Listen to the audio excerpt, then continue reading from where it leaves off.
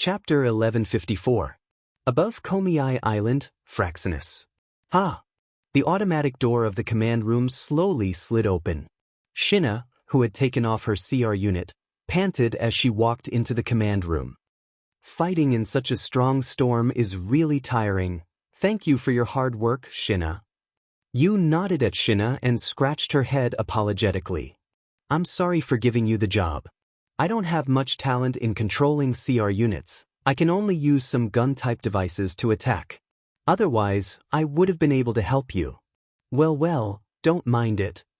Shinna shook her head. Her blue ponytail swayed like a puppy's tail. It's very cute. Senior Yeyue's strength is unquestionable. Back then, when she fought against Nightmare, that godly shot of hers is still fresh in my memory. I only have some experience with guns. Yu shrugged. She looked at Kanushi Kuhei, who was hugging his chair. It's not like there aren't any men here who are more talented than me. Shinna looked at Kanushi Kuhei, who was drooling and mumbling nonsense. Kanushi Kuhei had a disgusted look on his face. She was conflicted. Indeed, if one were to say that Yu's ability to use a personal gun-type display device had surprised Shinna, then Konosuke Kuhei's outstanding command had shocked Shinna. Not only could she perfectly grasp the situation on Haimai Island and let her attack in advance, she could even support him in that kind of weather and calculate the effective time of the storm, so that she could really defeat all the Bandersnatch troops that were sent to Haimai Island without anyone noticing. Shinna sincerely felt that if she didn't have Kanushi Kuhei's instructions, even if she could take down all the Bandersnatch troops on Komiai Island, the residents of Komiai Island would still be shocked. It was inevitable that it would be witnessed by the local residents and even the students of Lai Chan High School. It might even put Toka and Shirori in danger. Recalling Kuhei Konosuke's advice on the radio during the battle with the Bandersnatch, Shinana's opinion of Kuhei Konosuke had changed. He had also changed his opinion of Kuhei Konosuke. However, Kanushi Kuhei's performance. Shinna couldn't help but lower her opinion of him. The two canceled each other out. Even if it was true, he still felt conflicted. All in all, the Bandersnatch troops have been taken down. There shouldn't be any more problems on the island. Shaking his head, Shinna shook his head and looked at Yu. How's the captain? Captain? Night Moon smiled bitterly and looked at the big screen. It's a bit troublesome. Why are you guys always sticking to Shido? As this consort's most loyal guard, isn't it natural for Sherdao to protect this consort? What's the meaning of this? Explain. Explanation: Yujuya and Yusien are having a very important event. They need Shido to do it. I don't know what's going on, but if that's the case, I want to participate. Do you want to be my opponent? How brave of you. Opponent? This means that there can only be one winner in this meaningful event, and the winner will be the owner of Shido. Obtain Shido's ownership. I want to participate. I want to participate too. What? A mere human dares to challenge the Witch of Komiai Island. Exclusion: this is a duel between Yujuya and Yusien. Outsiders are not allowed to participate. Why can you two do it but not me? Wu Yen listened to the bickering coming from his left, right, and front. He watched as Toka, Yagia, and Yukinori clashed with each other. Wu Yen felt like he was sandwiched between the three of them. His face was filled with fatigue. For half an hour, Wu Yen was bombarded by the three elven girls. Even an immortal vampire like true ancestor Wu Yen wouldn't be able to take it. Wu Yen couldn't help but yell when he saw that the three of them were going to continue. He struggled to break free from Yujuya and Yusien's hands. I say, when are you guys going to stop arguing? I'm not the one who wants to make a fuss. Toka pouted with tears in her eyes. She looked at Wu Yen with a pitiful expression. I just want them to leave your side, ho ho ho. Yujuya laughed arrogantly like a queen and waved his hand at 10 Fragrance. It's too late, Shido already belongs to me, it's my spoils of war. No, Yusien has never heard of spoils of war. Yusien looked away from 10 Fragrance and towards Yujuya.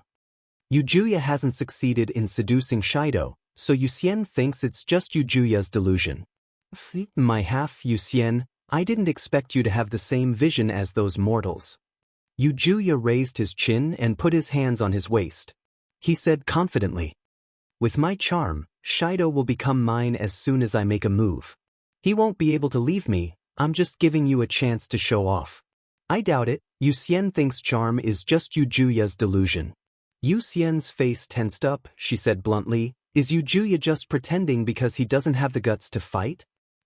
That kind of thing is absolutely impossible." Juya was like a cat whose tail had been stepped on.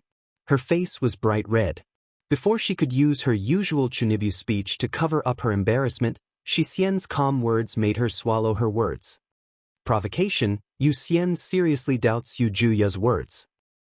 "Wah."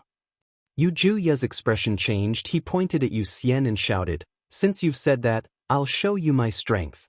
He didn't even give Yu Xian and 10 Fragrance time to react. He turned around and looked at Wu Yen. His gaze was more like a tomboy looking at a chicken on the chopping board than a young girl looking at a seductive man. "You. What do you want?" Wu Yan's mouth twitched. He took a few steps back. "I advise you not to do anything rash. If you really do seduce me, I'll take you to the world of adults." "The world of adults?" Yu Juya's eyes lit up. He shouted excitedly, "If you take me to the world of adults, does that count as seduction?" Wu Yan almost choked on his breath. He couldn't breathe anymore. "Isn't that nonsense? If I really take you to the world of adults, I'll even risk my life for you, let alone seduction." "I see." Yu Juya smiled brightly when he heard Wu Yan. He raised his head and puffed out his chest. He declared without hesitation, "Then, Shido, I'll grant you the right to take me to the world of adults." Wu Yan was stunned. "Objection." Yu Xian stepped forward and stared at Wu Yan. "Yu Xian also wants to be taken to the world of adults. Don't even think about leaving me behind."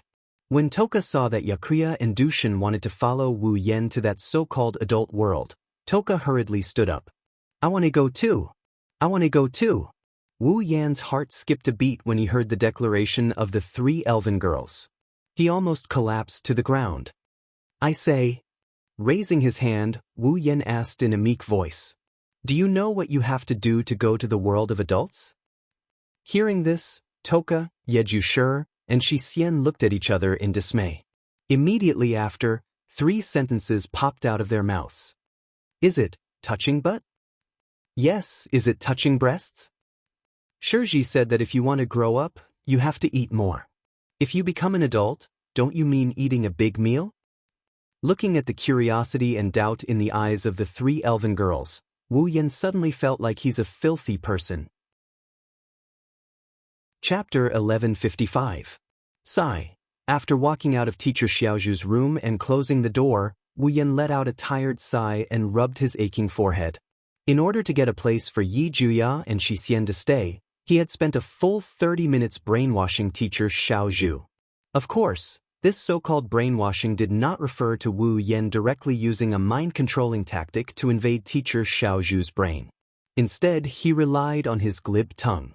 Using deceiving Teacher Xiaozhu, he nagged the pure, kind, and naive Teacher Xiaozhu until her head swelled. Then, when she was dizzy, he inadvertently mentioned this matter and made her nod in agreement in her dizzy state. That was the general situation. First, I spent an entire day arguing with Toka, Yakuya, and Shi Xian. Then, I spent an hour with the 3 elf girls inquiring about the methods to enter the adult world with curious and innocent eyes. After that, I spent another half an hour chatting with Teacher Little Bead. Wu Yan was already exhausted. If I knew this would happen, I would have used the mind invasion magic directly. Wu Yan smiled bitterly. Although I feel somewhat apologetic towards Teacher Little Zhu. After saying this, Wu Yan sighed again and walked back to his room with heavy steps. No matter what. At the very least, Yi Juya and Shi Xian were granted the right to stay in his room. He didn't have to throw them outside or sleep on the same bed as him. This was something worth celebrating. As for regrets, Wu Yan didn't have any, based on the habits of the Bawu sisters, who had the "will die if you don't quarrel" disease. If you really slept on the same bed with them tonight, not to mention whether you could take advantage of them, you definitely wouldn't be able to sleep. He hesitated for 0. 0.01 seconds before seriously choosing the latter over spending a night in the gentle home of the two noisy girls or sleeping peacefully for the night. He was so tired in terms of spirit, however. Finally, I can rest for a while, thinking back to today's fight with Irene, then the battle, then the destruction of an airship and encountering a pair of talkative elf sisters. Wu Yan realized that he seemed to have done a lot today. At this moment, he was even more anxious to go back to his room. Unfortunately, he didn't know if the heavens were trying to help him or if they're just toying with him. Just as he was about to turn into the corridor leading to his room, two clear voices came from behind him. Sherdao. Repeat. Sherdao. Hearing these two familiar voices and the special tone and method of speaking, Wu Yan's expression stiffened and his footsteps suddenly quickened. Don't think you can escape. Pounce. Hit. Following the sound of two steps on the ground and two sounds of air breaking, Wu Yan's body, which was in a charging posture, was hit by two cotton balls. Under the attack of the neither light nor heavy weight, Wu Yan very cleanly fell to the ground. It's rare for this queen to be so merciful and pamper you. Sherdao, how dare you run away? This is simply disrespectful. Angry, Xixin feels that Sherdao's behavior is enough to cause a serious blow to the heart of a young girl, so please stay here obediently. Hearing this, Wu Yan, who was about to struggle up, immediately deflated. He turned his head and looked at the two identical Bawa elves, one with a proud face, the other expressionless on his back, as if all the strength in his body had been sucked out. He weakly made a posture of prostrating himself on the ground and wanted to cry, but no tears came out. You two still haven't given up? In this queen's noble life, the word, give up, has never existed. Maintaining the posture of riding on Wu Yan, Yejia pursed his lips. Before I succeed in making you pledge your loyalty to me, this queen will not give up. Explain, I'm actually dissatisfied with what you said, Sherdao. Xixin narrowed her eyes and stared at Wu Yan's face. Xixin is very dissatisfied with Sherdao's suspicion that Yejia and Xixin will not succeed in seducing you. That's my fault, I'll apologize, okay? Wu Yan's face was covered in tears. At that time, I was just casually saying it. I really do have many very cute girls around me, so when I heard you say you want to seduce me, I mentioned it to tell you that I already have experience and that it's best to change the way we duel. How can we, the spirits of the eight dance, lose to a group of human women? Yejia couldn't let it go.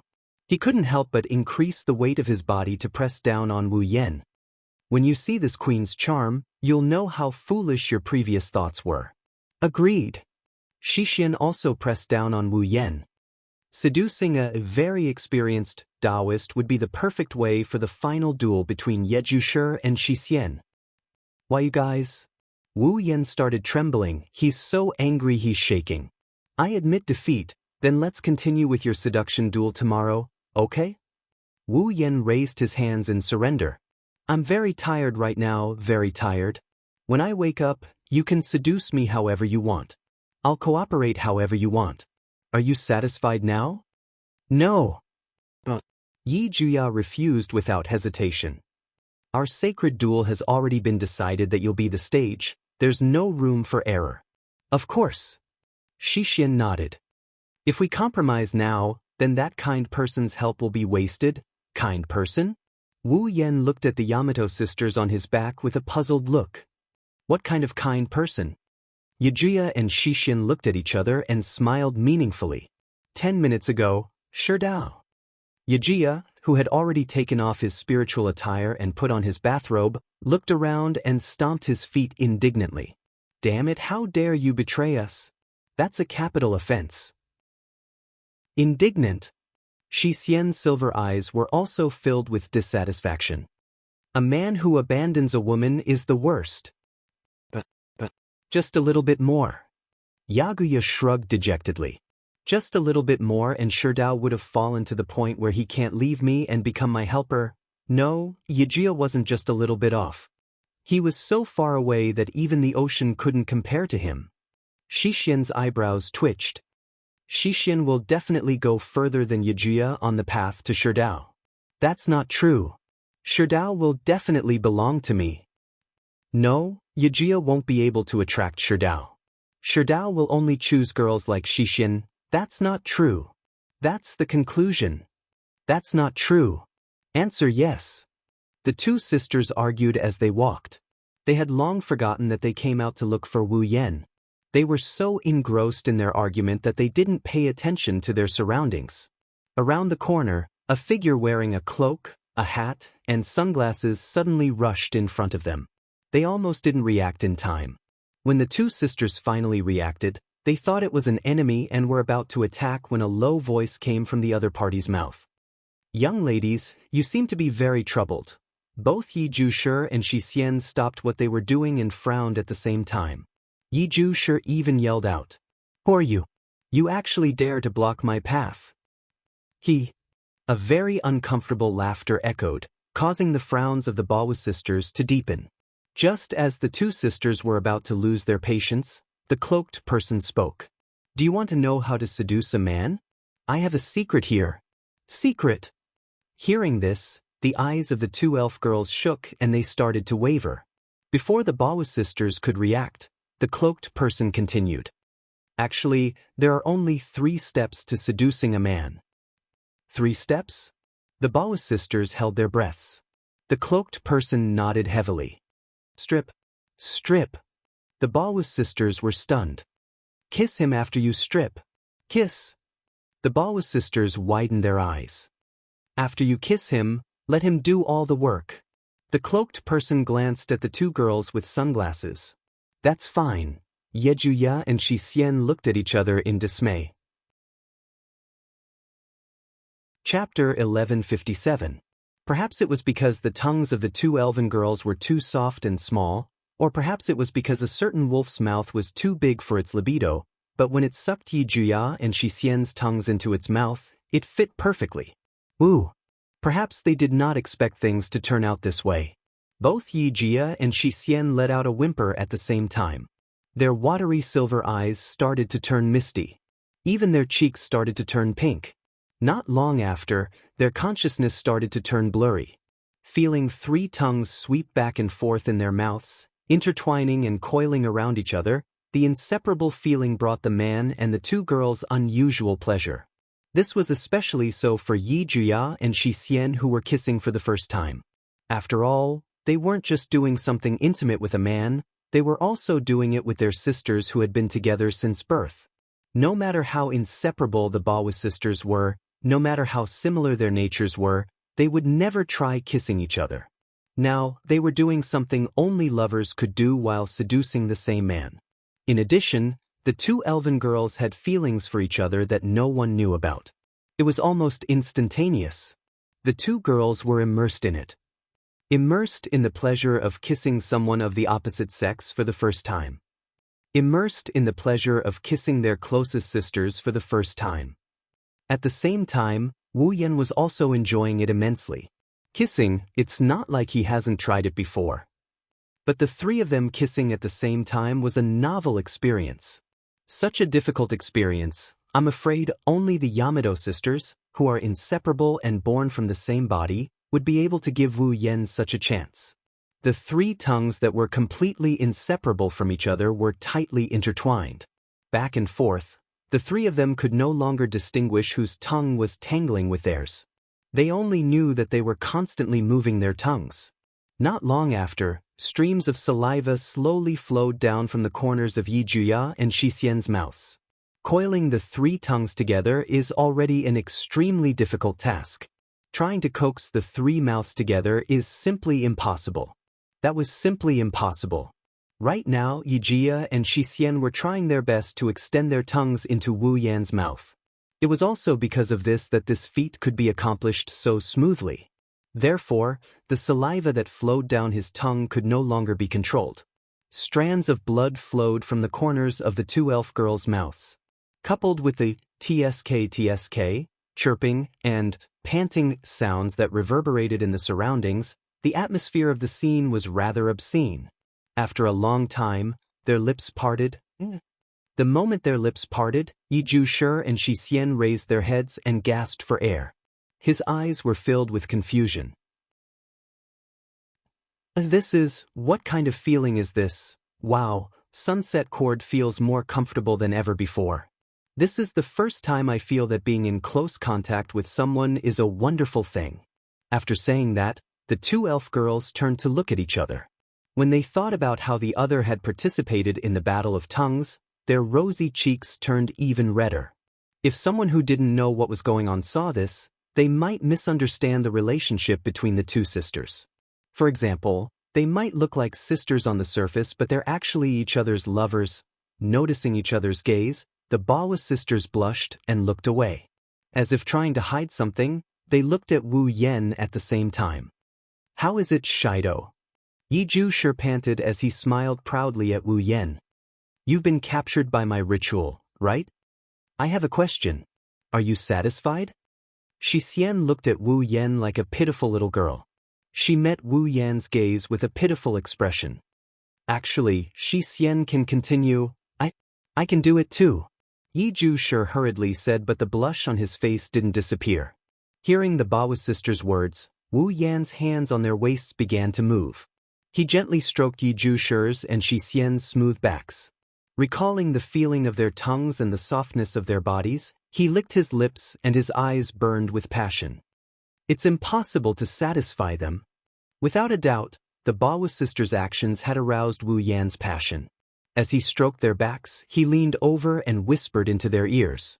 Why don't we do something that should be done in a real adult's world? Something that should be done in a real adult's world. Although they didn't know what kind of world the adult's world was, the Bawa sisters instinctively felt their hearts skip a beat and they started to pant.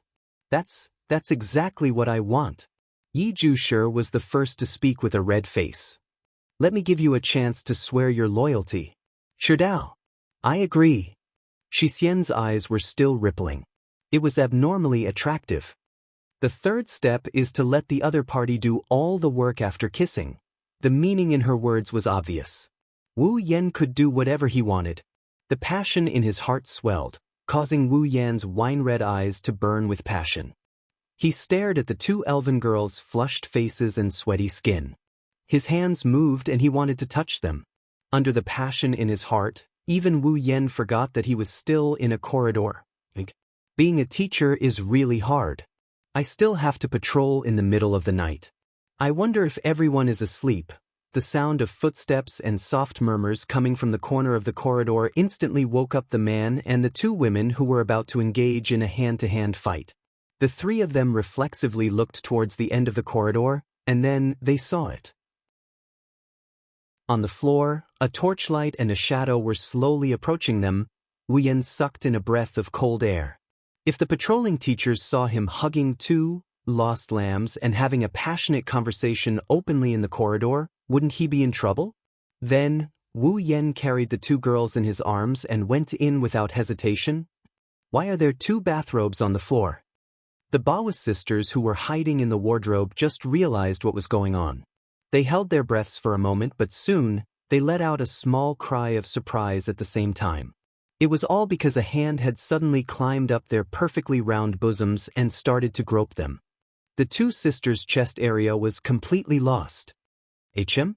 Just as Yi Juya and Shi Xian were about to gasp for breath, a voice that was very close to them echoed from outside the wardrobe. It was filled with doubt. Was there a sound just now? Yi Jia and Shi Xian subconsciously pursed their lips when they heard that. They suppressed the joy that rose from the depths of their hearts. Even their delicate bodies began to tremble.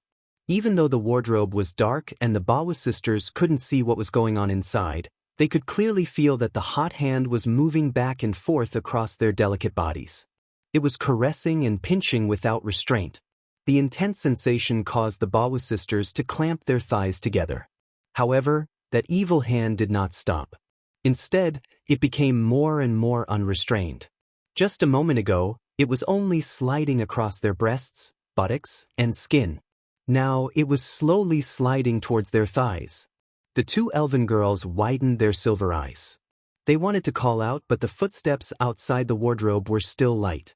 It meant that the patrolling teacher was still doing his job. In order to not be discovered by the patrolling teacher, Yi Jia and Shi Xian could only suppress their restlessness and cast a pleading look at Wu Yan. She didn't know if Wu Yen received her pleading gaze, but his fiery hands didn't seem to have any intention of stopping. He continued to slide his hands towards the two girls' most important parts.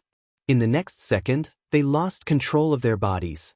The Bawa sisters raised their heads and raised their hands to cover their mouths. They closed their eyes and completely accepted the other party's actions. The sound of soft panting echoed in the small wardrobe. Chapter 1158. Phew. With a spurt of energy, he lay down on the soft bed and exhaled lightly. He had a very comfortable expression on his face. It's like he just finished soaking in a hot spring. His face is full of contentment. But just soaking in a hot spring wouldn't make him this happy. Only he knows that the reason he's feeling this good isn't just because of his body, it's also because of his mental state. Wu Yen was the only person in the room. There was only one bed in the room. This was obviously a single room. Originally, the students who came here to study would group up and choose to stay in the same room.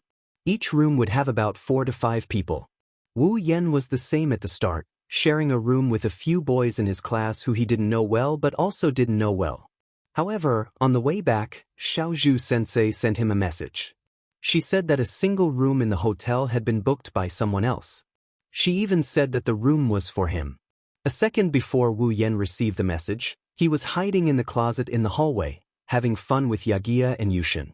Under such circumstances, receiving such an inexplicable message, no matter how dumb he is, he would be able to connect it to Ratatosker. Coupled with the fact that the Bawu sisters mentioned a kind-hearted person, the mystery was solved. The person behind this was either Ling Yin or Kanazuki Kuhei. When he thought of this, Wu Yan's fiery passion instantly cooled down to a freezing point as a thought flashed through his mind. Ratatosker's people wouldn't broadcast what I did to the Bawa sisters on the big screen in the command room, would they? Ratatosker wouldn't do something so immoral, but with Kanazuki Kuhei's disgusting personality and Ling Yin's occasional black-bellied behavior, Wu Yen couldn't completely rule out the possibility. Thus, he did it right there and then. Wu Yen sent the Bawa sisters back to their rooms. Then, without stopping, he went to take a cold shower and returned to this inexplicably extra single room. Looking at the cold ceiling, he recalled the events of the day. Even though he had just taken advantage of her, he still couldn't accept it. Wu Yen couldn't help but feel tired. His eyelids were heavy. He slowly closed his eyes. Unfortunately, just as his consciousness was about to fall into darkness, his phone rang. Suddenly, his phone rang, waking him up. Sigh. Wu Yen slapped his head and complained. It's already so late, who would call me? Coterie? She grumbled, but her hands swiftly picked up the phone. Hello. Hello. Is this Itsuka Shido? It's me. From the other side of the phone, an unusually sweet, stiff and nervous voice entered his ears. Wu Yen was stunned for a moment before he recalled who it was. This voice. Wu Yen tried his best to regain his consciousness as he answered weakly. Is this Meijio? Can you please not call my name so casually? The one who called was the elf with the ability to control voice, Temptress Meijio. Meijio took the initiative to call him, but she didn't hold back when she replied to him. Her attitude was as bad as usual. He didn't know if she noticed it, but when she said that, her tone sounded more like she was dissatisfied than annoyed. However, Wu Yen didn't notice the dissatisfaction in her voice. He's pretty much exhausted. Well, it's rare for you to contact me again, but I'm sorry, I'm too tired today. If there's anything, we can talk about it tomorrow. Bye. As he spoke, Wu Yen moved the phone away and pressed the hang-up button. Wait a minute. On the other end of the phone, Meijio seemed to be a little surprised by Wu Yan's words, but she quickly called out. Why are you talking to yourself and trying to hang up the phone? Could it be that he was doing something shameful? Sure enough, men are dirty, filthy, and disgusting creatures. Although I don't know what you're thinking, I'm sure you're wrong. Wu Yen didn't have the energy to complain, so he could only say it directly. It's just that I'm too tired today, so I want to rest early because of all kinds of things. All kinds of things? Meijio hesitated for a moment. After a while, she lowered her voice and asked hesitantly. Yes. What kind of things? Wu Yen muttered to himself. Since she turned into an elf, Meijio probably didn't have a friend she could really talk to in the past 6 months. Or rather, since she became famous under the stage name Xiao Dai Yuno, Meijio probably couldn't find anyone she could really talk to. Perhaps he could talk to her about it? Thinking of this, Wu Yen forced himself to be alert. Actually, I met 2 elves today. They were quite troublesome elves. Elves? Meijio's voice was full of surprise. All kinds of things you said, you mean meeting elves? More accurately, all kinds of things started with meeting the elven sisters. Wu Yen bitterly laughed. To put it simply, this pair of elf sisters were originally one elf, but due to some unknown reason, they split into 2. However, one day they will reunite as one. When that time comes, only one of them will be able to survive. Thus, in order to decide who will survive, I was dragged into this matter, elves. Meijio's intoxicating voice became hazy when she heard Wu Yan's words. I wonder if they're cute. Wu Yan's face fell. He jumped up from the bed in annoyance. I'm talking business with you. How dare you think of such ideas? It seems like I should hang up. Wait. Meijio quickly coughed. Well, I understand the general situation. That's good. You're thinking of the elves, right? You don't understand. You don't understand at all. Wu Yen was angered to the point of laughter. Why do I have to think of Yeju Ya and Yeju Xian? Yeju Ya and Yeju Xian, what a cute name. When she said this, Meijio's voice was still full of sweetness, but the next sentence was full of malice. If you're not thinking of doing something to them, why are you so troubled over their matters? Wu Yen scratched his face. Part of it is because of Ratatosker's work, but most of it is because I feel pity for the elves. Pity? Meijio was stunned. Don't you think so? Wu Yen sighed. Elves are so kind and cute, they don't have any ill intentions, but because they can't control the space tremors when they appear in the outer realm, they have to be hunted down by others. They have supernatural powers, so they are treated differently. Isn't that pitiful? So, whether it's for Ratatosker or for my own reasons, I can't just sit back and watch. If possible, I want to save them. You. Wu Yan's voice was no longer as lazy as before, but rather serious. For some reason, Meijio panicked. Whwa, he's just a man, why are you acting cool? Isn't it because he's a man that I'm acting cool? Wu Yen shook his head, not knowing whether to laugh or cry. He patted his cheeks to cheer himself up. But, thank you for listening to me talk about these boring topics in the middle of the night. I feel much more energetic now. It's not that boring of a topic. I don't hate it, that's right. Meijio began to stammer and mumble. But he's just a man. Meijio stammered. Wu Yen asked in confusion. What are you talking about? Why are you stammering? Popular idol? You're nervous. Are you sure it's okay to go on stage? Nervous? Who's nervous? Meijio's voice became louder. I just don't want my cute voice to be tainted by a stinky man like you. Is that so? Wu Yen raised an eyebrow. That's right. Meijio shouted angrily. So, hurry up and die. Idiot. After that, Meijio hung up the phone with a thud. Listening to the busy tone coming from the phone, Wu Yen is speechless. Why did this seductress Meijio call me?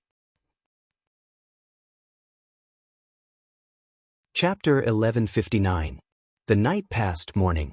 The dazzling sun shone down, illuminating the beach that was cold due to the night. The beach sparkled with golden light, dazzling and dazzling. The waves of the blue ocean crashed onto the shore like an alarm clock, echoing rhythmically with the sound of splashing water. In a hotel not far from the beach, perhaps it was the call of the waves, or perhaps it was the call of the sun, but the noise gradually rose. Not long after, the door of the hotel opened. Following that, people wearing swimsuits and carrying beach balls, swimming rings, sunscreen, mats, and umbrellas ran out of the hotel one after another. They rushed to the beach with excitement on their faces. Among them, many were students and teachers of Lai Chan High School. Even Toka and Shirji were among them. They followed the large group of people and rushed to the beach happily. Today is the first day of the school trip. The Lai Chan High School students who have been looking forward to it since yesterday finally started their trip. It had to be said that the ocean was indeed a very attractive place for young people. Early in the morning, almost 90% of the tourists in the hotel had left and were all moving towards the ocean. Lai Chan High School was no exception. Basically, except for some old teachers, very few people would stay in the hotel. Of course, that is only the behavior of ordinary people. For a certain vampire ancestor who is a lazy person. Now is the time for real enjoyment, in one of the few single rooms in the hotel. There is one room, the temporary owner is sleeping soundly. He is not like the students of Lai Chan High School who went out early to play. Although he did not kick the quilt and did not drool, his comfortable sleeping face gave people a feeling of powerlessness. In the past, at this time, Kodari would knock on his door and use all sorts of methods to wake him up from his slumber. This time, only Laichan High School is here. Naturally, Kodari isn't here. Toka and Shirori, who were too engrossed in the sea, forgot about Wu Yen as well. Wu Yen had no one to disturb him. It was supposed to be like this. Shido, are you awake? Following the appearance of this voice, the door of the room was pushed open with a soft creak. Immediately, a young lady with long orange hair and watery silver eyes poked her head out of the door. She looked inside the room. His beautiful eyes quickly scanned the room. When he saw that there was no one else in the room except for the bed, he let out a sigh of relief. I am coming in, Yi Juya said cautiously as he walked into the room. Whether it was the way he spoke or his behavior, it was very different from the usual Chunibyu. However, Yi Juya wasn't trying to hide it. But at this moment, this Yajusher was the real Yajusher. His Chunibyu behavior in the past was because he felt like he had to be more dignified, so he forced himself to put on a facade. Now, there was no one else in the room except for a sleeping man. Even Shi Xian, who had always been by his side, wasn't there. Naturally, Yi Juya wouldn't waste his energy to maintain a fake image. After closing the door, Yakuya lifted his chin and he raised an eyebrow at Wu Yen, who is still snoring away. Everyone is awake, but this guy is still sleeping, isn't he too lazy? While grumbling, Yakuya came to Wu Yan's side and he shook his body a little. Shido, get up. Wu Yen frowned when his sleep was interrupted. He waved his hand like he was swatting a fly and turned over. Please, Kotori, let me sleep for a while. Kotori? Who is that? Yi Jia tilted his head in confusion, but he shook Wu Yen impatiently. It's not Kotori. Shido, get up. I have something important to discuss with you. Discuss? Wu Yen mumbled in a half-asleep state. Then we'll talk tomorrow, let me sleep for now. It's already tomorrow. Yi Juya shouted in annoyance. If you don't get up, I'm going to blow you away. Wu Yen mumbled and opened his eyes a little. Just when Yakuya thought Wu Yen was about to wake up, Wu Yen reached out and grabbed Yakuya, who was caught off guard.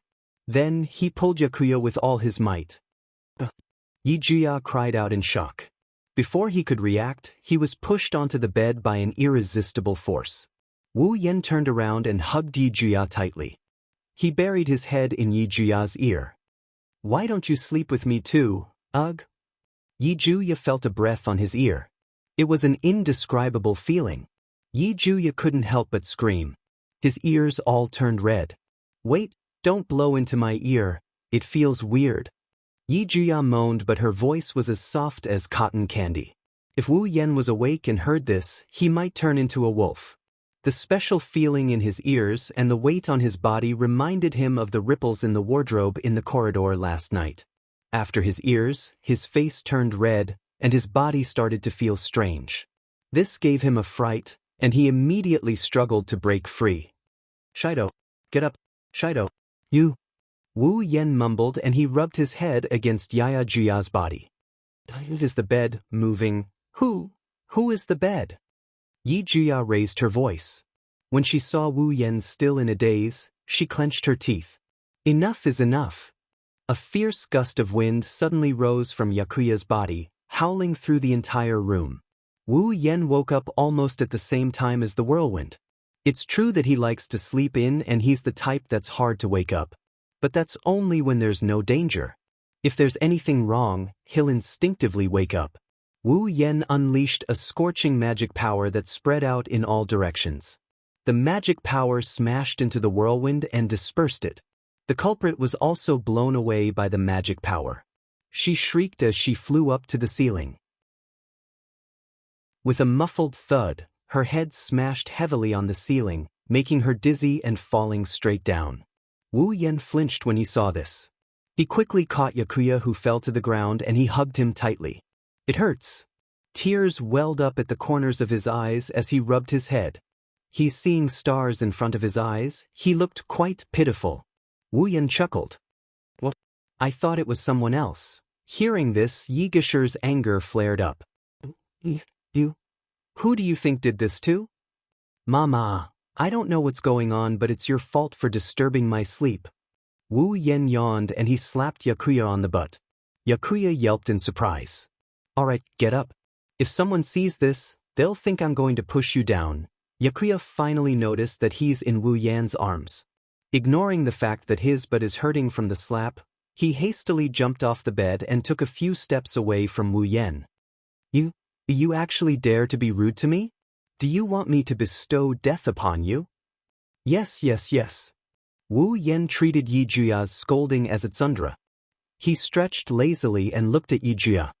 Then, Your Highness, may I ask why you came to my room so early in the morning to cause trouble? If you don't give me a good explanation, your butt will suffer. Yakuya subconsciously covered his butt as he glared at Wu Yan. This consort has a very important matter to discuss with you today, so I'll forgive your rudeness. Something important? Wu Yan paused. He seemed to remember something and nodded. I understand. Then, without waiting for Yi Juya's response, Wu Yan changed the topic. However, let's wait for the other guest to come before we talk. This time, it was Yi Juya's turn to be stunned. Chapter 1160. In the hallway, Shixian was walking in a certain direction. Most of the rooms in the hotel were provided to Lai Chan High School. Now that the people from Lai Chan High School went out to play, there were not many people left in the hotel except for the staff. That was why Shixian was relieved. After all, she chose to come out at this time when Yi Juya was still asleep. She did not go out with Yi Juya because she could not know what was going to happen next. Even if there was a small chance that Yi Juya would find out, Shixian was not willing to take the risk. There were not many people in the hotel at this time. This gave Shixian a chance to avoid being noticed. Shixian's destination was Wu Yan's room. She wanted to discuss something with him. It was something very important to Shixian. It was the most important thing in her life. Shixian remained expressionless as she recalled the tiny and sorrowful wish in her heart. However, one of her hands was already tightly gripping the clothes at her chest. She continued to exert force. However, with every bit of strength she exerted, the tiny wish in Shixian's heart became a little more resolute. Her listless eyes also gradually focused. Cheer up, Shixian must cheer up. Next, I have to convince Shido. I can't back down here. After muttering these words, Shixian's footsteps began to speed up. She sped up and rushed to Wu Yan's room. Shixian's footsteps echoed in the quiet hallway. Her heartbeat rose and fell. Under such circumstances, Shixian arrived at Wu Yan's room and politely knocked on the door. Calling, is Shido there? Before he could finish his sentence, Shixian heard two voices coming from inside the door at the same time. One of them was a cry of astonishment. The other was an extremely calm response. Come in.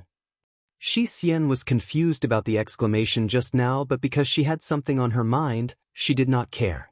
She did not seriously try to distinguish between the two voices.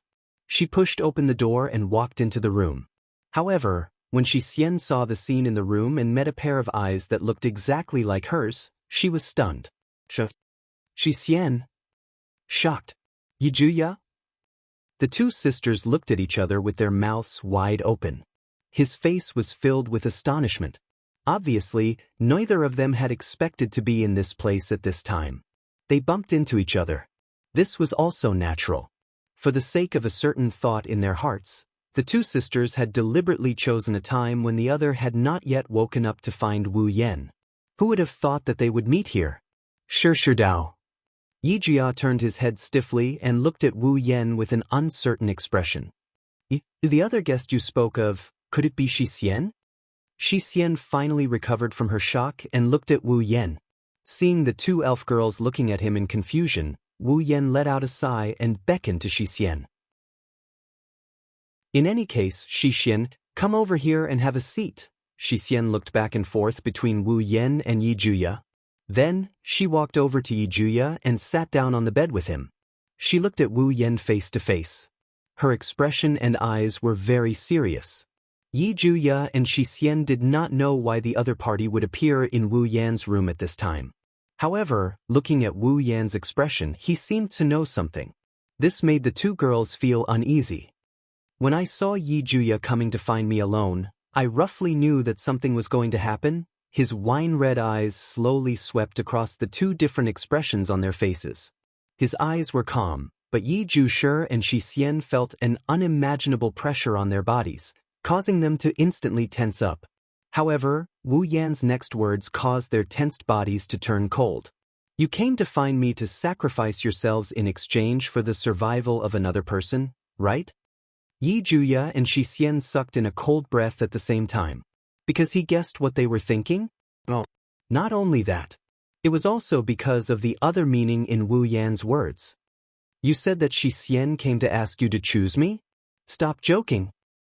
Excited, Yi Juya wants to sacrifice himself for Shi Xian. Shi Xian did not even think about it. Yi Juya and Shi Xian said these words almost at the same time. After they said it, they were stunned and looked at each other in disbelief. Could it be, Shi Xian, you really? Shocking, could it be that Yi Juya is also? They said the same thing at the same time again. This was a tacit understanding. One could not help but sigh at the fact that the two of them were sisters. However, the two of them were not happy at all.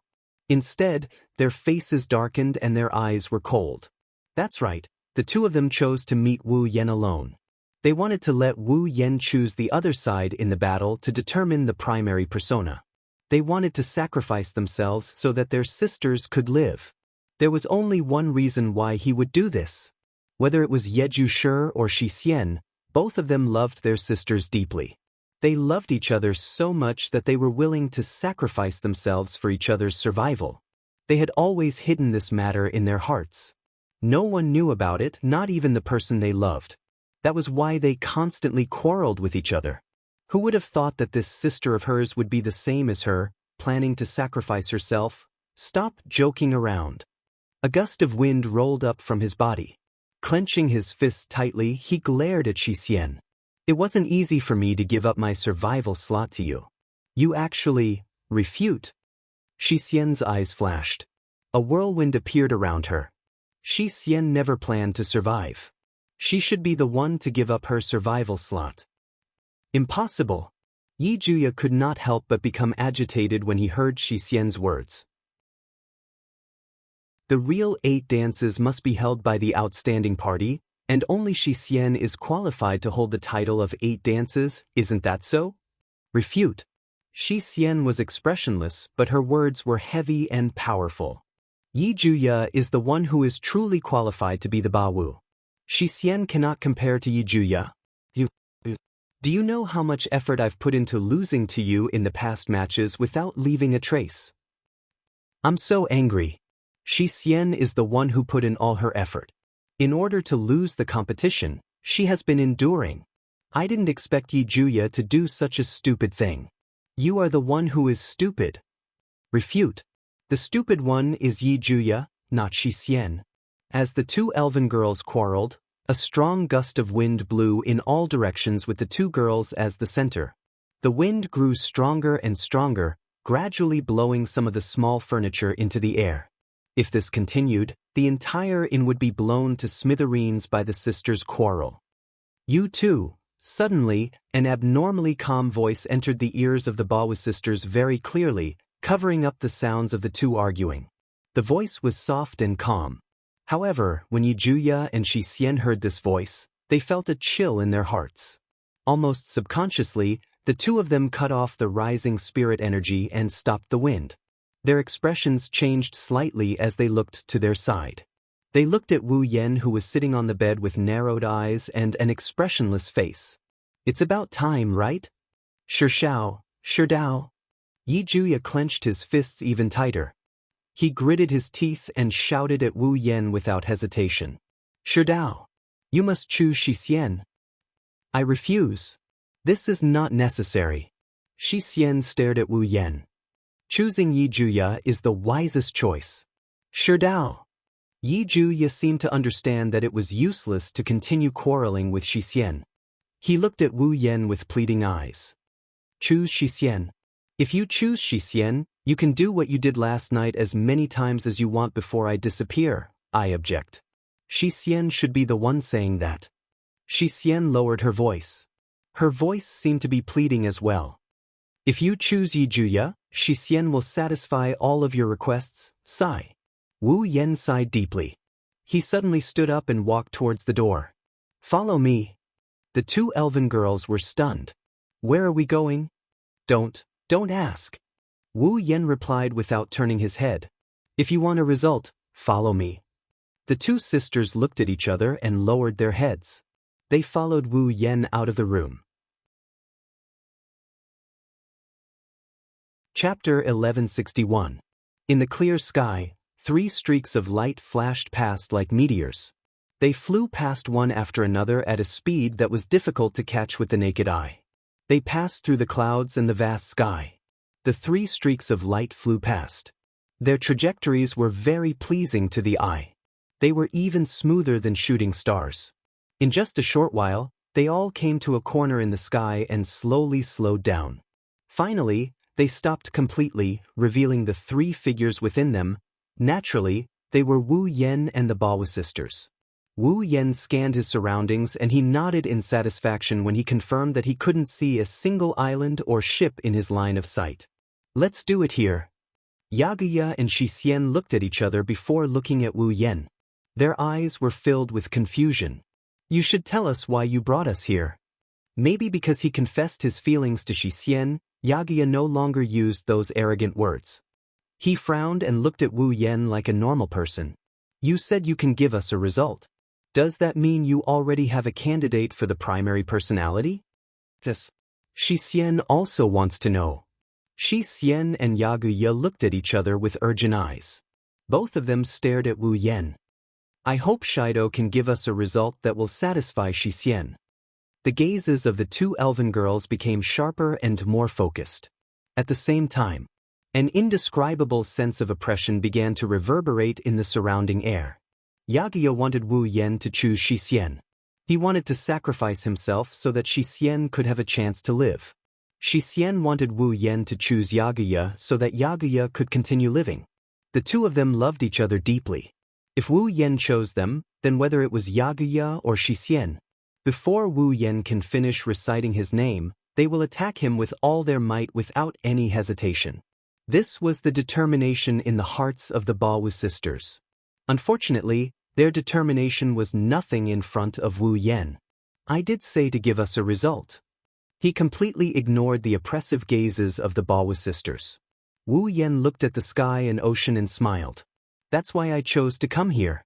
If I come here, I won't have to worry about hurting normal people or bringing about disasters." Hearing this, the Baowu sisters were stunned. They frowned. "What do you mean? Do you want us to fight here?" Yi Juya asked hesitantly. "Do you want us to fight here?" "At the very least, you guys can't use the same duel to decide the outcome." Wu Yen shrugged helplessly. "You two look exactly the same even though your personalities and auras are different. In the eyes of a man who doesn't have a clear preference, I believe no one will be able to pick one of you. Coincidentally, I belong to this category. In my opinion, you two are very cute, so I can't give you a result in this seduction duel." "Then there must be something wrong with your eyes." Yijia pouted unhappily and said without holding back. "Anyone with eyes can see that Xian is cuter.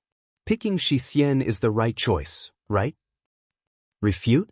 That's the only thing Xian will never agree to."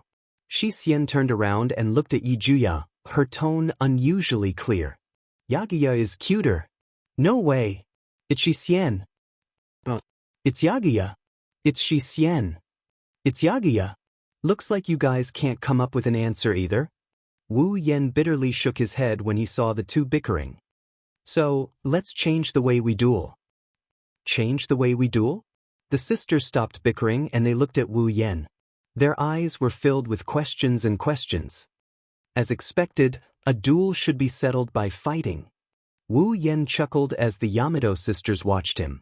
If I'm here, I can do whatever I want. You really want us to fight here?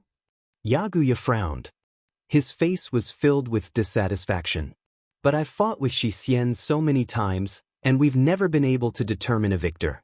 You also said that we're one entity. When we split up, our strength is distributed very evenly. It's impossible to determine who's stronger and who's weaker, right? Wrong. That's what Shixien thinks too. Shixien nodded. She hesitated for a moment before continuing. However, if defeating Yi Zhushi will allow Yi Zhushi to survive, then Shixien will definitely win. That's my line. Yaguya glared at Shixien. Since that's the case, it's up to us to decide the victor. Agreed. I say. Just as the sisters were about to fight, Wu Yen sighed. Did you get something wrong? The two sisters were startled, and their bodies froze. Yes, I wanted you guys to fight, but I didn't want you guys to fight each other. Wu Yen grinned. He flashed away and he pulled away from Yakuya and Dushin. Like I said, you can do whatever you want here, and that includes me. Wu Yen laughed out loud as he spread his arms. There is only one thing for this duel, and that is to defeat me. Wah! Yakuya and Dushin looked at each other and they pointed at Wu Yen in a daze. Defeat you? That's right. Wu Yen raised an eyebrow. At this moment, Yagoya and Yushin didn't feel as close and intimate as they used to from Wu Yen. There was only provocation. Since the two of you have fought each other so many times without a winner, why don't you change your opponent? Let me, a judge who can't choose one of you in terms of charm, choose one of you. Wu Yen looked at Yi Jia. Yi Jia, if you defeat me, you win. I will follow your request and choose Shixien. Shixien will become the main personality. Yi Jia's eyes lit up. Yukino. Wu Yen grinned when he saw Yukino. She looked like she had a profound grin on her face. Similarly, if you defeat me, then I will choose Yi Zhushi and let Yi Zhushi live. Shixien's half-closed eyes slowly opened, and a bright light gradually condensed in them. If neither of you can defeat me, you will become my slaves. You will do whatever I tell you to do. Wu Yen looked at the Yamato sisters and he laughed in a mocking manner. How about it? Do you accept? Slaves? The two sisters were stunned for a moment. Their brows, which had just loosened, furrowed again. You sure are arrogant. Yejuya sneered, his expression was unfriendly. You want us to be your slaves? Is there a problem? Wu Yen said matter-of-factly. Since I am also participating in this duel, I should get my share of the spoils if I win. What else do you have to offer other than yourselves? Yi Jia and Shixien choked. I agree. Yi Jia was the first to make the decision, and a proud smile appeared on his face. I just want to defeat you. I agree. Shixien nodded and glanced at Yi Jia. If I can't defeat Shido and let Yi Jia live, Shixien will become his slave. Wu Yan's smile got brighter and brighter when he heard the sisters. His eyes are brimming with confidence. Then come at me. His thunderous voice reverberated through the air. Wu Yan's mana surged like a tidal wave and it engulfed the entire area. Come and defeat me. A smile appeared on Yi Zhushi and Shixien's faces as well, and then their pupils narrowed as an extremely dense wind pressure suddenly erupted from their bodies. Their bathrobes were torn to shreds and scattered in the air.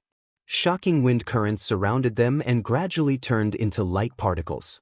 When the light particles dimmed, Yi Juya and Shixien were wearing Ba Wu's unique spiritual equipment, revealing purple and blue tight-fitting clothes. There were also shackles on their limbs and necks. The sky darkened. Chapter 1162. A wild storm suddenly appeared in the boundless clear sky, instantly enveloping the entire area. The waves began to roll and the sky began to howl. A thick layer of dark clouds appeared without any warning and spread along with the wind. Not long after, the sky changed completely. As if a storm was approaching, the sky was covered by dark clouds. The sea was violently moving up and down. The wind and waves wreaked havoc in the air. Even the air was suffocating, as if it was the end of the world. Even though it was just the power of two young girls near the middle of the 8th rank, they were able to affect the weather. This was something that not even 9th rank or demigod rank powerhouses in the Spalier world could do. And this was also due to the unique nature of the elves. Just like vassal beasts, elves were synonymous with destruction and power. In the thick layer of dark clouds, Wu Yan slowly floated up and down. He looked at Yi Zhushi and Shi Xian, who were smiling confidently in front of him, and chuckled. Even though Wu Yan had exchanged blows with the two girls the first time they met, it was only a sudden attack.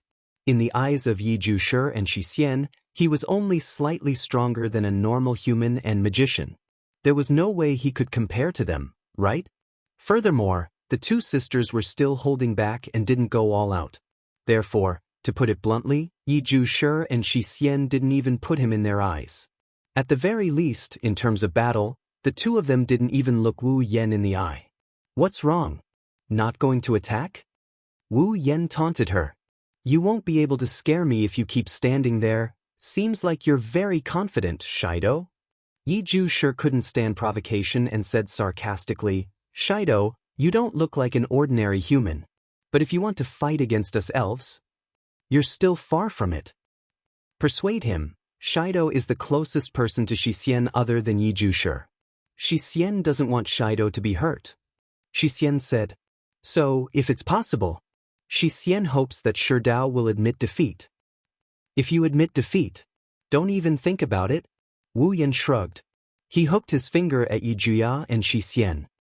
Since you're so confident, then hurry up and attack. It doesn't matter who you are. As long as she can defeat me in the final blow, then the winner will be her. Hearing this, the smiles on Yi Zhushi and Shi Xian's faces slowly disappeared, and their expressions became tense. I'm sorry, Shidao. For Shi Xian, I won't be merciful. With that, Yi Zhuya raised his shackled right hand. Respond. Shi Xian must also use her full strength for the sake of Yi Zhuya. Shi Xian raised his shackled left hand. The frenzied storm swept up Yi Zhushi and Shi Xian's raised arms and pulled them back like a vortex. Hurricane Knight, Raphael. Penetrator, Ilrim. Following Yi Zhuya's shout, the wind around his arm exploded. Then, Yi Zhuya forcefully waved his right hand. On his right shoulder, a cold mechanical wing whizzed out and attached itself to Yi Zhuya's right shoulder.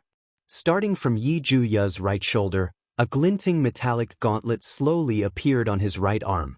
At the same time, an enormous crimson conical spear that was slightly taller than Yi Zhuya appeared. Echo. Almost at the same time, the wind around Shi Xian's left hand exploded and formed the same cold mechanical wing. However, this time, it was on her left shoulder. Hurricane Knight, Raphael. Binder, Elnahash. Her left arm was also covered by a similar gauntlet, firmly binding Shi Xian's left hand.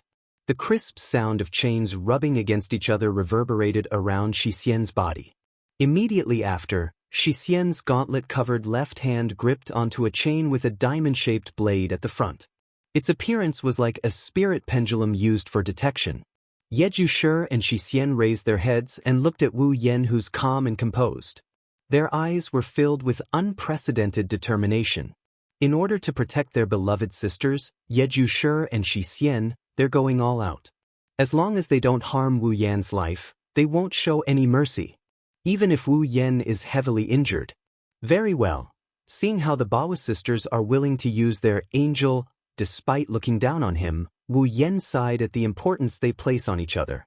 He also put on a serious expression. Even though he's not as determined as the Bawa sisters, Wu Yan has his own principles. If it was said that the Bawa sisters had defeated him in order to let their other selves survive, then he was going all out in order to let both of them survive. It was also because of this that he proposed such a method to continue the duel between the two. Otherwise, with how much the Baku sisters valued each other, a single sentence from Wu Yan wouldn't be enough to make them stop fighting and willingly seal their spiritual power. It's not that the Bawa sisters don't trust Wu Yan. Even though Wu Yan and the sisters have only known each other for a short period of time, after last night's intimate interaction, how can Yeju Shi and Shi Xian treat Wu Yan as a stranger? Just as Shi Xian said, other than themselves, Wu Yan is the closest person to them. However, this relationship is nothing compared to their feelings for each other. In Yeju Shi and Shi Xian's hearts, no one is more important than them. Thus, even if it was Wu Yan who said it, when it comes to the safety of the other party, the sisters wouldn't accept it so easily. Wu Yan can no longer convince them. He can use his actions to prove that he has the ability to keep both of them alive. That's all. Slowly closing his eyes, the magic power in his body surged out like a heat wave. The heat wave of magic power engulfed the heaven and earth in an even more tyrannical manner than the surrounding gales. Wu Yan's body was dyed with the grandeur of a god. When Wu Yan opened his eyes again, his wine-red pupils have turned into a noble gold. Even though I don't dare to say that I won't show mercy, but Yeju Shi, Shi Xian, for once, I'm going to be serious. As those words echoed through the surroundings, an extremely terrifying pressure descended on Yeju Shi and Shi Xian without any explanation. It made their shoulders sink, and their hearts trembled. Their pupils suddenly narrowed. What is this? Feeling the mighty pressure from Wu Yan's body, Yeju Shi's face was filled with shock. Shocking! The determination in Shi Xian's eyes has completely turned into wavering. Her expression became uncertain. This situation is different from what I imagined. Looking at the Bawa sisters' faces filled with disbelief, Wu Yan's lips curled up slightly. He suddenly extended one of his hands, scorching magical power surged. As if it received some kind of command, it flowed into Wu Yan's hand. It coiled up and circled around his outstretched arm like a coiling dragon. It gathered in the palm of Wu Yan's hand and formed a golden magical formation. Grabbing the golden magical formation, Wu Yan raised it above his head and raised it towards the sky. Then, the Bawa sisters saw, the palm-sized golden magical formation suddenly rippled and shot out from Wu Yan's hand like a cannonball. It shot into the sky and into the pitch-black clouds above. In the next instant, the golden magical formation imprinted itself into the clouds. It rotated and reverberated. In just a moment, it expanded to a radius of a few hundred meters. A terrifying aura was brewing in the golden magical formation, causing the hairs on Yeju Shi and Shi Xian's bodies to stand on end. Following that, a soft voice that sounded like it was talking in a dream spread out in the cold air and the wild storm. Elis wind. In the sky, the magical formation's light suddenly expanded and shone brightly. A tornado formed by golden wind, with the magical formation as the source, descended from the sky and fell towards Yeju Shi and Shi Xian. Under the horrified gazes of the two, it instantly enveloped their bodies. Boom! The glowing tornado connected the sky and the ocean like a pillar supporting the sky. It shattered the dark clouds in the sky, and the waves in the ocean were boiling hot. Chapter 1163. The sky is dark, the sea is dark as well.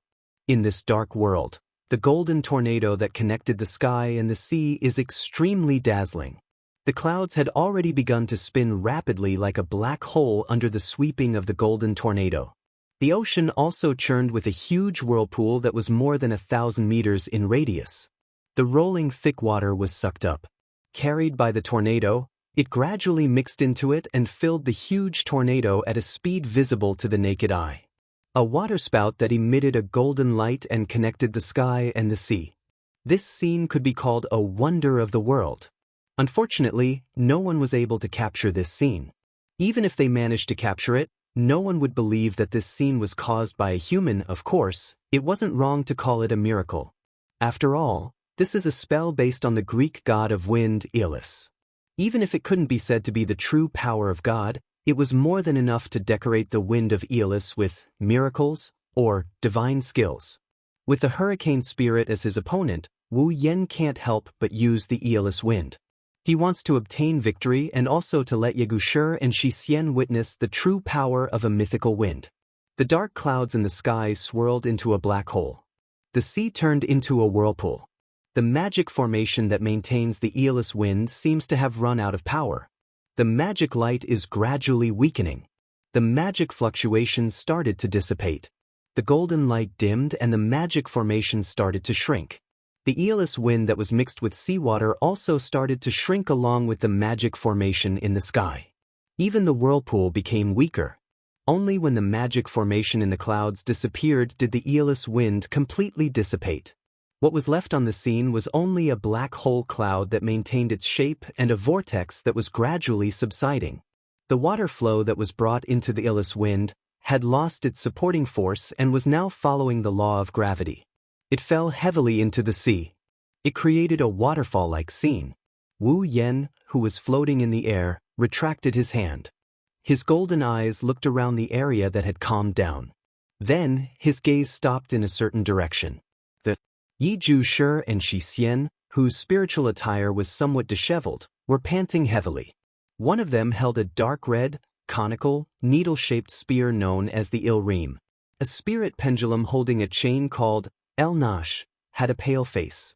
However, the two of them did not suffer much damage. As for Wu Yen, he shrugged his shoulders as if he had expected this. To be able to dodge at such a crucial moment in such a situation, that's not bad.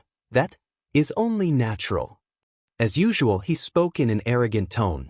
However, his tone was somewhat weak. The smile on his face was filled with helplessness. Clearly, dodging the attack at the most crucial moment had consumed a lot of energy. We are the fairies of Ba Wu and the witches of Hurricane. In terms of movement speed and movement range, no fairy can compare to me and Shi Xian. Replenish. Dusk Cord immediately had the rhombus-shaped blade of Elnish float in front of her as she prepared to defend herself. The confidence in her eyes from the beginning was long gone. It was indeed very dangerous just now. If Yagusher and Shi Xian didn't summon the angel, we wouldn't have been able to dodge it. If that had happened, I wouldn't have used such a dangerous move. Wu Yen shrugged. He looked at the two fairies in front of him. Even though the power unleashed by the Aeolus wind just now is not comparable to my full strength, it was still unleashed with the premise of knocking all of you down. To be able to remain unscathed under this move as expected of all of you, not perfectly fine, I am so tired that I am about to die. Yakuya took a deep breath and he calmed himself down. He looked at Wu Yen with a serious expression. I didn't think you would be this strong. Shido, are you really human? Oh? Do you want to know? Wu Yen raised an eyebrow and smiled mischievously. Don't worry, when you become my slaves, I will tell you everything. No. Shi Xian tightened her grip on the pendulum chain. Her silver eyes kept fluctuating. Although I don't hate you, Shido, and it's good to stay with Yagusher, if I become your slave, I won't be able to decide who my master is. I can't accept that. That's right, only one of us can survive. If we both become your slaves, it'll be meaningless. Yejuya gritted his teeth and raised the giant spear in his hand. Surges of air began to swirl around the tip of the spear, gathering into a gust of wind. Of course, if Sherdao is willing to choose Shi Xian, I can be your slave before I disappear. On the other hand, Shi Xian also has the same idea? Shi Xian asked with some hope. I hope you can choose Yagusher and make Shi Xian your slave before you disappear. Idiot, don't copy me. Ignore? That's because Yagusher is too stupid. He won't listen to anyone. Aren't you the same? Shi Xian listened to every word that Yagusher said seriously, but Shi Xian didn't agree with him. I'm the same. No, don't copy Shi Xian. Even if it's Yagusher, Shi Xian won't back down on this. Wu Yen didn't know whether to laugh or cry when he saw the two sisters bickering like there's no one around. If this was on the battlefield, you two would have died many times over by now. Wu Yen grinned at the two identical faces in front of him. In any case, let's end this battle first. I have my own considerations. I'm your notary after all. If I don't have any skills, it'll be inexcusable. Yorooshi and Yuxian tensed up when they heard him. They looked at Wu Yen and they yelled at the same time. Ilreem! A huge spear was placed in front of Yi Jushi. The tip of the spear gathered the surrounding air and condensed it into a violent wind. Under Yi Jushi's control, the spear shot out like a crossbow towards Wu Yen. Attack! Elnahash! Shi Xian raised his hand, and the spirit pendulum of the chain spirit pendulum swam around him like a spirit snake. Then, a sharp gust of wind swept up the diamond-shaped blade at the front, and it whistled through the air as it shot forward. Too naive. Wu Yen looked at the violent storm and the sharp whirlwind rushing towards him. He activated the mana on his body. The mana flow turned into a shockwave. With Wu Yen as the center, the shockwave blasted out in all directions. The shockwave collided with the two destructive gusts of wind and it dissipated with a bang. The incoming wind was neutralized and what entered Wu Yan's eyes were two streaks of light shooting towards him. The giant spear and the rhombus-shaped sword pierced through the air and with a sonic boom, they pierced towards Wu Yan's chest. It's not that easy. Wu Yan's expression turned serious. He shot out his hands as if he's trying to grab a lance or a pendulum. A golden magic formation flashed on his arm. Then, a small golden ripple appeared on his hand as he went for the angel's attack. The ripple spun and leaped up into the air. In the next second, several different gusts of wind collided with each other. Boom! The strong wind pressure surged out in all directions, instantly blowing away the surrounding clouds. They were like sharp blades that pierced through the air, attacking either the clouds or the ocean below. Wherever they passed, even space would be stirred up with waves that no one knew about. As if he was holding two small golden tornadoes, Wu Yen compressed the Aeolus wind into his hands and fiercely clenched them on Ye Jushi and Shi Xian's angels. The four gusts of wind collided with each other, causing sparks to fly. Ye Jushi and Shi Xian gritted their teeth and continued to pour their spiritual energy into the angels to replenish the gusts of wind that were in a stalemate. The gusts of wind grew larger and larger, and the force of their attacks became more and more violent. Sensing the two elven girls' gusts of wind that were in a stalemate with the Aeolus wind, Wu Yen raised an eyebrow and smiled. Waves of mana surged and surged into the small golden tornadoes. Boom! Suddenly, the Aeolus wind expanded and instantly scattered the gusts of wind on the Bawu sisters' angels. Wah!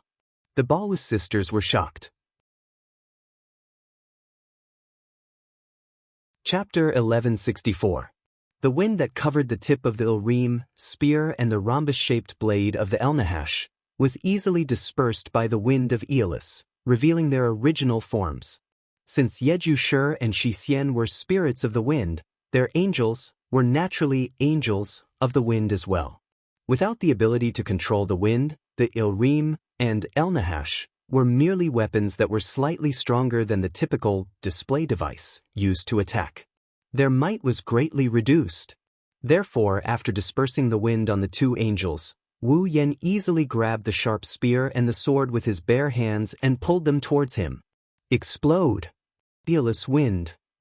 Tiny golden tornadoes howled as they surged out from the two hands. Bang! Bang! Ye Jushi and Shi Xian only felt a sharp pain in their abdomens. Immediately after, two domineering thrusts were applied to their bodies without any explanation, sending them flying like bullets. Whoosh! Two identical sounds of something breaking through the air overlapped into one, echoing through the dark clouds. Yi Juya and Shi Xian's figures flew backwards at a speed invisible to the naked eye like two jets, tearing through the clouds and the air pressure. By the time they stabilized themselves and floated back up, Wu Yan's figure was already a tiny dot in their field of vision. They couldn't even see him clearly. What a strong wind! Ye Jushi rubbed his aching abdomen with a bitter smile. I thought no one in this world could compare to us when it comes to controlling the wind. I didn't expect Shido to be able to use such a strong wind. Is he even human? Heavy, heavy. Shido didn't use his full strength just now. Shi Xian looked at Ye Jushi. The wind just now. If Shido's wind was as strong as it was at the start, then Ye Juya and Shi Xian would have already lost. Who on earth was that guy? How can he be so strong? Yejuya's face was filled with disbelief. At first, I thought that I would be able to win easily. This went on. Forget about winning. It's very likely that we will all lose. I can't accept this. Shi Xian can still fight. Shi Xian vigorously swung the spirit pendulum in her hand, her watery silver eyes fixed on the small dot in front of her. Shi Xian must win. But it goes on like this. There is no way we can win against Shido, he is too strong. Shi Xian was supposed to be the calm one, but at this moment, it was the impulsive and arrogant Yejuya who calmed down first. Looking at the almost invisible dot in front of him and then at Shi Xian, who was staring at the dot beside him, Yageisha hesitated for a moment. Hey, Shi Xian, do you want to use that? Shi Xian paused, then she thought of something and frowned. I have a question, do we really want to use that? Other than that, we have no other way to defeat Shido. Yageisha pursed his lips and sighed. But if he uses that and really wins, who will be considered the winner? Shi Xian pondered for a moment before looking up. I suggest that with Shido's strength, even if we use that, we might not be able to force him to leave the stage. At most, we will injure him and then add in the final blow. Whoever adds in the final blow will win, right? Yijia finally laughed out loud. Very well, let's do that. Let's do that. The two elven girls looked at each other, they smiled and nodded at each other. Then, Yageisha extended his right hand and Shi Xian extended her left hand towards each other. They clasped their hands together. In the next instant, Yageisha and Shi Xian's spirit equipment and angel shone with a dazzling light. HM? In the distance, Wu Yen, who was waiting for the Bawa sisters to attack, saw the sudden flash of light. His eyes lit up and a smile appeared on his face. Finally decided to work together? Wu Yen murmured, his face filled with joy. Now this is interesting. As he spoke, a crimson spatial ripple appeared behind him. As if pushing something, a beautiful black crystal bow appeared and landed in Wu Yan's hand. Starlight gradually shone on the beautiful longbow as it reverberated in the air. On the other side, the wings on Yijuya's right shoulder and Shi Xian's left shoulder merged together, twisting and transforming into a cold bow. The spirit chain pendulum twirled and wrapped around the bow, turning into a bowstring that shone with a metallic luster. Yiju placed his spear on the bowstring of the spirit pendulum and placed it in the center of the Wuji winged bow. This time, Yiju reached out his left hand while Shi Xian reached out her right hand and placed it on the bowstring. As for the shackled hands that were covered by the gauntlets, from the left and right sides of the gauntlet, they were simultaneously pulled to the strings made of chains. With a slight tug, they were pulled to the limit and aimed at the small dot in front of them. Now, I can't stop even if I want to. Yageisha forced a smile. He recalled the man who caressed his body last night and his expression froze. Please don't die, Shido. Yeju and Shi Xian glanced at each other in tacit understanding. Then they looked forward at the same time. The huge spear spun at the fastest speed possible, creating a sharp sound as it tore through the air. Hurricane Rider, Raphael, Sky Racer, Elkanaf. Their light voices resounded through the air. The two of them resolutely let go of the bowstrings and shot the huge spears that had turned into sharp arrows towards the front. A strong wind pressure that the two of them had never used and were unable to use spread out in all directions. It rushed forward like a huge wave and swept out in all directions. The dense wind pressure swirling around the arrow continued to move forward with a screeching sound. A power even more terrifying than the Aeolus wind from the very beginning fluctuated around the arrow. Wu Yen could clearly sense the fluctuations coming from the rotating arrow. In his golden eyes, the sharp tip of the spinning arrows was reflected in them. As his pupils shrank, it got closer and closer. Wu Yen narrowed his eyes a little. In his hand, the meteor knight met the arrows. Specks of starlight gathered on the meteor knight and condensed into an arrow that emitted starlight. Looking at the approaching sky racer, Elkanaf, Wu Yen let go of his hand. The dazzling meteor blossomed in the dark sky. The wild and violent enormous arrow and the beautiful arrow of flowing light cut through the air and flew past. Wherever they passed, the atmosphere shook and the cloud layer disappeared. The storm was directly broken apart, turning into a vacuum zone. The two collided together in front of the three pairs of eyes present. Heaven and earth fell silent. Then, boom, it was as if a planet had exploded, and an extremely dazzling strong light flashed between heaven and earth, enveloping every corner of the scene. In the dark horizon, it was as if the sun had fallen, and a sound wave that was enough to form a large-scale typhoon blew up like ripples and spread out in all directions.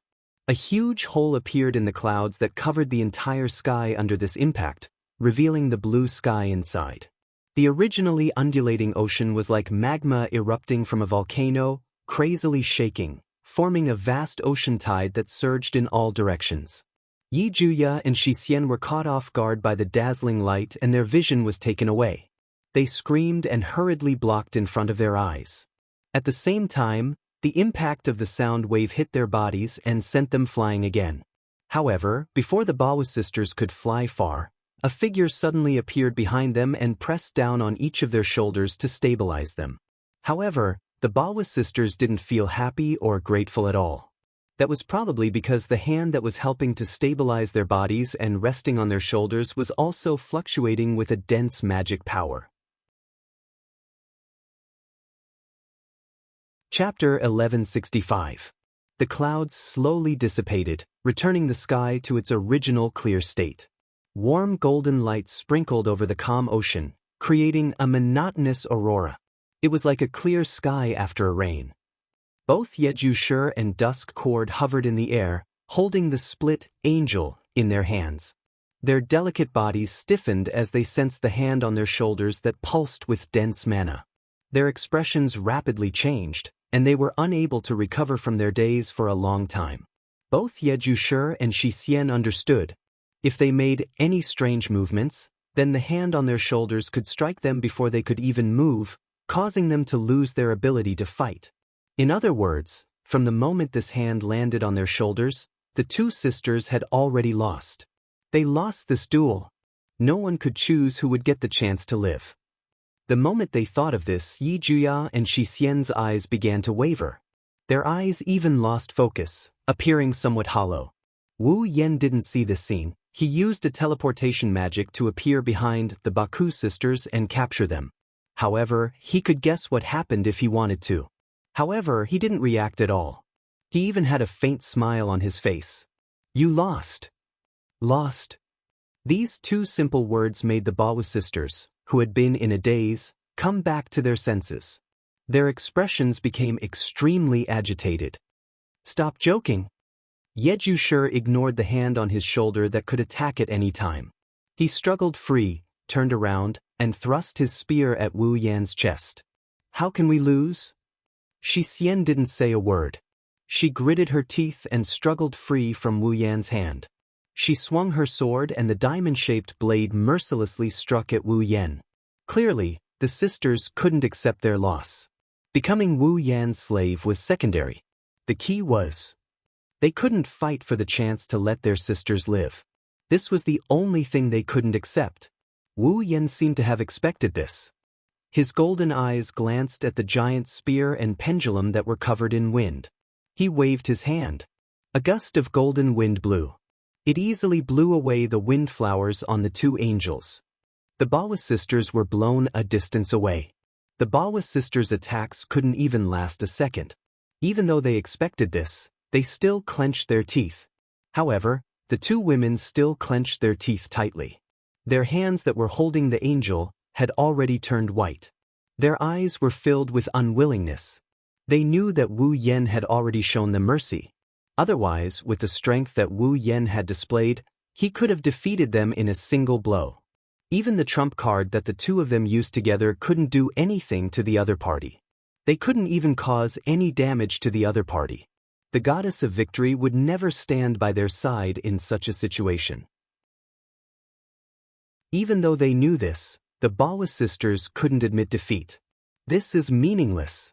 This duel. Yi Jia lowered his head. His voice was trembling. There's no way to let Shi Xian live. This duel is meaningless. It's complicated. Shi Xian can't accept this. Shi Xian shook her head. She raised and lowered the angels, in her hands. Her eyes dimmed. She was struggling. Seeing the Bawu sisters' depressed appearance, Wu Yen sighed. He couldn't bear to see them like this. This pair of adorable elf sisters might really have been cursed. They loved each other deeply. Fate played a joke on them. For the sake of that illusory main personality, they fought until now. They just found out how important they were to each other. However, only one of them could survive. If one were to say that the elves who possessed power and unknowingly brought calamity to this world and were hunted down were pitiful existences, then no other elf would suffer more than this pair of sisters. If they didn't die, the other would die. It was too cruel. Luckily, Wu Yen ran into them before the outcome of the battle was decided. No matter what, you have lost this duel. You have to abide by the rules and follow my lead. Whatever I say goes. Whoever I tell to live, you have to live. Like a villain, Wu Yen ignored the sisters' low spirits and looked at them with a meaningful look. Of course, if you want to go back on your word, I can't do anything about it. After all, the choice has always been in your hands. The Bawu sisters fell silent when they heard this. Take me as your master. Whatever I say goes. Whoever I allow to live, you have to live. These words echoed in their hearts. The Bawu sisters' expressions kept changing. They were filled with hesitation. No matter who it was, they would react the same way if they were forced to become someone else's slave. They might even go back on their word, let alone a powerful elf. However, after hesitating for a while, Shi Xian raised her head. The hesitation on her face turned into determination. She actually replied, "Of course, Shi Xian will follow the rules of the duel. Follow my lead." Shi Xian. Yi Jia was shocked when he heard Shi Xian's reply. Even Wu Yen was surprised. He couldn't use the excuse he had prepared. Instead, he asked with uncertainty, "Are you sure?" "Yes." Shi Xian nodded heavily. She stared at Wu Yen with narrowed eyes. "Yes, Shi Xian is serious. So, please tell Shi Xian what I can do to satisfy you. If Shi Xian can do it, I hope you can let Yi Juya become the master." "What are you saying? I don't agree." Yi Juya's expression changed. He turned to Wu Yen. "All right, I have decided to follow your lead. I will do my best to serve you. When the time comes, you must choose to let Shi Xian live." "Oh!" Wu Yen chuckled. It's a joyful laugh. "In other words, you both agree?" The Bawu sisters nodded heavily. There was no longer any hesitation in their eyes. Maybe, for them, Wu Yen is just another way to change the format of today's duel.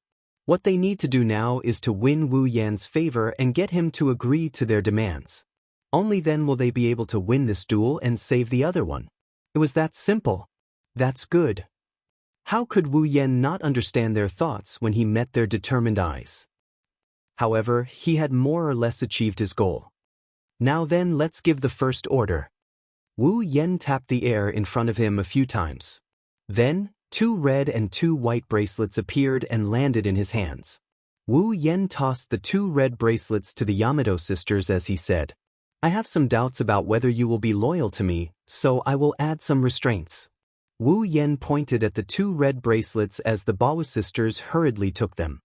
"They have the effect of sealing your strength. Wearing them will seal your strength in the future. Only I can remove this seal. Moreover, I won't be able to remove it for the rest of my life. I won't be able to remove it by any means. In that case, the right to use your strength will be in my hands." "Hey, what do you mean?" Yi Juya frowned. His expression gradually turned to one of dissatisfaction. "Since we said we will follow you, we will not go back on our words." "I agree." Shi Xian looked at Wu Yen with displeasure. Shi Xian thought she had become good friends with Shido. "I didn't expect Shido to not trust us. Ma, trust is secondary. I just felt like you girls needed it, so I gave it to you." Wu Yen shrugged when he saw the sisters' unfriendly expressions. He met their eyes. "After all, if you put them on, once I seal your spiritual energy, you will completely turn into an ordinary person and no longer have the body of an elf. Naturally, the concept of returning to one body will no longer exist. Among ordinary humans, I have never heard of two people suddenly merging and becoming one. Wu Yan muttered these words into the Bawa sisters' ears. In an instant, the displeasure on the sisters' faces disappeared. What replaced it was an intense change. Even their hearts began to tremble uncontrollably. Chapter 1166. Become an ordinary person? Don't need to return to their original form? In other words, both of them can survive? When they thought of this, Yi Juya and Shi Xian tightened their grip on the sealing bracelet. However, they couldn't help but tremble. Then, as if they were afraid of losing the bracelet, they grabbed it with their other hand and held it tightly. Seal our spiritual energy and become an ordinary person. Yi Juya's eyes rippled when he felt the cold sensation of the sealing bracelet in his hand. I hope we don't need to return to our original form. Shi Xian couldn't help but stare at the red bracelet in her hand. If the two of them could really survive, how wonderful would that be? Hope rose in their hearts. Yi Juya and Shi Xian looked at Wu Yan in unison. They were anxious and nervous, but they couldn't help but ask in anticipation. Really? As long as I wear it, I can seal my spiritual energy and become an ordinary person to live with Shi Xian? Yes, Shi Xian also hopes to be with Yi Juya forever. When he heard the Bawa sisters finally revealed their innermost thoughts, a gentle smile appeared on Wu Yan's face. He pretended to be nonchalant and shrugged. Who knows? I'm just making an insurance. Let's see if you dare to try it, if it was someone else. After learning about the effects of the sealing bracelet and confirming its authenticity and receiving such an answer, then wanting to wear the sealing bracelet was definitely a fool's dream. After all, only when the wearer understood the ability of the sealing ring and willingly put it on would the wearer be able to wear it. In other words, if the wearer had even the slightest bit of resistance, the sealing bracelet would not be worn. However, the Bawa sisters were different, even though getting such an ambiguous answer made them feel doubtful, but, compared to this little bit of doubt, in her heart, the hope of surviving together with her sisters was far ahead of her. Moreover, Wu Yan's earth-shattering strength was something the Bawa sisters could only look up to. The effect of this pair of bracelets had increased by quite a bit. Perhaps, with his strength, was it really possible to seal his spiritual energy? When this thought flashed through their minds, the hope in Yi Juya and Shi Xian's hearts grew bigger and bigger until they couldn't hold it in anymore. The two elven girls reflexively raised the red sealing bracelet and put it on their wrists. In the next instant, the two red bracelets were put on their wrists. Under the Bawa sisters' watchful eyes, the bracelets expanded and shrunk until the size matched the two elven girls' wrists. Seeing this scene, Wu Yan felt like a boulder has been lifted off his chest as he laughed out loud in satisfaction. The sealing bracelets conditions was very strict. However, once no one could take it off. Now that the Bawa sisters had put on the sealing bracelets, the matter was over. After putting the two white sealing bracelets that formed a pair with the red sealing bracelets of the Ba Wu sisters onto the sealing bracelets on his wrists, the two sealing bracelets flashed with a faint light and merged into the sealing bracelets on his wrists. At the same time, on the sealing bracelet that originally had 5 red vein patterns, another 2 red-veined patterns slowly emerged from the bracelet and lined up with the other 5 red-veined patterns as they were engraved on the sealing bracelet. Subsequently, a phenomenon suddenly appeared on the Bawa sisters in front of him. The Wuji wings on their left and right shoulders gradually disappeared. Along with them, the Bawa sisters' armors and the angels in their hands disappeared as well. This is... Yi Juya and Shi Xian looked at the changes on their bodies in shock. They could clearly feel the elven energy in their bodies gradually condensing and sinking into the depths of their bodies at a frightening speed. They were turning into ordinary people step by step. When the Bawa sisters noticed this, disbelief and ecstasy appeared on their faces at the same time. However, in the next moment, the disbelief and ecstasy turned into shock and panic. That was because, along with the disappearance of the spiritual energy and the angel, the revealing skin-tight clothes on their bodies actually turned into specks of light and completely disappeared, exposing their smooth and delicate bodies to the air. Then, the Bawa sisters, who had completely turned into ordinary people, fell down. Ya, The two girls didn't even have time to cover up their exposed bodies. Without the support of their spiritual energy, they couldn't help but fall from the air and scream. Wu Yan was stunned for a moment.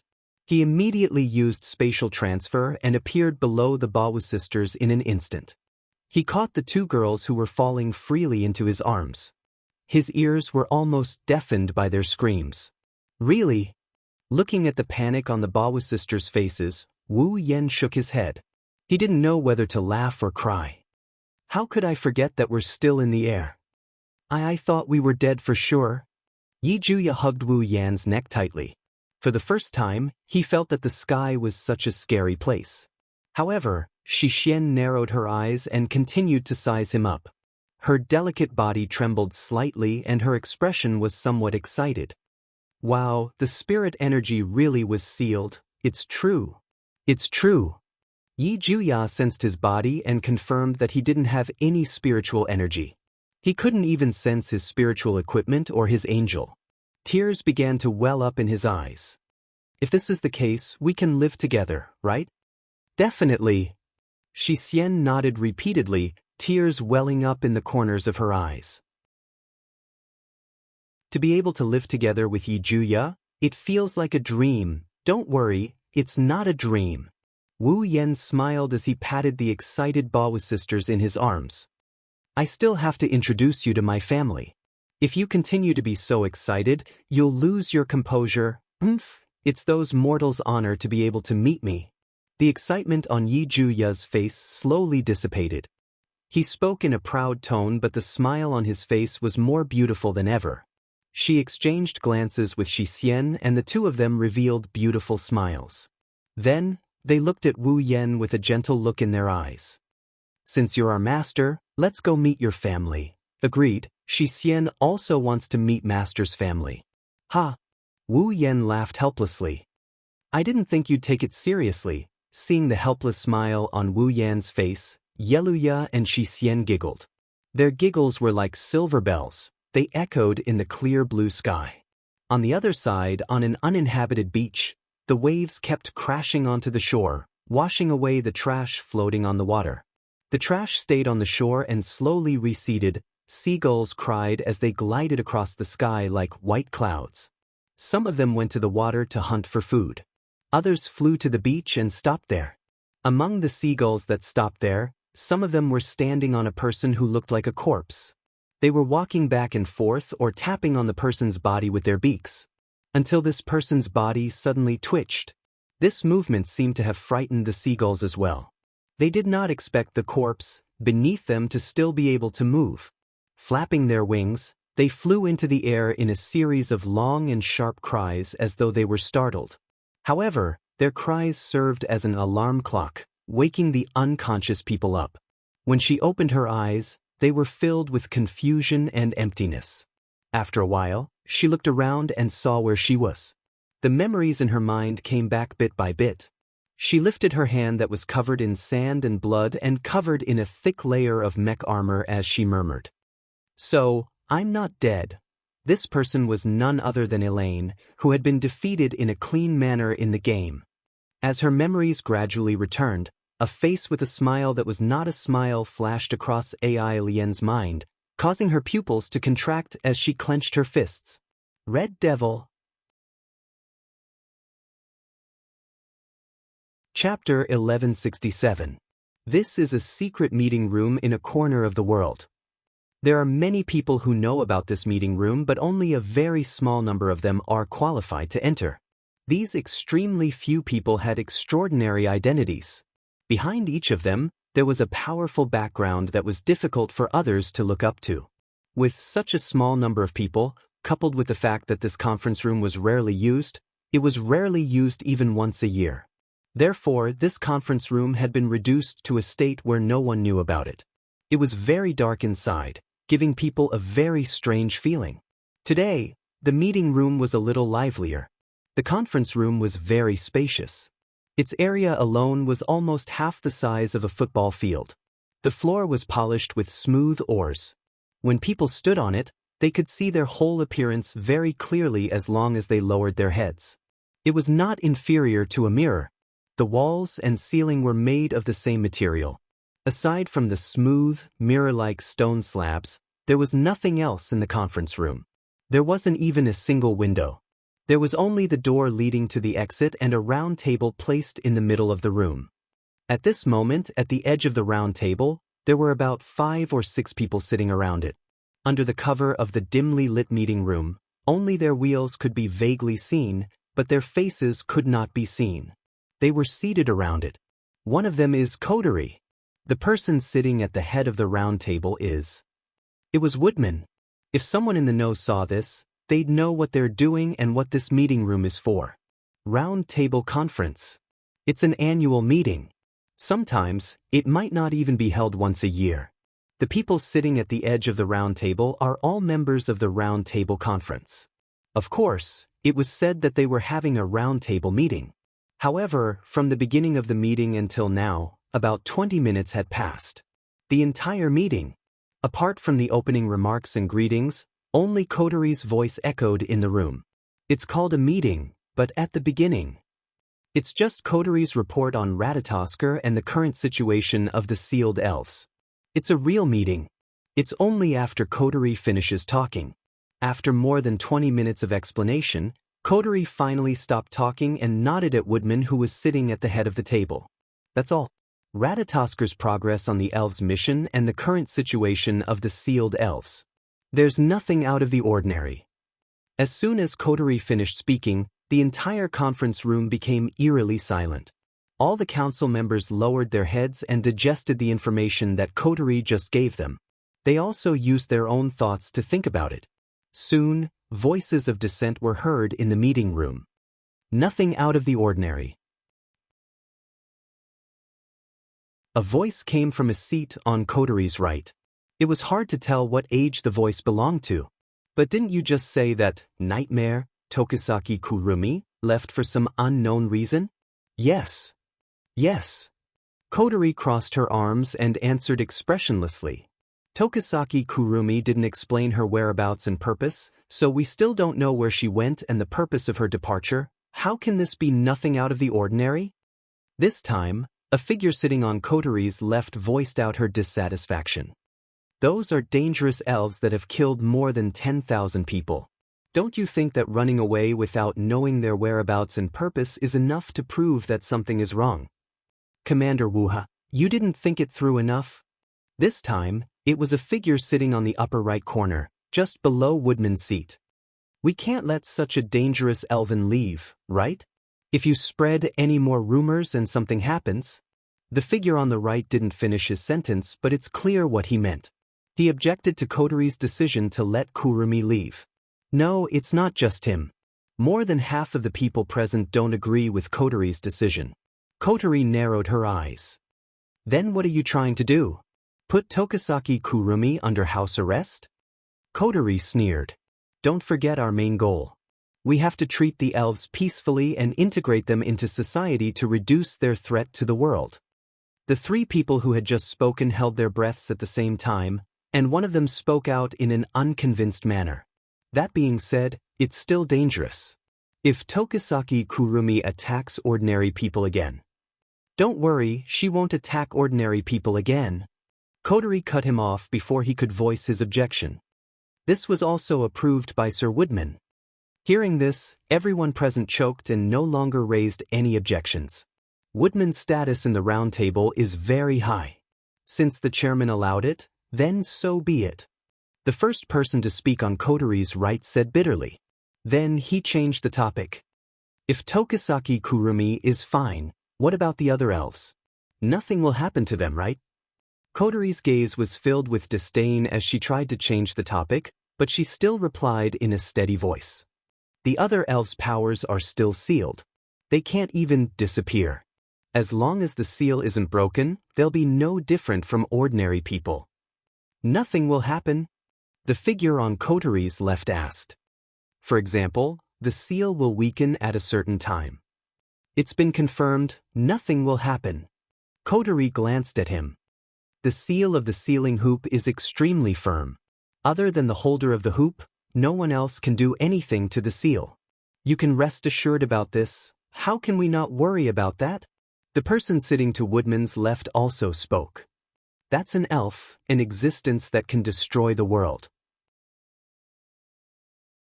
The right to use that kind of power is now in the hands of your brother, which is equivalent to him controlling a group of elves.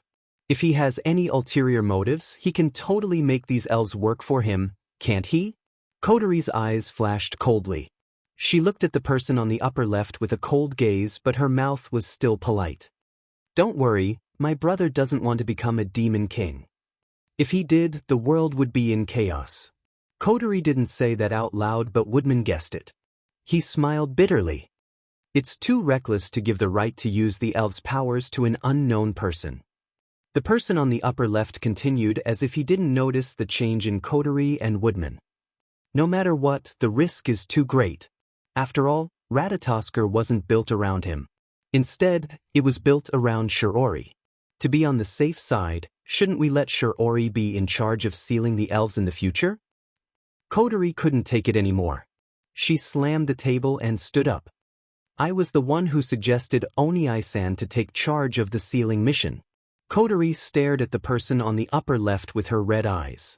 You don't think I can be trusted? Commander Shiori, you misunderstood. The person on the other hand said calmly. It's just to be safe.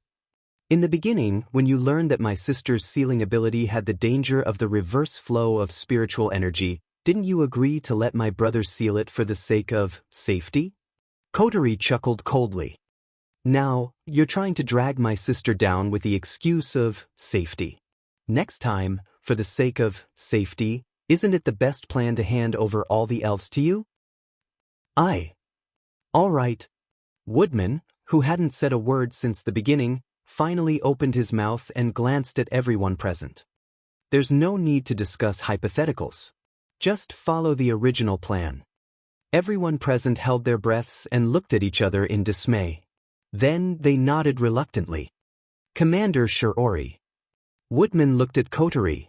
After all, your brother's background is unknown, and he has such a mysterious identity and power. It is necessary to be worried. Of course, since Commander Wuha chose to believe in your brother, I will also choose to believe in you. But if possible, I hope you can arrange a time for me to meet your brother. Kotori paused and hesitated. After a while, she sighed and nodded.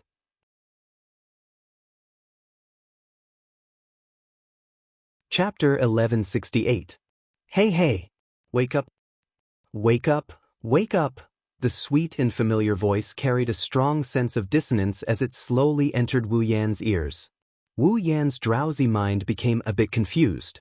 How long are you going to sleep? Hurry up and get up.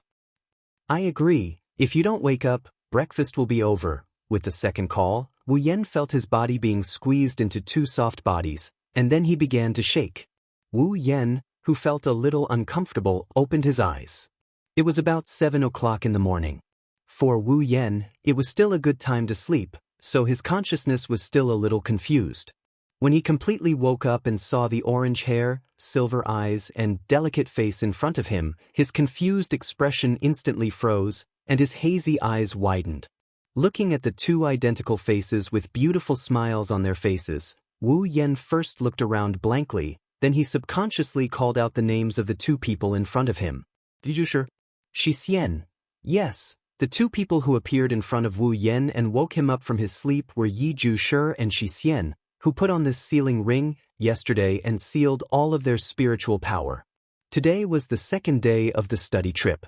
At this time tomorrow, he should be able to pack up his luggage. He was ready to return to Heavenly Palace City. Yesterday, after sealing Yakuya and Shi Xian's spiritual energy, the two sisters were brought back to Fraxinus, which was floating above Homie Island, by Shina and Yeyue. Their bodies were checked thoroughly, and according to the information of their bodies, they were given a normal background. In other words, after sealing Yi Ju-shi and Shi Xian's spiritual power and bringing them back to Homie Island, the two girls were taken away. Originally, Wu Yan thought that he would at least wait until he returned to Heavenly Palace City to see the sisters again. He didn't expect that the next morning, the sisters would appear in a single room in his hotel. Moreover, they appeared in front of him in the posture of riding on his body. You're finally awake? The corners of Yi Juya's lips curled upwards. He seemed to be in a very good mood. Very good. He continued to sleep. Even I want to punish you. I agree. That sounds fun. Shi Xian also had a faint smile on her face. She didn't quarrel with Yi Juya like before. Instead, they actively went along with it. Their relationship was extremely good. The punishment method that Yakuya came up with must be the most fun. No. Yi Juya scratched his face embarrassedly, but his expression revealed a hint of happiness. I definitely can't compare to Shi Xian. No, there's no such thing. Although they seemed to be quarreling, their faces were full of happiness. Wu Yan, who was lying on the bed and looking down at this scene, felt a little shy and quickly laughed bitterly. Why are you two here? Aren't you in Fraxinus for a checkup? Well, it's already done. Yi Jia lowered his head to look at Wu Yan and complained. Who is this Ratatosker guy? He actually played with me the whole day yesterday. How rude. If it wasn't for Shi Xian, I would have blown them away. Also, after the checkup, Shi Xian and Yi Juya returned to your side. Shi Xian said respectfully to Wu Yan. Before leaving, someone told Shi Xian and Yi Juya that Master likes it when someone sits on top of you and wakes you up in the morning. That's why, which asshole said that? I won't ask. Wu Yan rubbed his forehead as he looked at the 4 white thighs wrapped around his body. But what's with that, Master? What do you mean what's going on? Yi Jia looked at Wu Yan strangely with his arms crossed in front of his chest. Aren't we your slaves? Of course we have to call you Master. Thank you, Master. Not only are you Shi Xian and Yi Jia's master, you're also our benefactor. Compared to Yi Jia, Shi Xian was more cautious. That's why Shi Xian and Yi Jia have to keep their promise and become Master's slaves. Ha! Wu Yan laughed dryly. That's just a temporary measure, you don't have to take it seriously, no. But before he could finish his sentence, Yi Juya interrupted loudly. We are hurricanes, witches, 8 dances, fairies, how can we go back on our words? Your spiritual energy has already been sealed, hasn't it? Wu Yan's mouth twitched, he said weakly. We're not fairies anymore, right? Reject, that's a very cunning way of saying it. Shi Xian narrowed her eyes and said seriously. Regardless of whether it's to repay a debt or to keep a promise, Shido will be Shi Xian's master from now on, this will not change. Well, that's how it is. From now on, Shi Xian and I will serve you. Although it's a disgrace for me to serve others with my status, I'll accept it for Shi Xian's sake. Yi Juya straightened his back proudly, he reached out and pulled Wu Yan's blanket. Let's start by waking you up. Agreed. Shi Xian also pulled Wu Yan's blanket. Taking care of Master's daily life is the most appropriate way of doing things. Wait. Compared to slaves, Yukiya and Yukaina are acting more like maids. Wu Yan panicked and pulled back the blanket that was about to be pulled away. After all, every man is more energetic in the morning. Wu Yan is still wearing a loose bathrobe. If the blanket is pulled away, a certain part of his body will be seen by these 2 cute little slaves. Wu Yan could only pull the blanket back and chuckle. That, I can do it myself, you two can leave first. To be able to have us Bawa sisters serve you, that's an opportunity that you've earned through countless lifetimes of good fortune. Yi Jia grabbed the blanket in his hand unhappily and pulled it with all his might. You just need to accept it gratefully. Apologies, please forgive Shi Xian's rudeness. Shi Xian also pulled harder. Shi Xian also wants to serve Master. Wait. Under the sisters' forceful tugging, the blanket covering Wu Yan was slowly pulled away. Wu Yan panicked and quickly pulled the blanket back again. With this tug, the Yamato sisters who were reduced to mere mortals fell to the ground with a cry of surprise. They laid on top of Wu Yan's body. Yagushir was just about to get up and vent her dissatisfaction on her uncooperative master when she felt a foreign object. She paused for a moment and felt around in confusion. What is this? It's hard. Yuki Xian tilted her head and she reached out with her hand as well. She grabbed the hard object before Wu Yan could react. Yuki Xian grabbed the hard object before Wu Yan could react. Ow! Caught off guard by the attack, Wu Yan shrieked and his eyelids almost rolled back. It's not just because of the pleasure he got from touching the sisters' soft hands, it's also because, driven by curiosity, the sisters reached their hands into the blanket and Wu Yan's loose bathrobe. They grabbed him without any restraint. Hey Shixian, what is this? Answer, Shixian doesn't know. It's hidden under the blanket and it seems to be on master. Open the blanket and see. Move. Is it a snake? Shiver, if there's a snake on master, stop. Wu Yan was scared out of his wits when he saw the Baku sisters trying to pull him away in a panic. Sherdao, it's time to get up, it's morning. At this moment, the door to the room was suddenly rudely opened. 10 Fragrance stood at the door with a smile on her face and shouted happily. Today, Shirji said she made delicious food. The scene in the room was slowly imprinted into 10 Incense's eyes, causing her words to gradually weaken. Seeing the sisters lying on Wu Yan's bed and twisting into a ball, Shixiang's smile stiffened and the room fell into a suffocating silence. Soon after, a loud and furious roar resounded throughout the entire hotel. What are you doing?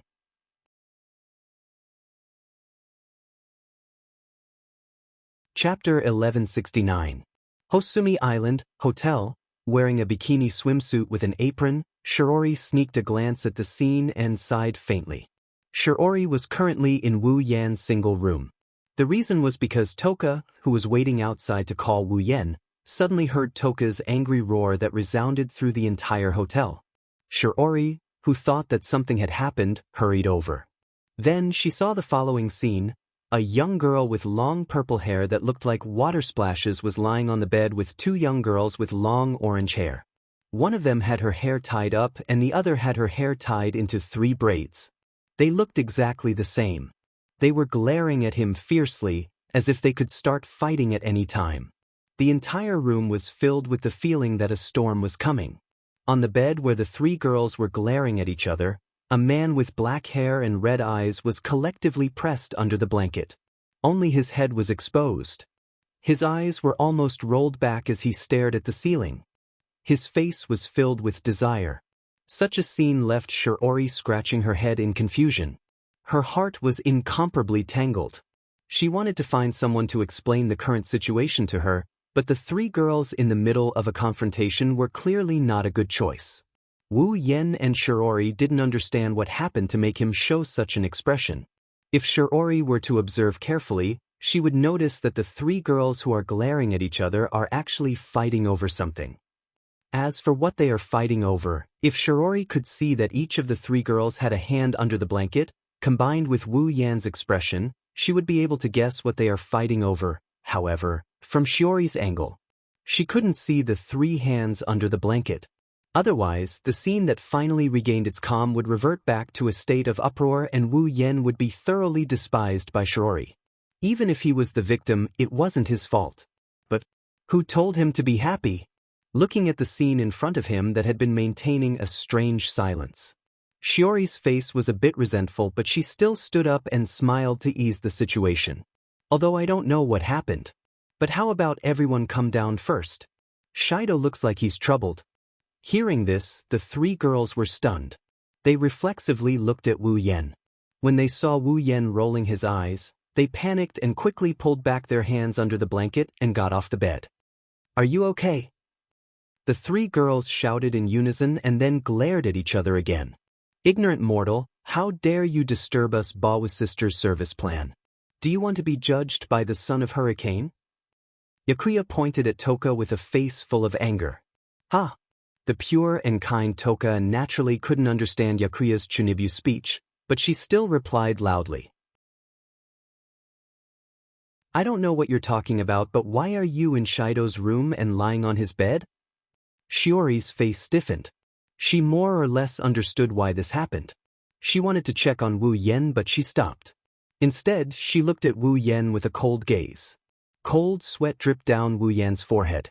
However, before he could explain himself, Shixian's next sentence completely knocked him down. Explain. Yi Ju Shi and Shixian are only here to fulfill their promise. Shixian narrowed her watery silver eyes and said, After all, Shido is Yakuya and Shixian's master now. Following his words, the atmosphere froze.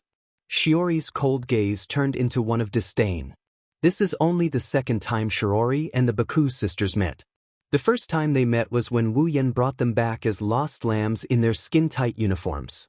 Thus, from Shiori's point of view, Wu Yen, who just arrived on Haimai Island, must have gone off to attract bees and butterflies somewhere. Then he got charmed by these two masochistic cats and used flowery words to trick them into coming here. Therefore, the two words unfaithful and cheating appeared in Shirji's mind at the same time, causing her to despise them. You already have Toka and Tokasuke-san as your fiancé. Shido, I can't believe you're still not satisfied. Shiori looked at Wu Yen with a gaze that could pierce through a person's heart. Aren't you afraid of being stabbed? It's not what you think. Wu Yen peeked out from under the blanket. He wanted to cry, but no tears came out. There's a very complicated reason for this. Shiori, you can't be blinded by your own eyes. Maybe my eyes are really blinded, but my ears are very good. Shiori smiled brightly. If I'm not mistaken, they said you're their master, right? That's a very complicated reason too. Wu Yen wiped the sweat off his forehead and stuttered. Anyway, Shiori, you have to believe me. I became their master because of a very pure reason. I won't ask what the reason is. Shiori narrowed her eyes and sneered. But this so-called master, it seems like it's real. Wu Yen was speechless. What do you want to do to our master? Yakuya jumped in front of Shiori and put his hands on his hips. He blocked Shiori's view of Wu Yen. Shisien also stood next to Yakuya to protect him. Warning, even if she's Master's sister, if she wants to harm Master, she'll have to defeat Shisien first. Shiori won't do that. Before Shiori could react, Toka quickly stood next to Shiori, once again forming a confrontation with the Bawu sisters. Also, I can protect Shido too, I don't need you. Oh! Yakuya raised an eyebrow and laughed with interest. So you're saying you want to fight for the right of our sisters to serve Master? Declaration. Shisien's expression tensed up, her round breasts stood out. Yakuya and Shisien's position is being challenged by an unknown person, but Shisien won't admit defeat. Who's the unknown person?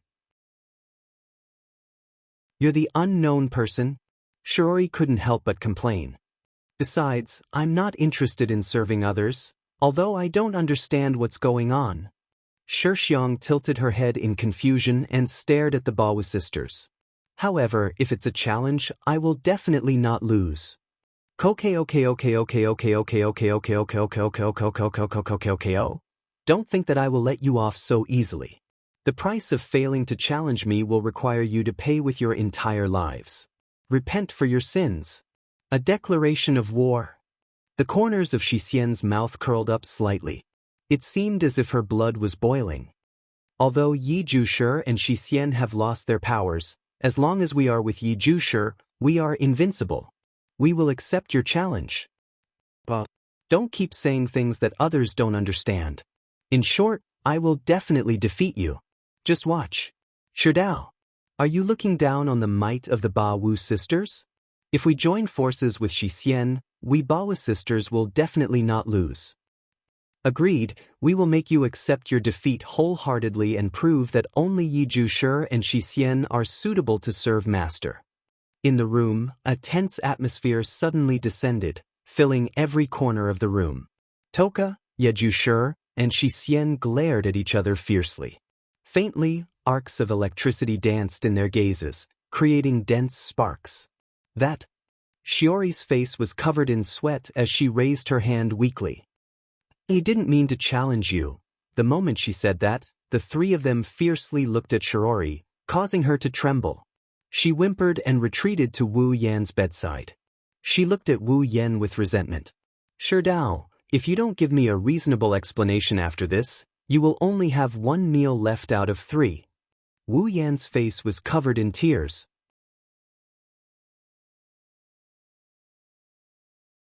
Chapter 1170. Heavenly Palace City, DM Branch Office. On the top floor of the office building, Westcott was leisurely sitting on the sofa in the most luxurious suite. He exhaled softly as he opened the window and looked down at the brightly lit Heavenly Palace City. His gray hair swayed gently in the breeze. Lowering his head, Will Scott looked at the heavenly palace city below as if he was looking at a model. His eyes that were as sharp as blades narrowed, and the corners of his mouth curled up in an arc that made people feel extremely uncomfortable. It was as if he was treating everything as a toy. This kind of behavior could not be said to be terrifying, but only disgusting. However, in Westcott's heart, other than spirits and power, he didn't care about anything else.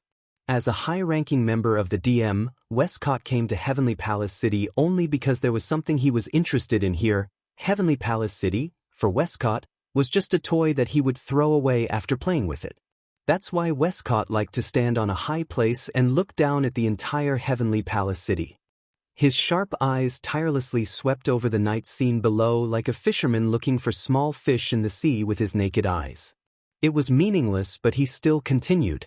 As for what he was looking for in Heavenly Palace City, perhaps those who were familiar with Westcott could guess what he was looking for. Maintaining the appearance of looking down at Heavenly Palace City, Wilcott observed for an entire hour. The annoying smile on his face was still hanging on his face. He didn't feel impatient at all, as if he intended to spend the entire night observing Heavenly Palace City below. Until the door of the suite was opened, and a figure walked in without saying a word. This scene was broken. Hearing the soft yet clear footsteps, the smile on Westcott's face widened, but he soon calmed down. However, he didn't turn around to confirm who it was. In the entire DM branch company, there was no one who could enter Will Scott's room without knocking on the door or making a report. There was only one person. Therefore, there was no need for confirmation. Will Scott knew who had come. "You're back." Westcott didn't look away from the night scene of Heavenly Palace City as he asked without looking back. "It seems like something unexpected has happened." "Yes." Westcott's light blonde hair was behind him. The beautiful woman with smooth skin and facial features that were completely different from the Orientals was silent for a moment before speaking expressionlessly. "Indeed, a lot of things happened." Westcott didn't know if it was too funny or not, but he shook his head and laughed. He turned around and looked at the person who came. "Something unexpected will happen. It doesn't sound like something you would say, Irene." With that, Westcott glanced at Irene. "After you came to Carrie, you lost contact with this place, you even lost contact with Albalt." At this point, Will Scott didn't continue, but it was obvious that he wanted Irene to give him an explanation. This kind of situation was very rare. After all, Westcott rarely took the initiative to contact anyone other than the elves. In the past, Elaine was the one who was responsible for sending information to Westcott. It was rare for Westcott to ask Elaine about the development of the elves' affairs. Irene met Westcott's gaze. Her expression didn't change at all. For this mission, the identity of the target, Princess Puna, has not been confirmed yet. The whereabouts of Nightmare is unknown. It seems that he did not participate in this cultivation trip. The identity of Princess is uncertain, and the whereabouts of Nightmare are unknown. Does that mean that the mission this time is almost a complete failure? Will Scott frowned in a rare moment. Dissatisfaction appeared in his eyes for the first time. However, he seemed to have thought of something and asked doubtfully, "What about their devil?" The only male elf that appeared so far should be a student of Lai Chan High School, right? Westcott's expression changed as soon as he heard this. The reason was none other than Irene, who was known as the world's most powerful magician and claimed that no one could defeat her. "Mira?" A hint of fear appeared in Mether's eyes. The fear only lasted for a moment, but Will Scott caught it clearly. That was why his fearless face changed. This was the first time he had ever seen Elaine afraid of something. It was the first time he had ever seen something like this. Of course, after the change in expression, Will Scott's face was replaced with an interested smile. To be able to make Irene feel fear, this mission seems to have some very interesting situations to deal with. From the looks of it, you must have found something on that student who is suspected to be the Red Devil, right? Westcott smiled meaningfully. "Can you tell me about it?"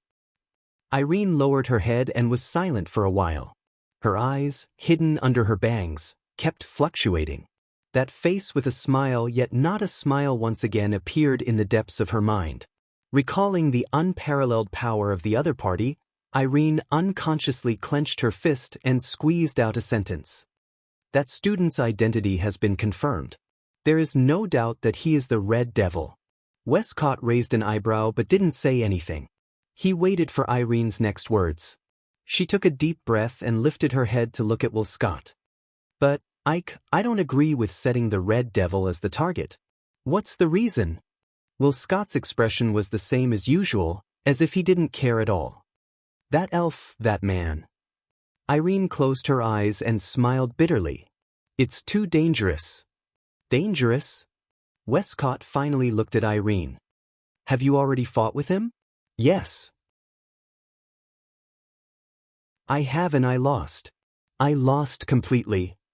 Irene's bitter smile deepened. She was unwilling to admit defeat. I couldn't even hurt him at all, but he could easily shatter my Terde Tori. Even Albald could not even make a single move in his hand before he was defeated. In the end, if it wasn't for the sudden appearance of Berserker that made him lose interest in me, I'm afraid that I would have already. Hearing this, Will Scott fell silent. However, after a short moment of silence, an unprecedented dense light appeared in his sharp eyes, and an extremely excited smile appeared on his face. So, Westcott maintained his excitement and asked with a smile, he's very strong? Seeing Westcott's excited expression, Elaine, who knew him well, naturally understood what he was thinking. She immediately sighed. I don't want to admit it, but he's very strong.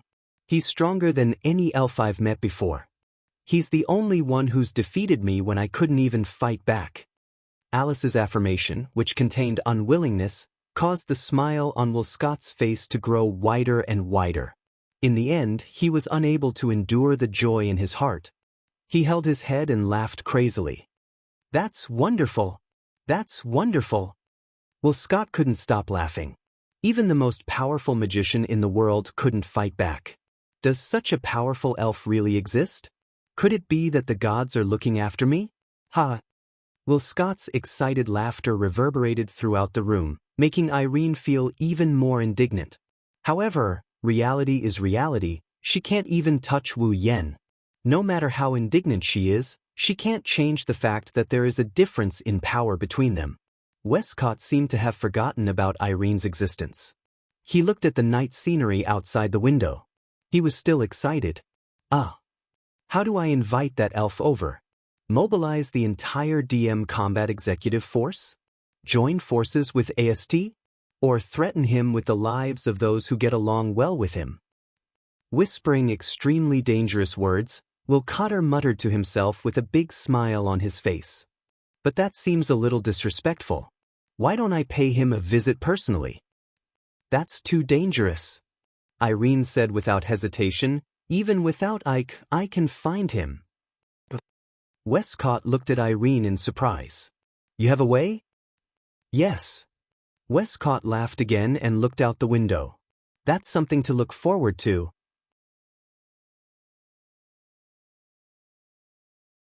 Chapter 1171. So the problem with the sisters has been solved?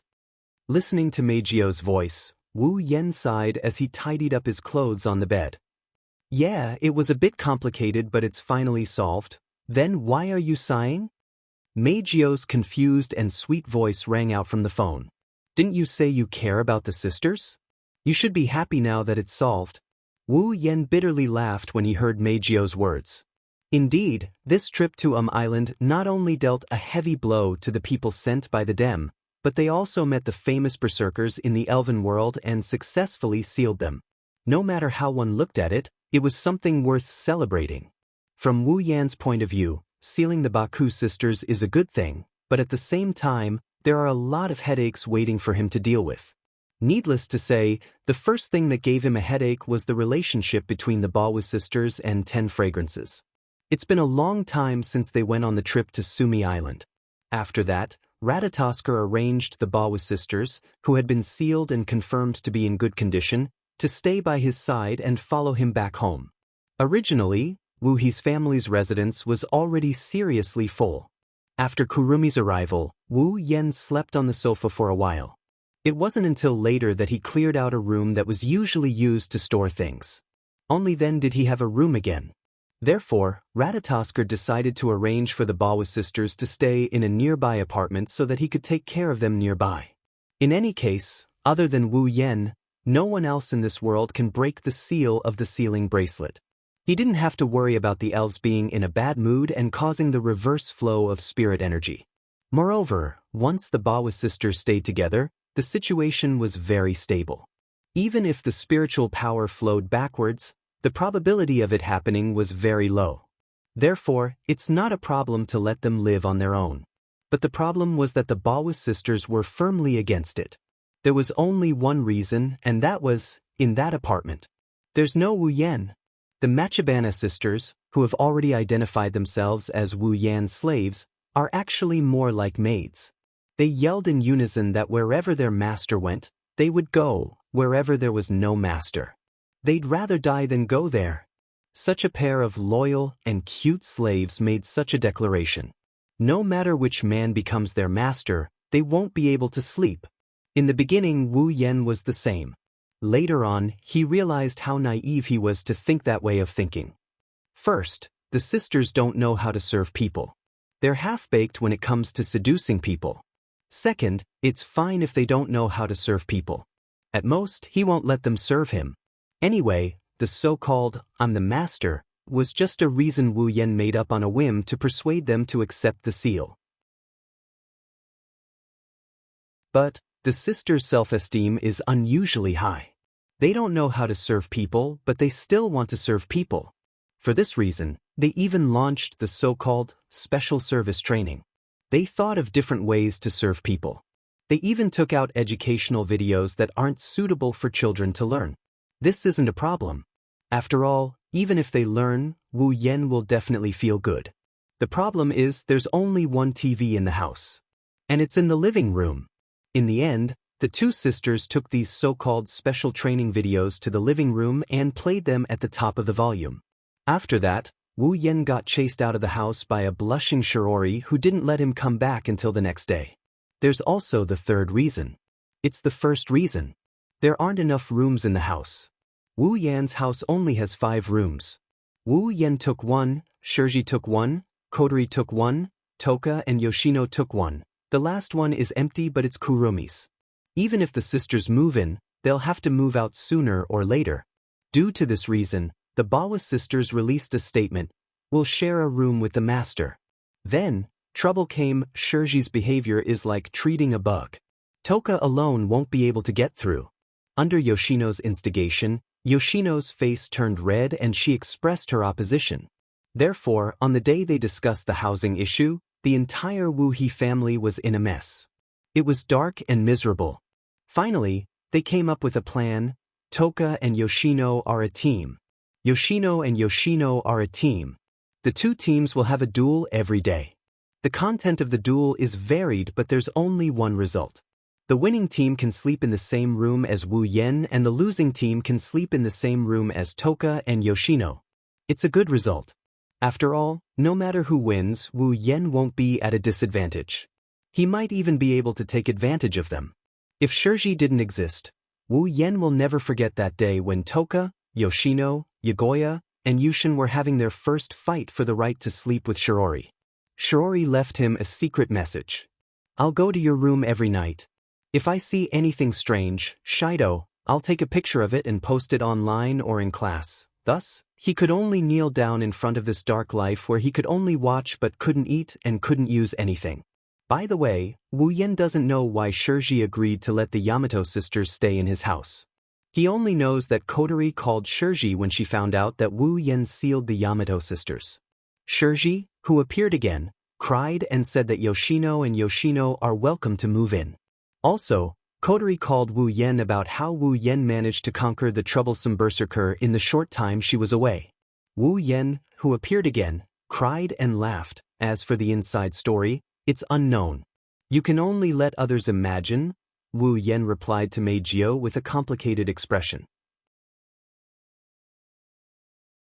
Wu Yan felt sad when he recalled the events that happened in his family these past few days. I'm happy, but there are other reasons as well. It's really complicated, that's why I say men are annoying creatures. Do you think pretending to be mysterious will work? Meijio snorted. Her impression of men has evolved from dirty to annoying. Maybe it's because she's slowly opening up her heart, or it's because her partner is Wu Yan. They say men like to pretend to be mysterious. Don't women like to pretend to be mysterious too? Wu Yan pursed his lips. Take you for example. You've been calling me every night since the day you went on a trip. I asked you why, but you wouldn't tell me. Every time I asked, you would hang up. Are you trying to make me depressed? Why? What does it have to do with you? Meijio's tone panicked as she fiercely yelled. Then she began to mutter. Do you think I want to? Who knows why I want to call you every time I pick up my phone? What did you say? Wu Yan helplessly replied to Meijio's mumbling. Can you speak louder if you want to? Okay, I said. You should be thankful that I'm calling you. Meijio shouted, so, hurry up and tell me the phone numbers of those cute elves around you, and then quickly die. I'm sorry, but I can't die no matter what. Wu Yan complained. What are you trying to do? Are you trying to get Xiang and the others? Since they're all elves, they must be cute. When Meijio said this, her voice was filled with intoxication. If I can have afternoon tea with them and have dessert, how nice would that be? After saying that, Meijio paused, hesitated for a moment, and then suddenly spoke.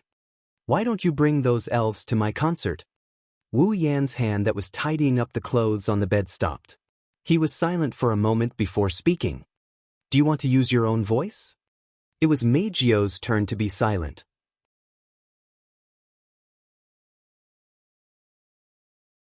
Chapter 1172. As the two of them fell silent, an indescribable pressure suddenly fluctuated between the two of them. It was as if it had broken through the distance between them and connected to the phone, transmitting to each other. Wu Yan and Meijio can't see what kind of expression the person on the other side of the phone is wearing. Maybe it's because they don't have to face each other, the wariness between them lessened a lot.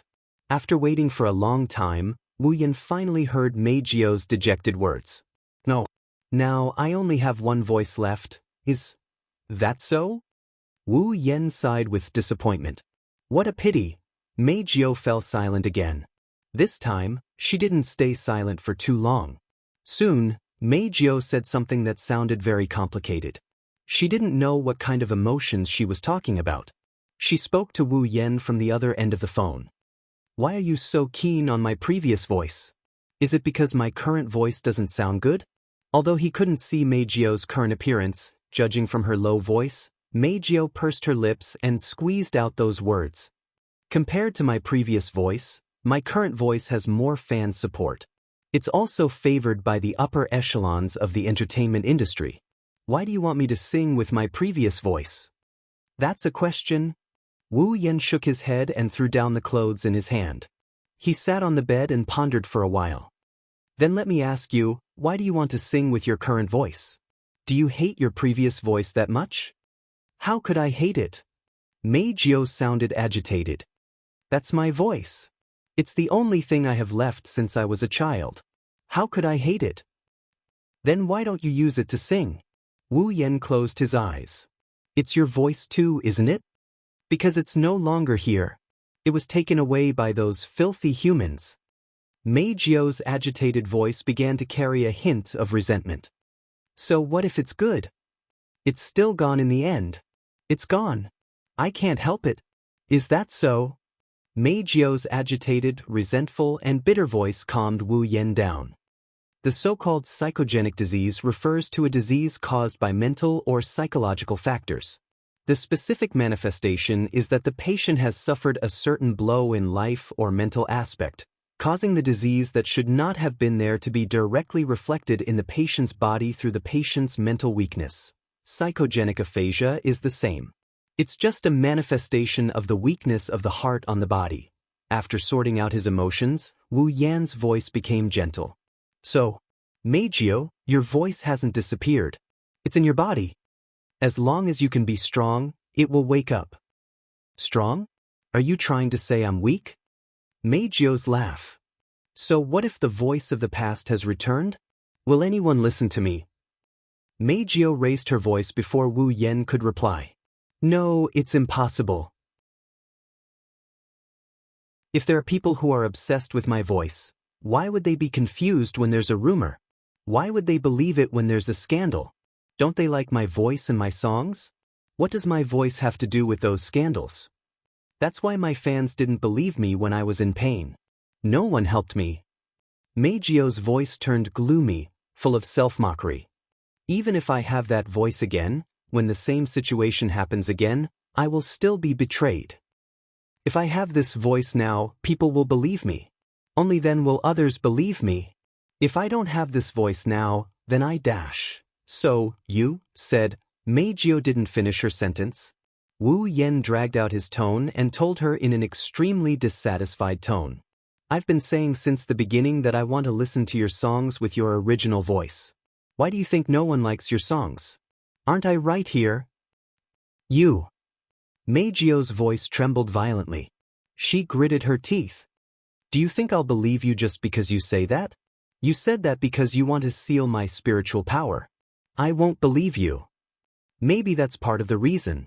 I haven't heard your previous songs. Wu Yan said calmly. But you said that no one helped you when you were in pain. I can't agree with that. Meijio was stunned. There is a girl in front of you who is in pain. Any man would want to lend a helping hand. Your previous fans didn't lend a helping hand when you were in pain because they weren't men at all. Wu Yan snickered without holding back. You think all the men are dirty because of the betrayal of a bunch of trash who wear men's masks? Please forgive me, I can't agree with you. Zhang Lixing sneered. You think all the men are dirty because of the betrayal of a group of trash who wear men's masks? You make it sound nice. Meijio clenched her teeth. She tried her best to stop herself from wavering. Just like you said, you want to overturn all my previous cognition with just one sentence. Then please forgive me, I can't agree with you no matter what. Wu Yan didn't know what to say. Just like Meijio said, no matter how nice his words were, they were just words. He didn't have any evidence to prove that he was right. On the contrary, Meijio's past experience was real. It had always proved the ugly side of men and also proved that what she said was correct. Although there were suspicions that Meijio had been caught in one fell swoop, the truth was, at that time, not a single fan chose to believe her and lend her a helping hand. Meijio had seen the dark and ugly side of society. He didn't let her see the bright and hopeful side. How could he make her believe him? How could he save this poor girl who had been hurt and had a huge scar in her heart? She hadn't recovered yet. She had been living alone and didn't trust anyone. Suddenly, a thought flashed through Wu Yan's mind. Was it because of this that Meijio sincerely hoped that someone would listen to her complain, and let her vent her past pain? Was it because of this that he had left a deep impression on Meijio after that encounter?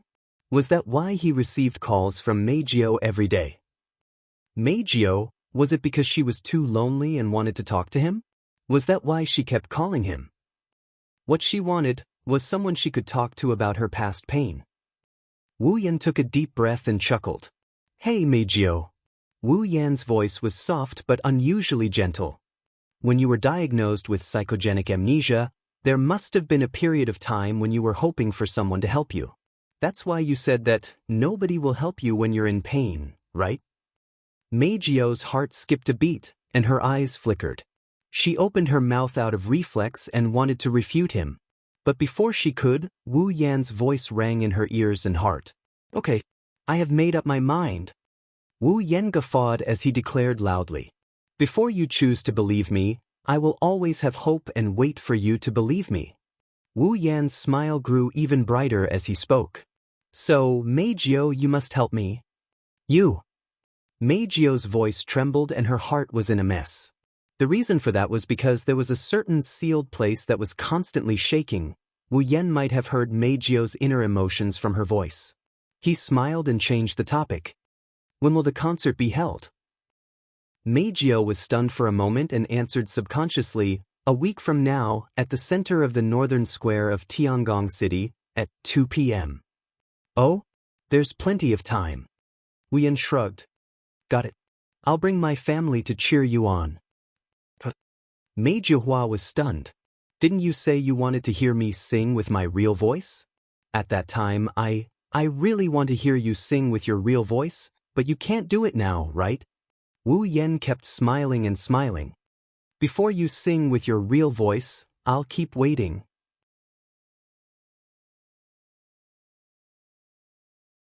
Chapter 1173. Heavenly Palace City.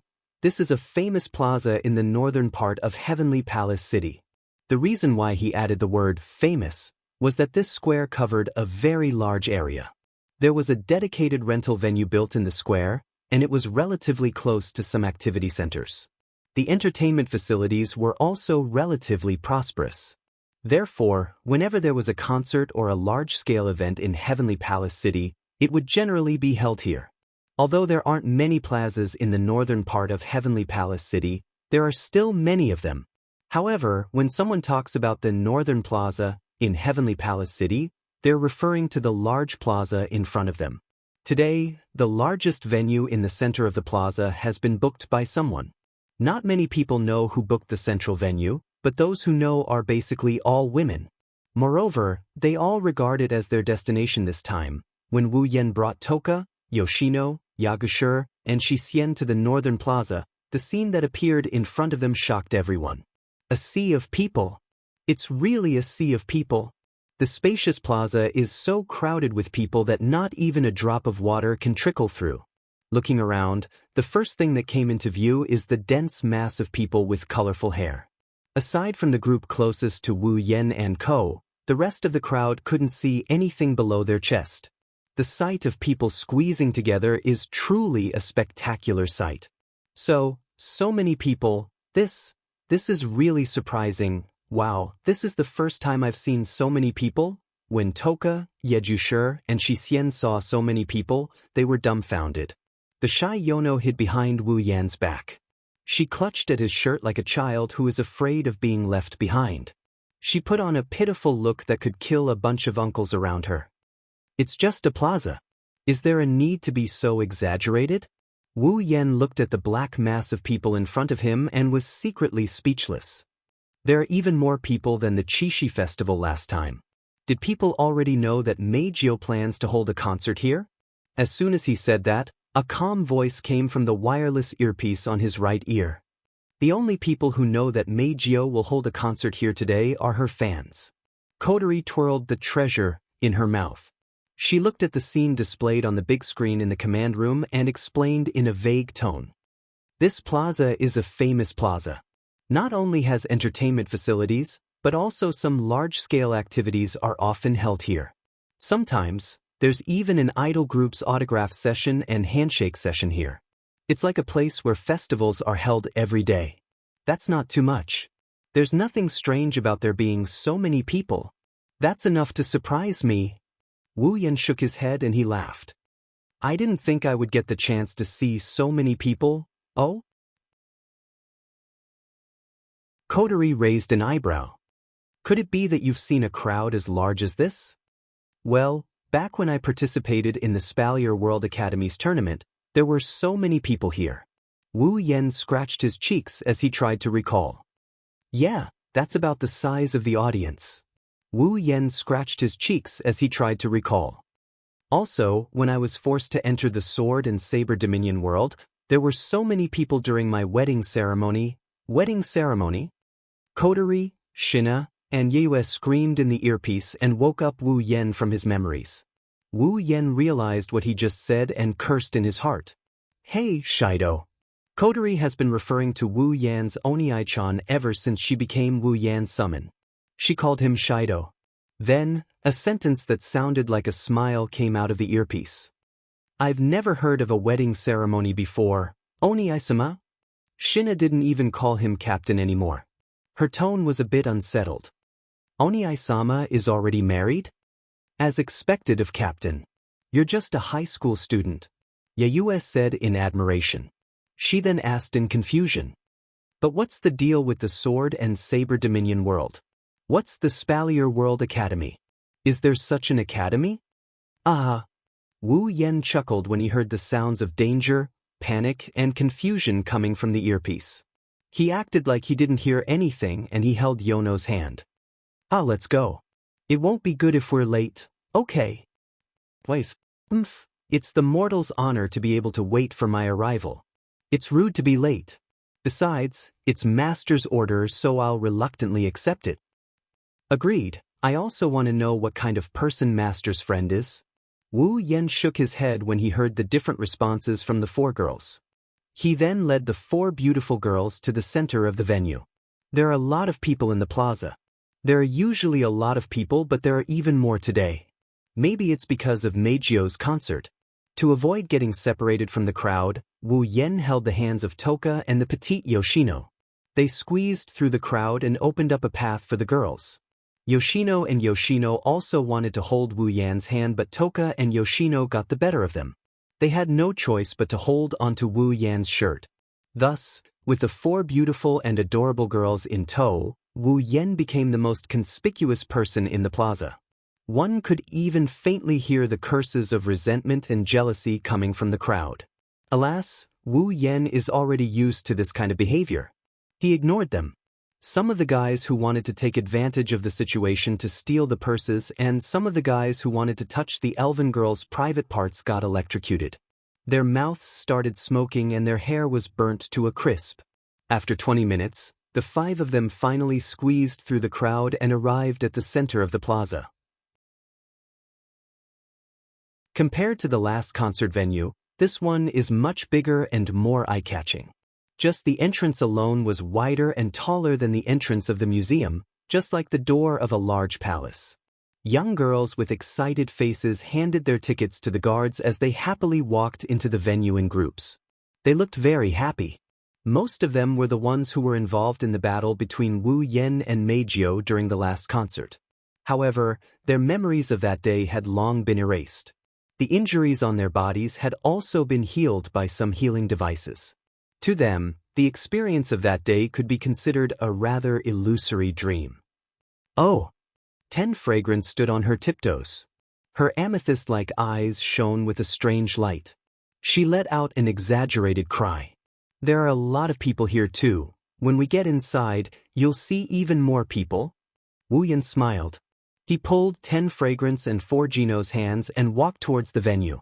However, he didn't go straight to the entrance. Instead, he went to the back of the venue. This made Yeju and Shixian confused. Hey, master. Yeju pulled on Wu Yan's clothes and asked, why don't we go through the main entrance? I want to go through the main entrance too. Wu Yan sighed and complained. It's just that Meijio's concert has always been limited to women, and only those fans who have joined her fan club have tickets. You can't buy tickets anywhere else, so she asked me to go directly through the back door. If I go through the front door, I'm afraid I'll be kicked out by those crazy fans. Yeju narrowed his eyes. She even dares to kick out the master of the hurricane's child, Bawu. This Meijio is very arrogant, I agree. Why can't Shixian's master go through the main entrance? Shixian tilted her head to the side, a hint of anger appearing in her silver eyes. Isn't this unfair treatment? Shixian won't allow her master to be treated like this. Well, there's a complicated reason behind this. Wu Yen quickly stopped the 2 sisters who were about to fight. Let's just accommodate her for now, okay? Yagia and Dushin pouted, but they nodded anyway. Wu Yen chuckled at this sight.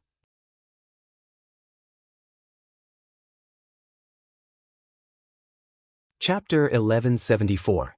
Wu Yen, Toka, Yoshino, and Yuxian walked down the path provided for the staff. They were being stared at by the women around them. She was like a country bumpkin who had just entered a big city. She kept looking left and right, observing her surroundings. After a while, she finally looked at the staff around her as if she was bored. She tilted her head. Why do I feel like everyone here is a woman? Question. Yuxian also looked around. Yuxian has the same question. That means everyone here is a woman. Toka looked at Wu Yen in confusion. Why is that? Shido. Oh, you're asking me? Wu Yen rubbed his nose in annoyance. I know the reason, but it's better if you don't know. Otherwise, you'll regret following me. Toka, Yoshino, and Yu Xian looked at each other. They wanted to ask something, but Wu Yen interrupted them. We're here. Wu Yen stopped in front of one of the resting rooms. The 4 elven girls stopped as well. Be careful. At the same time, Kotori's cautious voice sounded in the earpiece. Don't forget that the last time you met Meijio, she attacked you for no reason. Although your relationship seems to be very good during this period of time, it's still only over the phone. Perhaps the next time you see her, her favorability toward you will be lower than a cockroach. Wu Yen shook his head speechlessly and he knocked on the door of the lounge. Come in. Even under the cover of the cold door, her sweet and intoxicating voice was still exceptionally clear and enchanting, like a gust of warm air blowing past. It caused the pores on the bodies of Toka, Yoshino, Yakuya, and Shishian to open up, and the expressions on their faces became much more comfortable. Wu Yen, who saw this scene with his own eyes, couldn't help being stunned. He bitterly laughed. As expected of an existence whose identification name is Diva. Just her voice alone is unforgettable. With such thoughts in mind, Wu Yen pushed open the door to the lounge. At this moment, there was only one figure in the spacious resting room. The first thing that came into view was her violet hair. Her long hair flowed down like a waterfall. Her silver eyes were like a starry sky. One couldn't help but want to be immersed in her. Her voluptuous figure and hot body. She wore a white dress. It set off her shiny skin. After a period of time, seeing Meijio again, she was still as beautiful as a fairy who had walked out of a dream. She was so charming that the 4 elf girls who saw Meijio for the first time were a little stunned. She sensed that the person who came in wasn't an ordinary staff member, so she sat down. Meijio was tidying her hair in front of the mirror. She turned her head and looked at the door. Wu Yen led a group of 5 into her sight. Meijio flinched. When she realized who this person is, her bright silver eyes flashed. She glanced at Wu Yen before turning her head away in a flustered and unhappy manner. You guys sure are relaxed. The concert is about to start. Well, it hasn't started yet. They finally met again after such a long time. Wu Yan's expression was slightly unnatural. He shrugged and used the same tone he used when talking to Meijio on the phone. If you can come in through the front door, it will be much less troublesome. I don't want a man to walk into my concert, Meijio said bluntly. It's already an exception for you to come. It's an exception among exceptions. Yes. Meijio sounded like she's trying to hide something. Wu Yen couldn't figure out what she's thinking, so he sighed in a perfunctory manner. At the same time, the sound of Ratatosker's members operating the equipment in Fraxinus's command room was also heard through the earpiece. Favorability, 70%. Fixed. No change. Psychic wave stable. No abnormalities. No danger of space tremors. Mental state fluctuating frequency is rather prominent. The target sprite, Diva, seems to be in an abnormal mood. Kotori nodded. She looked at Meijio's image on the screen and the changes in her values. Her red eyes narrowed. Other than her mental state, everything else is fine. Why is her mental state fluctuating so erratically? The change in the numerical value is similar to panic or an increase in heartbeat. Ling Yin answered expressionlessly. It's probably because she saw Mr. Is that so? Kotori pursed her eyebrows and turned to the loudspeaker. She chuckled mischievously. Then, Oni-chan, do you want to take advantage of the situation and take Meijio down? I won't be far from death by then. Wu Yen complained. Let's not talk about Meijio first. I have 4 elves here. Do you want me to show off my techniques to them? It doesn't matter. It doesn't matter, Kotori said in a domineering manner. It's not like there's any danger of reflux. We'll find a way to coax her back. Isn't that what you're best at? What? Best at my ass. I'm sorry, I'm your ass. When Wu Yen and Kotori were arguing, Meijio snorted in dissatisfaction. She wanted to look away from Wu Yen. However, she inadvertently glanced at Toka and the others behind Wu Yen. Looking at the four beauties standing behind Wu Yen, Meijio was stunned for a moment. Then her silver eyes lit up. "You are?" Meijio stood up from her seat. Her expression was unusually bright. Her clear eyes swept across Toka, Yoshino, Yagoya, and Yushi. Her smile was very bright as she walked over. Meijio walked towards them with a smile on her face. For some reason, the four elven girls felt a sense of danger. They took a step back and hid behind Wu Yan's back. "What do you want?" Toka followed her heart and she tugged at Wu Yan's shirt. She didn't hold back when she said those words. She didn't hold back when she was talking to Wu Yan. "Don't get too close to me. You look dangerous." Do you want to offend me?" Yakuya's tone was still arrogant, but her petite body was fixed behind Wu Yen. "You're really brave. Since that's the case, you better be mentally prepared to experience the terror of the 8-dance dance. Warning." Yuxian's eyes flashed with vigilance. "If you come any closer, Yuxian has the right to defend herself." "Woo-woo." Fourth Jinai pulled down the hat on her head and put it on her face. She appeared to be a little flustered and there were tears at the corner of her eyes. She looked very pitiful. "Ah!" Meijio stopped in her tracks. Her expression was blank as well. The rejection of the four elven girls seemed to have hit her hard. Wu Yen couldn't bear to see her like this. However, Meijio used her actions to tell Wu Yen that he was too naive. Natural. Chunibyu. Powerless. And a cute and petite loli. Meijio's beautiful big eyes were already twinkling with little stars. Even her hands were clasped together and placed in front of her chest. Her face was filled with absent-mindedness and a blush, as if she was a young girl who had fallen in love. Her eyes became more and more blurred, and in the end, she could not help but cry out. "I can't take it anymore." Following the scream, Meijio charged at Toka, Yoshino, Yagushir, and Shisien with unprecedented speed. "Please come and have a meal with me. Cute girls." "What? Don't come over." Amidst their sorrowful cries, the four elf girls scrambled to escape. "This is an offense. This is an offense." "Shudder, don't run this way." "Ugh. Why are you running away?" "Wait." "Wah." Wu Yen looked up at the sky and he let out a long sigh.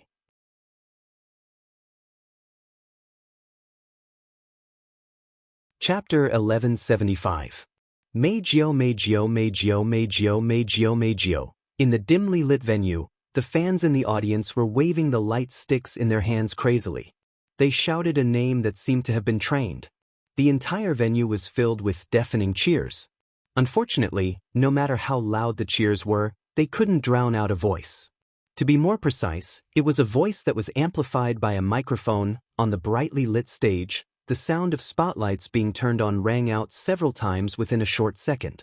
Spotlights of different colors shone on the center of the stage from different directions. Meijio, who was wearing a white gown and looked like a goddess of moonlight, was exposed to the audience's eyes. Meijio. At this moment, a voice that was several times louder than before soared into the sky. It reverberated throughout the entire venue, causing the ground to tremble. Standing on the brightly lit stage, Meijio looked down at the fans in the audience who were cheering wildly. She showed a sweet smile and opened her hands. "Hello, everyone." "Hello." The overlapping voices of agreement replaced the cheers and echoed in every corner of the venue. Meijio nodded in satisfaction. She looked at a certain spot in the audience and blinked cutely. "Thank you everyone for coming today. I'm very, very happy. So, I hope everyone can enjoy themselves today." After saying that, Meijio spun in a circle as though she was dancing. Then clear music started to fill the air and filled the air. Following that was Meijio's enchanting song. She danced with light steps. She stretched her beautiful body. Under the lights, Meijio had an extremely sweet smile on her face. She danced along with the music and sang to her heart's content. As the song entered the climax, the tune became more and more cheerful. The spotlights on the stage became brighter and brighter. Meijio's dance became more and more intense. As the performance progressed, she displayed all of her abilities. The mood and atmosphere of the audience in the venue continued to expand. Everywhere was filled with enthusiasm and joy. So beautiful. In a narrow passage near the backstage, Wu Yen, Toka, Yoshino Yakuya, and Yuxian were standing there. From the side of the stage, they were watching Meijio's performance from the closest distance. Listening to the beautiful melody, everyone's performance was different. Siyu's eyes were wide open as she watched Meijio dancing on the stage with a smile on her face. She couldn't help but be entranced by her singing. Her beautiful blue eyes were filled with waves. Clearly, she had been conquered by Meijio's song. Yi Juya and Shi Xian closed their eyes and listened to Meijio's song with their ears. Their expressions were serene. As for 10 fragrances, she blinked her innocent purple eyes and gradually became absent-minded. Even Toka, who didn't have a comprehensive understanding of idols and songs, and who didn't have much enthusiasm, was mesmerized by Meijio's performance. One could only imagine how good Meijio's singing was. Whether it was her movements, her dance, her expression, or her melody, Meijio displayed her overwhelming strength. She instantly captured the hearts of the audience in the venue. Coupled with the support of the audience who were waving the light sticks in their hands and shouting deafening cheers with all their might, who could have imagined it? Seductive Meijio was actually a singer who had only debuted half a year ago. Without a doubt, because of Meijio's song, the atmosphere in the venue had reached an unprecedented level of craziness and excitement. The emotions of the fans were also unusually high. If someone fainted because of too much excitement, then it wouldn't be surprising. Toka, Yoshino, Yakuya, and Yuxian watched Meijio perform to her heart's content on the stage. Their faces were filled with longing. Perhaps in every girl's heart, there was a dream to stand on the stage. Yuxian, who was always listless, inadvertently noticed. Unlike everyone else who was captivated by Meijio's singing and charm, Wu Yan's face was expressionless. Yuxian even noticed that from time to time, Wu Yan's brows would flash with disappointment and helplessness. Yuxian, who was immersed in the stage, immediately woke up and looked at Wu Yan worriedly. "Master, do you not like Meijio's singing?" Yuxian's voice attracted the attention of the other 3 girls. They all turned to look at Wu Yan. "What's wrong?" Toka met Wu Yan's eyes and asked in confusion, "Shido, do you not like Meijio's singing?" "Is that so?" Yakuya tilted his head and crossed his arms. "If Master doesn't like Meijio's singing, then let's leave, brother Shido." Yoshino grabbed Wu Yan's sleeve to show that she was on his side. Wu Yan smiled when he saw the worried gazes of the 4 elven girls who were still immersed in Meijio's performance. They didn't even hesitate to proclaim their love for him. "It's not that I don't like Meijio's singing." Wu Yan patted Yoshino's head to comfort her. He also held Yuxian's hand and gave the 4 girls a reassuring look. He then looked at Meijio and sighed. "I'm just a little worried." Toka, Yoshino, Yakuya, and Yuxian's spiritual energy was sealed so they didn't notice anything. However, Wu Yan could clearly sense it. When Meijio was singing, her voice was filled with spiritual energy. In other words, Meijio was still singing with her mesmerizing voice as usual. She was constantly using her power to arouse the enthusiasm of the audience. It wasn't that Meijio's singing wasn't good. Even if she didn't use her spiritual energy, her singing could still affect the audience's emotions. However, after using her spiritual energy, the audience's emotions would be amplified and they would become even more frenzied. What did this mean? It meant that Meijio was afraid. She was afraid that her singing wouldn't receive the support she expected. Perhaps, Meijio was worried that her singing wouldn't receive the expected response and she would be ridiculed by the audience. In other words, Meijio was afraid of her own fans. That's why she wanted to use this method to amplify the audience's emotions. Obviously, the past experience, even after half a year, still affected Meijio and left a shadow in her heart. That's why Wu Yan said he was worried. As for his disappointment, it wasn't because Meijio used her spiritual energy to sing. It was because he couldn't hear Meijio's original singing voice and he was simply disappointed. Therefore, the disappointed Wu Yan didn't notice that Meijio, who was about to take a break after the performance, happened to see Wu Yan's disappointed sigh. Meijio's heart trembled when she saw the worry and disappointment in his wine-red eyes. She glanced at Wu Yan and then at the fanatical fans in the audience. Meijio hesitated.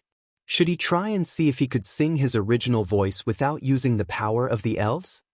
The moment this thought flashed through her mind, Meijio's bright silver eyes were filled with endless fear. In her mind, half a year ago, she stood on the stage and received the cold and dark gazes of the audience. She tried her best to open her mouth and speak into the microphone in her hand. However, no matter how hard she tried, she couldn't make a sound. That scene of despair appeared in her mind, causing the fear in her eyes to magnify infinitely. Under the urge of extreme fear, the thought of using her own voice to sing instantly vanished. Meijio shook her head and forced a smile. She waved her hand at the audience below. Soon after, under the cheers and gazes of everyone present, she slowly walked towards the tunnel by the side. However, in the deepest part of Meijio's heart, the thought that had vanished into thin air had already concealed itself from Meijio, leaving behind a faint mark.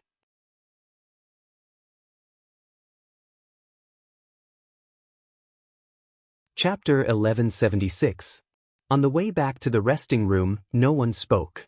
The atmosphere was heavy. Toka, Yoshino Yagia, and Shisien tactfully walked at the back. They looked at Wu Yan and Meijio walking in front of them. They secretly exchanged glances. They seemed to be communicating something. Of course, although they said they were communicating through glances, there was only one emotion in Toka's eyes. It was confusion. Although Fourth Aunt's face was not filled with confusion, her beautiful big eyes were filled with confusion. Clearly, she did not understand what the other three sisters were trying to say with their eyes. Only Yi Jushi and Shi Xian were happily exchanging glances. From time to time, they would nod or shake their heads.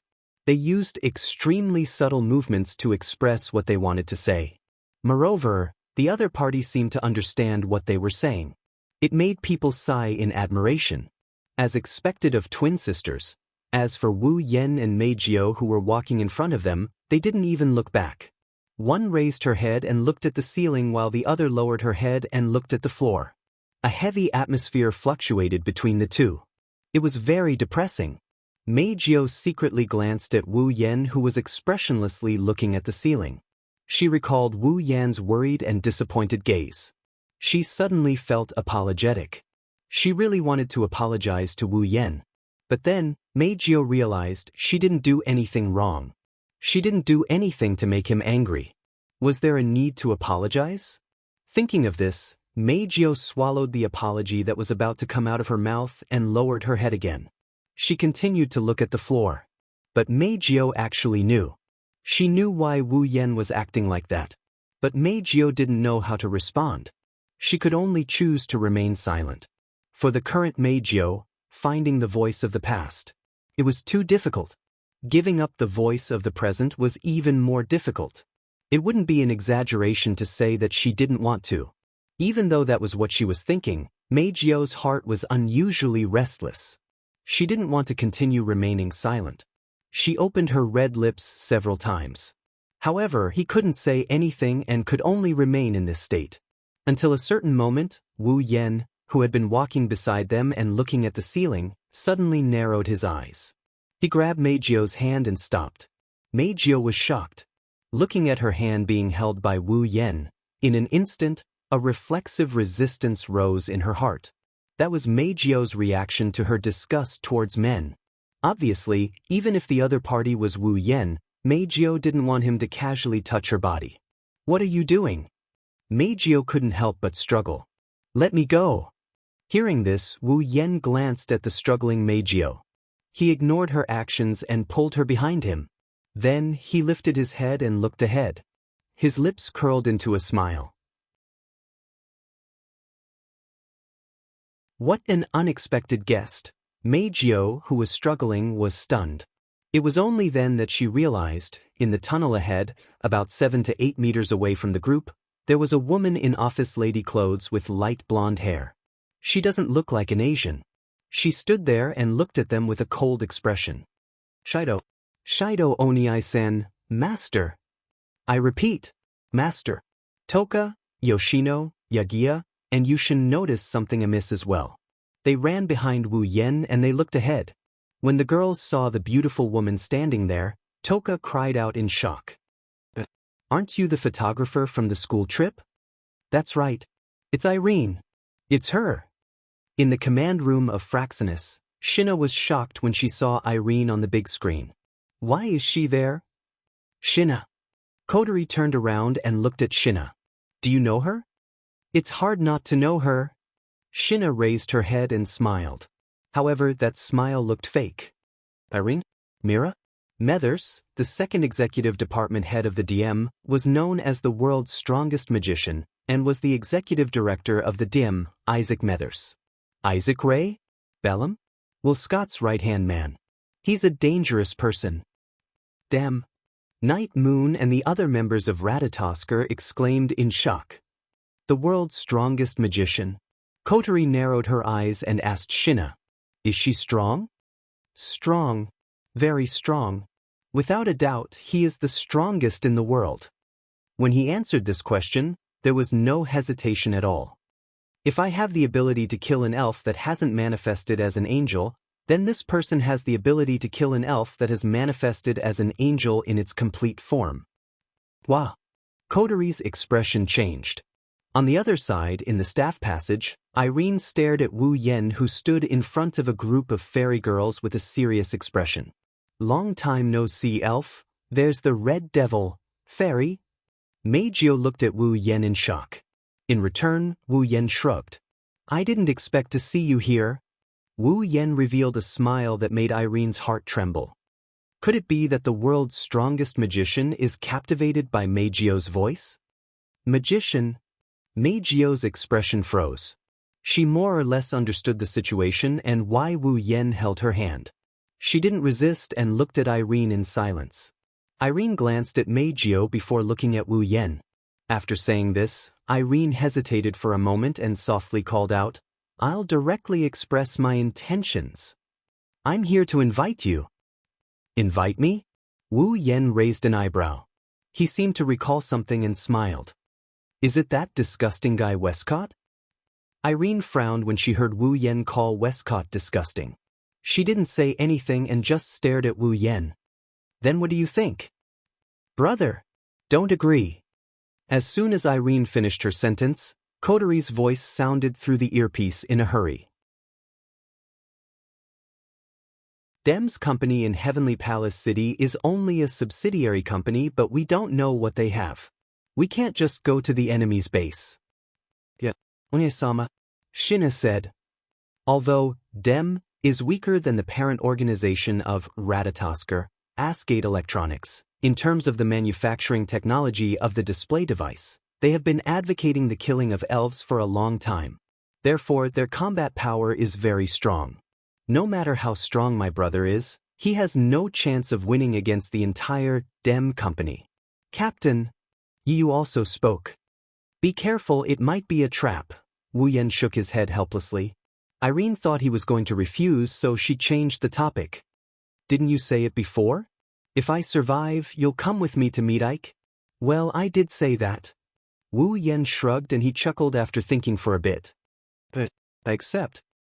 "One-sama." Kotori's sharp voice sounded in Wu Yen's ear. "Don't worry." Wu Yen whispered into his earpiece. "Don't forget, I still have familiars and ruby mode. Even if I can't get away, I can still teleport away." Kotori fell silent. Wu Yen glanced at Irene, who relaxed a little. He turned around and looked at the elven girls. "That's it.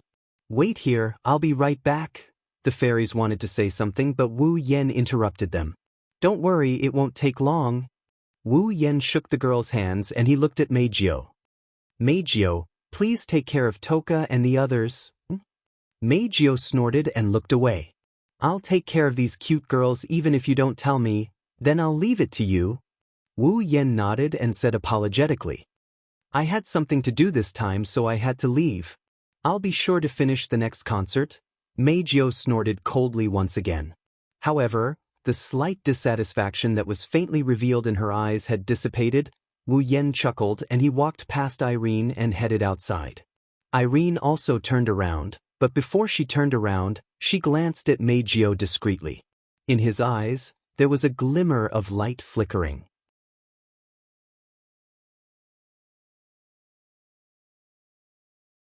Chapter 1177.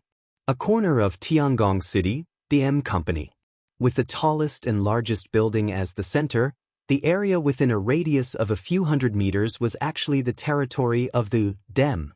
With this area as the foundation, the Diem was like the king of a territory. They built a lot of related facilities in the territory, such as office buildings, offices, research bases, and so on. Naturally, there were also residential areas specially provided for the DM staff. The building that stood in the middle like a giant pillar that supported the sky was the first office building of the Dem branch company. It was also the most important building in the Dem branch company. Under Irene's lead, Wu Yen walked through the spacious hall and walked along a rather glorious passage to the top floor of the first office building. According to Irene, Will Scott is waiting for his arrival there. Glancing around, the magicians dressed in all kinds of CR units, armed with weapons and looking at him with vigilant gazes, Wu Yen curled his lips lazily and looked at Irene. I say, Miss Irene, is this Dem company usually so heavily guarded? Or is it so grand because of my arrival? Hearing Wu Yan's words, Irene's footsteps imperceptibly paused. She seemed to be thinking about how to answer Wu Yan's question, but this pause didn't even last for a second before she continued moving. Irene answered truthfully. This is the first office building of the DM company. Many of the DM's top secrets are kept here. Moreover, there are also DM's higher-ups moving around here. Therefore, the first office building is usually in this state of security. It has nothing to do with your arrival. Nothing to do with it? Irene didn't know whether to believe it or not. Wu Yen shrugged and said casually, It's usually so heavily guarded, I really don't know what the real state of alert is like. I really want to see. The current DM is very powerful. In the whole world, they were the ones with the highest right to speak. Plus, it has the technology to create a display device. I believe that in this world, no one wants to offend the DM for no reason. No one wants to offend the DM either. Irene glanced at Wu Yen, as if she was referring to something. It's been many years since a true state of alert has appeared, is that so? Wu Yen put his hands behind his head and followed Irene. Then why did you invite me in so openly? Do you think I don't have the ability to make the DM go into alert? You misunderstood. You've misunderstood. Irene's expression turned cold. With your strength, the security here is nothing more than a facade. If you intend to force your way in, this level of security won't be able to stop you. Wu Yen chuckled as he shook his head.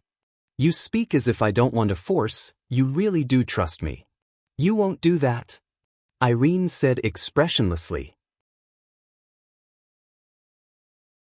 After all, this is just fulfilling the bet of our game. That's why I said you really do trust me. Wu Yen turned to look at Irene and smiled meaningfully. Are you that confident that I'll fulfill the bet of our game? What if I go back on my word? Or maybe they'll just kill you, who came here alone. You won't do that. Irene's expression didn't change in the slightest, and the look in her eyes began to sharpen. At least, if it were me, I wouldn't do that. You're stronger than me, you wouldn't do that either. Irene suddenly paused and her voice became softer. Of course, if it's Ike's order, then it's a different story. How loyal. Wu Yen didn't say anything else after that. He ignored the vigilant gazes of the surrounding guards and followed Irene through a series of dizzying corridors and special elevators to the top floor.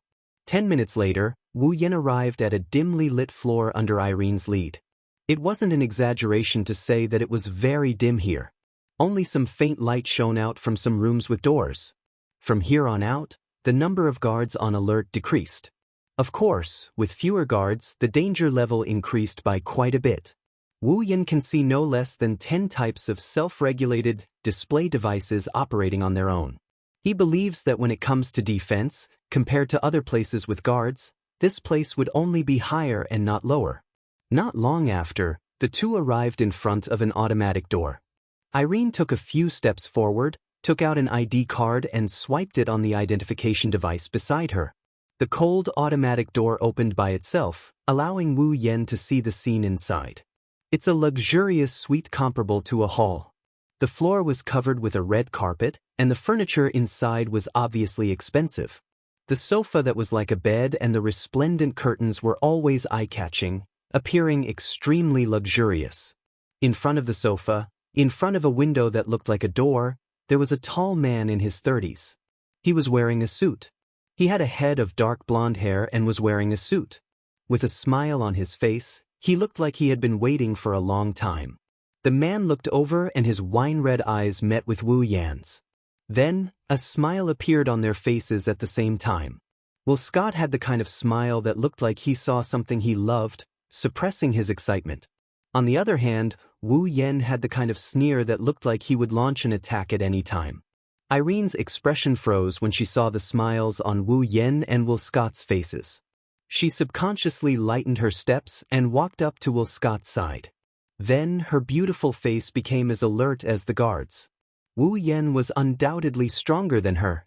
Now that he had come into contact with Will Scott, if he launched an attack now, Irene believed that she would not be able to stop him in time if she was not on guard. Therefore, even if it was for Will Scott, Irene had to be on guard. However, the two of them had completely forgotten about Irene. They stared at each other, as if they could see through each other's thoughts. After a long time, Will Scott broke the silence first. "Welcome, Red Devil. No, it's Sukashido." The smile on Will Scott's face widened a little. "I'm Isaac." "Baram? Will Scott?" "Well, you can just call me Will Scott." "That's enough." Wu Yen waved his hand and sighed. "That's what I was planning to do, but the first impression you gave me, how should I put it? It couldn't be any worse. So, I'll skip the familiarity of calling you a friend. I'll just treat you as a passerby for now." Irene frowned deeply when she heard that. A cold light flashed in her eyes. Will Scott was stunned for a moment before he laughed out loud. "Is that so? That's not bad either. It's not a bad experience to be called respectfully all day long. Let's do it this way then. Thank you so much." Wu Yen let out an exaggerated sigh of relief, as if he was really glad he didn't have to call Will Scott by his name. Irene's expression turned uglier and uglier while Will Scott's smile grew brighter and brighter. It was a stark contrast. "Then, tell me why you invited me, Mr. Passerby." Wu Yen crossed his arms in front of his chest and looked at Will Scott, who was smiling like a fox. "If it were you, you wouldn't invite an elf to drink tea with you, right? That sounds good." "That doesn't sound too bad. After all, I've never had tea with an elf before." Will Coat smirked. "However, if you agree to my conditions, we'll have plenty of time to drink tea together in the future." Will Scott revealed a fanatical smile and stared at Wu Yen. "So, if it's possible, can you join us?"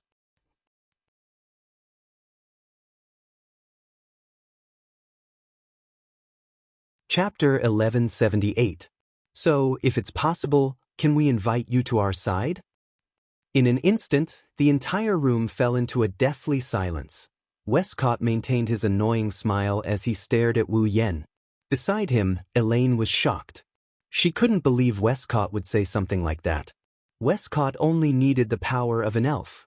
He had been obsessed with the power of an elf. It was unprecedented for him to invite an elf to join him. Compared to power, personality and human nature were harder to control. Moreover, the elf was a completely different species from humans. What about the personality and human nature of an elf? One wrong move and he might end up burning himself.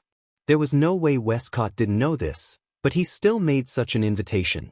Even Irene, who had always been by his side and thought she knew him very well, was confused by his invitation. Compared to Irene, Wu Yan's expression is a lot lighter. He looked at Will Scott, who is smiling. "Let me ask you something first. What do you mean by that?" "Oh, is it that hard to understand? It's just the literal meaning." Westcott shrugged and opened his arms as if he was going to hug Wu Yen. He sounded excited. "I want to invite you to join them, just like Elaine. You can be my right-hand man. You can sit on the same level as me or even stand at the top of the world as long as you agree. No matter what you ask, I will do my best to satisfy you." Elaine's expression changed. Even Wu Yen is frowning, let alone Irene. Westcott was the executive director of DM. He was one of the higher-ups in the organization. DM was one of the top organizations in the world. Westcott's position was higher than the rulers of other countries. His position was higher than theirs. Under such circumstances, Westcott made a special promise that he would do his best to fulfill whatever request Kieran made. Regardless of who it was, they would be moved by the promise. This was a chance to reach the heavens in a single bound. Unfortunately, in the eyes of Wu Yen and Irene, this promise is like a joke. "Are you out of your mind?" Wu Yen sighed and he continued without holding back. "Left and right hands? Equal footing? The top of the world? Do you think an elf would crave power? Any other request is fine too." Westcott's smile didn't waver. His bewitching voice echoed in the air. "As long as it's within my power, I will do my best to fulfill it. Even if I can't, I will do my best to fulfill it. What do you think?" Westcott extended his hand to Wu Yen. His lips curled up. "Do you want to join me?" As soon as he finished speaking, the entire place fell into silence once again. Irene fell silent. She definitely didn't support Westcott's idea, but since it was Westcott's own will, even if she didn't support it, she would still follow it. Wu Yen turned a blind eye to Westcott's outstretched hand. He stared at Westcott's face. After a long while, he sighed again. "I was wondering what you were going to say to me. I didn't expect it to be something so boring." "Oh." Will Scott nodded without any surprise and turned his body sideways. "So, you're rejecting me?" "I'm confused. What gave you the confidence that I would agree to your request?" Wu Yen snickered. He looked at Irene, who was standing beside him. "Is it the so-called world's strongest magician?" Ignoring Irene's frosty expression, Wu Yen scanned his surroundings. "Or is it this weak-looking dem?" His wine-red eyes landed on Will Scott. Wu Yen revealed a smile that isn't a smile. "Or do you think you have the magnanimity to make me submit to you?" "I see. In other words, you can't find a reason to stay?" Will Scott held his forehead helplessly as if he was having a headache. However, he suddenly smiled when he thought of something. "How about something else?" Will Scott said as if he had found something fun. "For example, if you don't agree, the girls around you." Before he could finish his words, Will Scott's pupils shrunk. All his words seemed to be stuck in his throat, and he couldn't say a word. Because the figure that was originally standing in front of him had suddenly vanished from the spot under his gaze. What replaced it was a somewhat scorching and somewhat ice-cold feeling that came from his back, causing him to freeze on the spot. "What?" Elaine was shocked. She jumped away. With a flash of brilliance, the special CR unit, called Pandaragon, appeared on her body and covered her body. When Elaine turned around and looked in the direction of Westcott, her hand that was about to pull out the laser light sword on her back froze in the air. The expression on her face changed drastically. "Although I more or less know that you are very annoying before I came." Like a close friend, Wu Yen leaned on Westcott's back. His eyes looked straight at the scene of Tiangong City outside the window. His voice was indifferent, but it gave the two people a cold feeling. "But after I really got in touch with you, I realized that you are not annoying but disgusting." The smile on Will Scott's face slowly disappeared. His sharp eyes couldn't help but waver. For the first time, indifference appeared in his tone. "Really? That's really a pity. I really want to have a good relationship with you. It's really a pity." Keeping his back to Westcott, Wu Yen shook his head, ignoring Elaine, who was worried that he would suddenly attack. "Unfortunately, in the end, you can only be a passerby in my life. You don't even have the qualification to be remembered by me." After that, Wu Yen stepped away from Westcott's back and came to the window under Elaine's gaze. "Let me give you a piece of advice." Turning his head, Wu Yen looked at Westcott. A dangerous bloody light flashed in his eyes. "Don't touch people you shouldn't touch. It's best not to do things you shouldn't do. Usually, this kind of person will die faster, Mr. Passerby. After leaving such a sentence, an abnormal wave rose from Wu Yan's body. Then he disappeared on the spot. Ike. Elaine's eyes swept across all the corners of the scene and then looked at Westcott. Are you all right? I'm fine. I'm fine. He won't even bother to attack me. Westcott shook his head and laughed. However, Irene, your previous evaluation of him seems to have been too low. Hearing this, Irene fell silent and clenched her fists tightly. At first, Elaine thought that even if she wasn't Wu Yan's match, she could at least escape with Westcott when he attacked. In the end, she didn't even know when the other party had moved or when he had run behind Will Scott. If Wu Yan had attacked Will Scott just now, Elaine's face paled at the thought. Seeing this, Westcott took a deep breath and laughed bitterly, which was rare for him. Looks like I can't act rashly before I know his exact strength. Westcott walked to the window and looked at the sky outside with a frown. If that's the case, the people around him who look very similar to Princess, Nightmare, Berserker, and Hermit won't be able to move as well. This is going to be a little tricky. Hearing Will Scott's words, Irene was silent for a moment and suddenly raised her head. Then what about Diva? What about Diva? Diva? Westcott was taken aback. He looked at Elaine in confusion. What do you mean? When I went to invite Shido, I detected a psychic wave in a concert venue. Irene narrowed her eyes. The song performed at the concert seemed to contain spiritual energy. Westcott's eyes lit up and he smiled.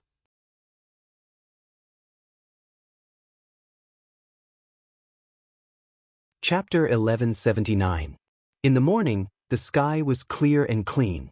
Passing through the layers of floating clouds, the sunlight was like strands of golden threads, crisscrossing in the snow-white clouds, sewing the scattered clouds into an incomparably beautiful pattern, emitting a dazzling halo, causing people's eyes to brighten. The scorching sun hung high in the sky, the red sunlight poured down like a torrent. The ground looked like it's on fire. The heat caused the air to distort. It had already been 2 months since the end of the last cultivation trip. Traveling to the seaside during the summer was undoubtedly a very beautiful thing. The memories of the trip to Huimei Island were still more or less lingering in the minds of the students and teachers of Lai Chan High School.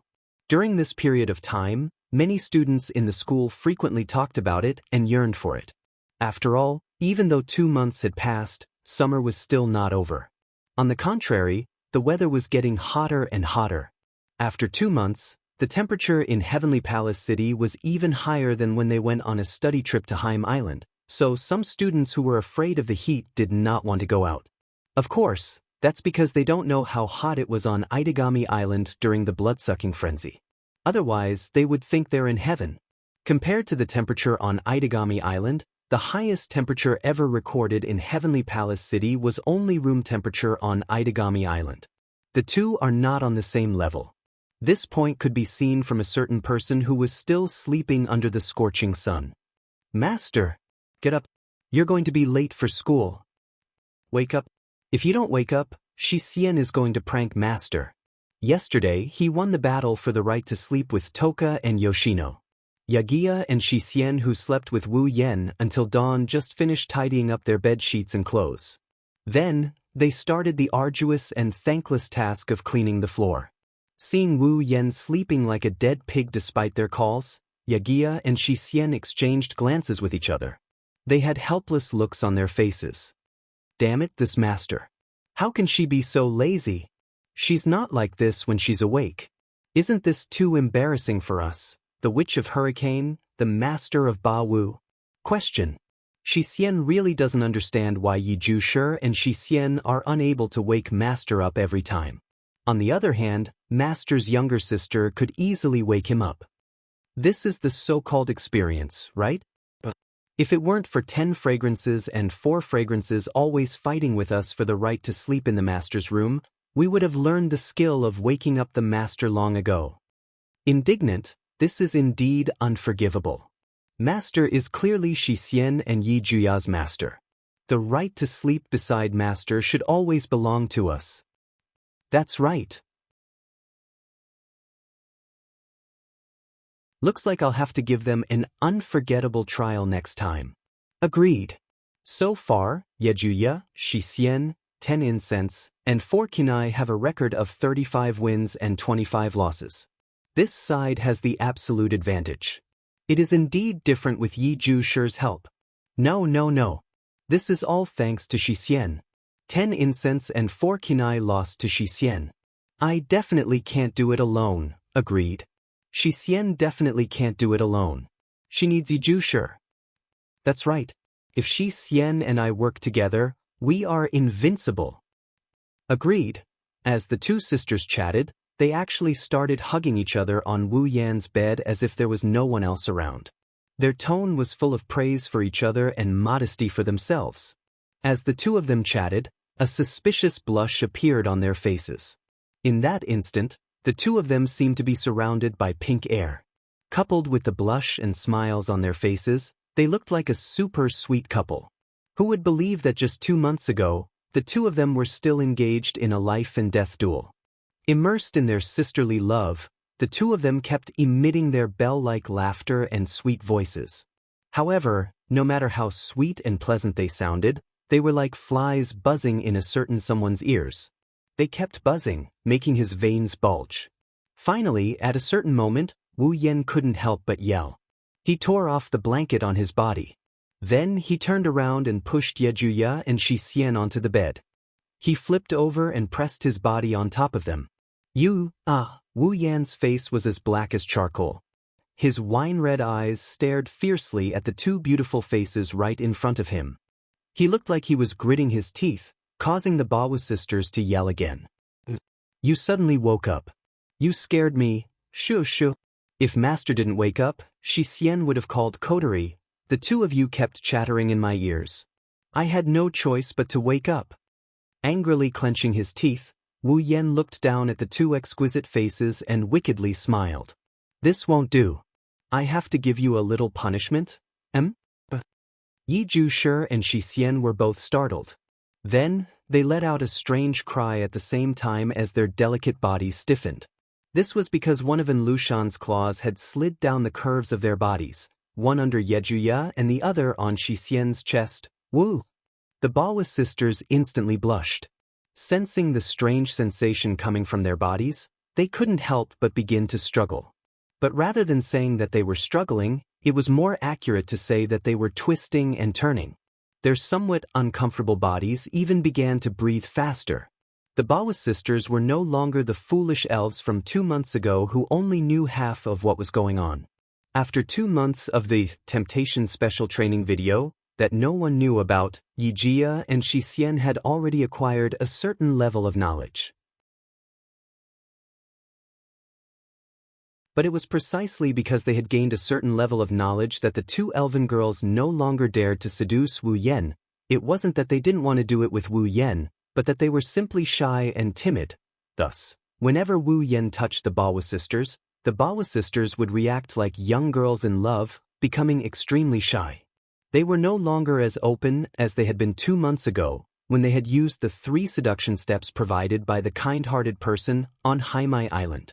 Alas, the two elven girls had no idea that this sort of reaction would only arouse the filthy thoughts in the heart of a certain wolf. One on each hand, one on top and one on bottom, he rubbed the soft parts of the two girls. He licked the corner of his lips and sighed. As expected, one focuses on being soft and slender while the other focuses on being full and voluptuous. Hearing that, the redness on Yejuya and Shixien's faces grew even stronger. However, Yejuya soon voiced his dissatisfaction. Ugh, why does Master like to touch Shixien's breasts every time? While holding back his breath, Yejuya continued to speak in a fragrant voice. I have something to say too, sigh. Shixien also has the same question. With a blush on her face, Shixien couldn't help but twist her upper body that was being rubbed up and down by Wu Yan. Why does Master like to touch Yejuya's entire body but only touch Shixien's breasts? Well, it's your fault for having your own merits. Wu Yan's hands moved faster, causing the Bawa sisters to moan. Then he smiled and said, "As for me, of course, I would focus more on the areas that I like." After rubbing a few more times, Wu Yen withdrew his hands with some regret, allowing the Bawa sisters who had almost reached the peak to catch their breath. Ha! Yejuya's eyes were slightly dazed, his clothes were extremely messy. "Is it already over?" "Opinion." Shi Xian panted, her watery eyes turned to Wu Yen. "Shi Xian thinks it's not over yet. Although I really want to continue, if we make too much of a fuss and Shirori finds out, it would be very scary. It's better to leave the beautiful things for the future." Wu Yen sighed and stood up. "All right, you girls should quickly tidy yourselves up. We have an important meeting to attend today." "A meeting? Did you forget?" Wu Yen shook his head when he saw the confused looks on the sisters' faces. The large-scale cultural festival held by the 10 high schools in Tiangong City, the Tianyang Festival, will be held soon. Our class will also have to discuss the Tianyang Festival. After saying that, Wu Yen glanced at the Bawa sisters. "What? You don't want to participate? How is that possible?" "Repeat. That's impossible." Yagoya and Dushin jumped down with excitement on their faces. Wu Yen couldn't help but chuckle at their excitement.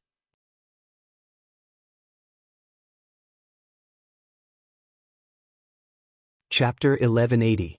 30 years ago, Heavenly Palace City was an area formed by the devastating destruction caused by a huge space earthquake. It was redeveloped and born from that. Although the current Heavenly Palace City was not very prosperous, it still maintained a considerable population. However, at the beginning of the redevelopment period, due to the threat of the space earthquake, not many people were willing to live in Heavenly Palace City. As a result, the population of Heavenly Palace City was very small compared to the area of the area. Under such circumstances, at that time, both the number of schools and the number of students were very small. It was absolutely impossible to hold a cultural festival that would be lively. Therefore, at that time, the cultural festival that was born was an event that was planned to be lively together. Because the population of a single school was very small, at that time, the cultural festival was decided to be jointly held by the schools in Heavenly Palace City. With the number of people, the cultural festival could be really lively. This was the origin of the large-scale cultural festival jointly held by 10 high schools, including Lai Chan High School, the Tianyang Festival. At first, the purpose of the birth of the Tianyang Festival was just to make the cultural festival more lively with the joint efforts of various schools. But later, as more and more schools participated in the Tianyang Festival, it developed to the current 10 schools. The Tianyang Festival had become a famous large-scale event in Heavenly Palace City. This small celebration was held by high school students in a sparsely populated area at the beginning. Now, after about 30 years of development, it had become a large-scale event that had to be held in the central square of Heavenly Palace City for 3 consecutive days. Such a large-scale event, even in Heavenly Palace City itself. Now, because it was impossible to cancel the Tianyang Festival, which had grown into a huge event, they could only acquiesce and let the Tianyang Festival continue to this day. Every year, when the Tianyang Festival was held, TV stations would come to interview and report, and there would also be many tourists from outside the city. There were even many junior high school students who decided their high school choice according to the grand occasion of the Tianyang Festival, so the Tianyang Festival evolved into a cultural festival not only limited to high schools, but also had great significance in driving economic development. Therefore, in Heavenly Palace City, every high school attached great importance to the holding of the Tianyang Festival. The fact that the Tianyang Festival could attract junior high school graduates meant that the high schools in Tiangong City had to pay attention to this event.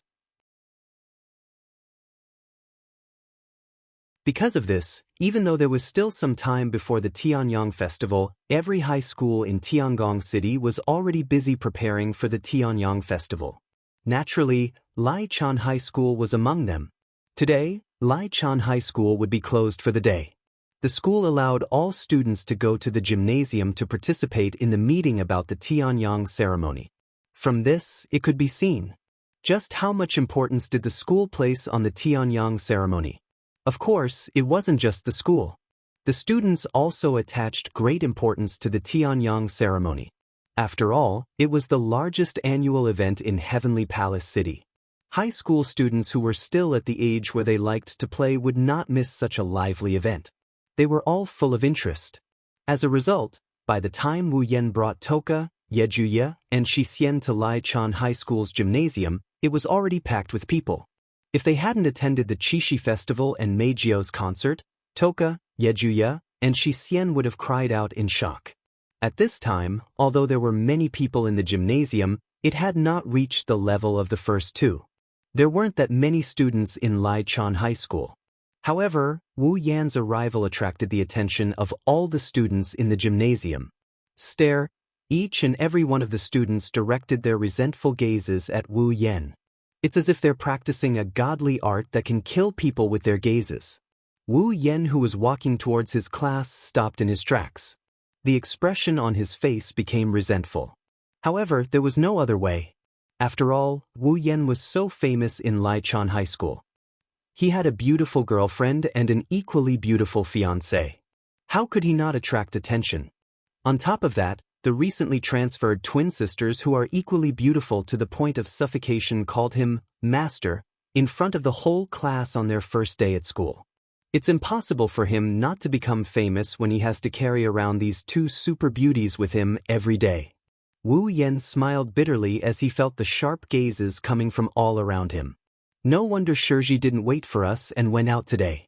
She should have expected this situation long ago, right?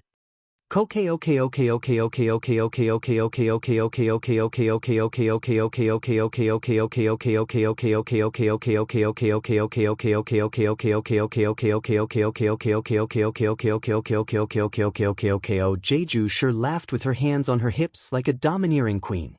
Isn't it natural for them to look at us in awe? Hee hee.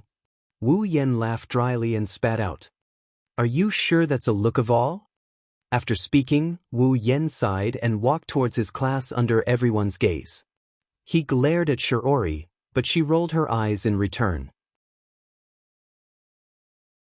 Not long after, the meeting about the Tianyang ceremony officially began. On a high platform in front of them, the principal of Lai Chan High School finished his speech. Then, a director went on stage to explain the Tianyang ritual.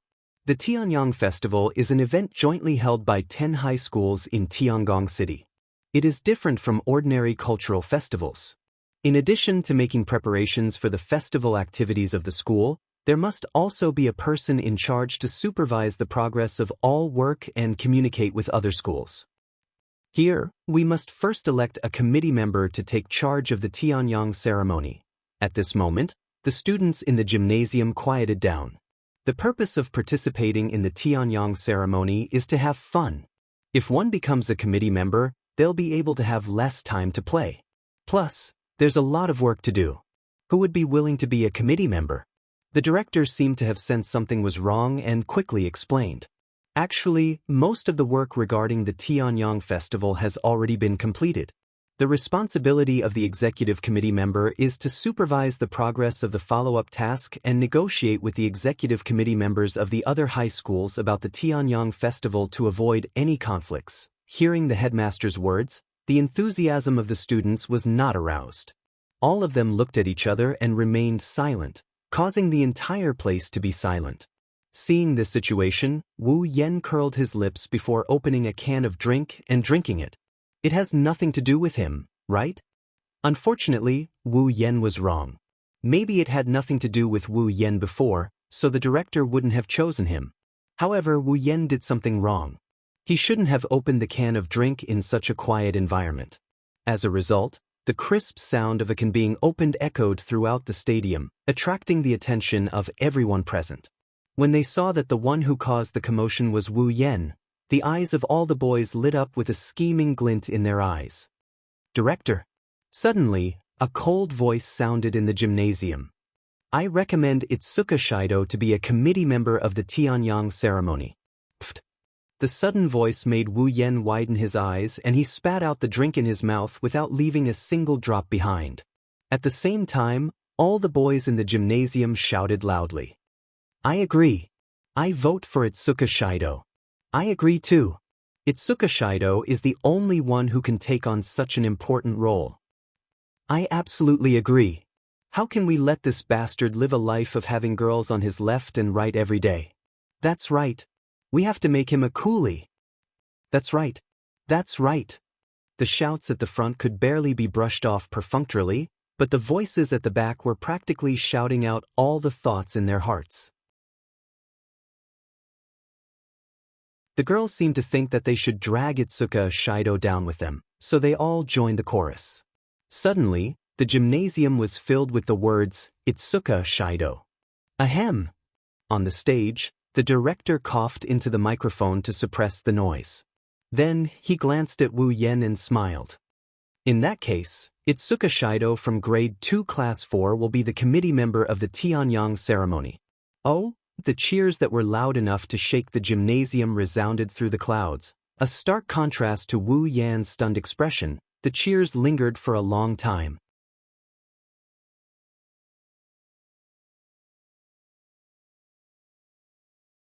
Chapter 1181. Heavenly Palace City, Dragon Gall Temple Women's Academy. Looking at the dignified school gate made of red bricks, the road paved with red bricks, and the castle-like school building at the very front, Wu Yen sighed as he stood at the school gate. In the end, it still ended up like this. The private Dragon Gall Temple Women's Academy was one of the best high schools in Heavenly Palace City. It was like the Tokuwadai High School in the world of Magic Catalog, and the White Emperor Academy in the world of Butler Whirlwind. In Tiangong City, basically, no one did not know such a super famous school. Naturally, Dragon Gall Temple Women's Academy was chosen as the venue for the joint meeting of the 10 high schools during the Tianyang Festival. Wu Yen, who was scammed by almost all the students of Lichang High School and became a committee member of Lichang High School's Tianyang Festival, came here to participate in the joint meeting of the Tianyang Festival while everyone else was having a good holiday. Perhaps it was because there were club activities or because they were preparing for the Tianyang Festival. Students could be seen everywhere at the gate of Dragon Gall Temple Women's Academy on the weekend. Young ladies in white and blue sailor uniforms walked into Dragon Gall Temple Women's Academy one after another. As soon as they entered, they scattered in all directions. Obviously, they all had their own things to do.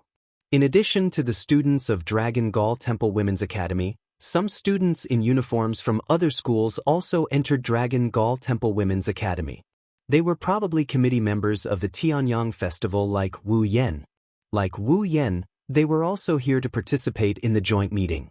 Going to another school to hold a meeting on the weekend made the committee members of the Tianyang ritual speechless. They sighed along the way, their faces full of laziness. But the difference was that they were sighing about the busy work ahead of them. Wu Yen was different. The reason why Wu Yen sighed the first second he arrived here is because, in this prestigious school, he is the only one who can do this. An acquaintance. Oh. What an amazing place. Is this also a school? But it seems like we've come to an incredible place. While Wu Yen is still lamenting over his fate, Wu Yen decided to leave. Behind him, Yi Jia and Shi Xian, who were standing side by side a step away from him, let out surprised gasps. A place like this is where Ba Wu, the son of Hurricane, should be. Yi Jia's silver eyes were already glowing as he turned to look at Wu Yen. Why didn't he transfer here? Why did he choose to study in that shabby Lichang High School? Agreed, Shi Xian thinks so too.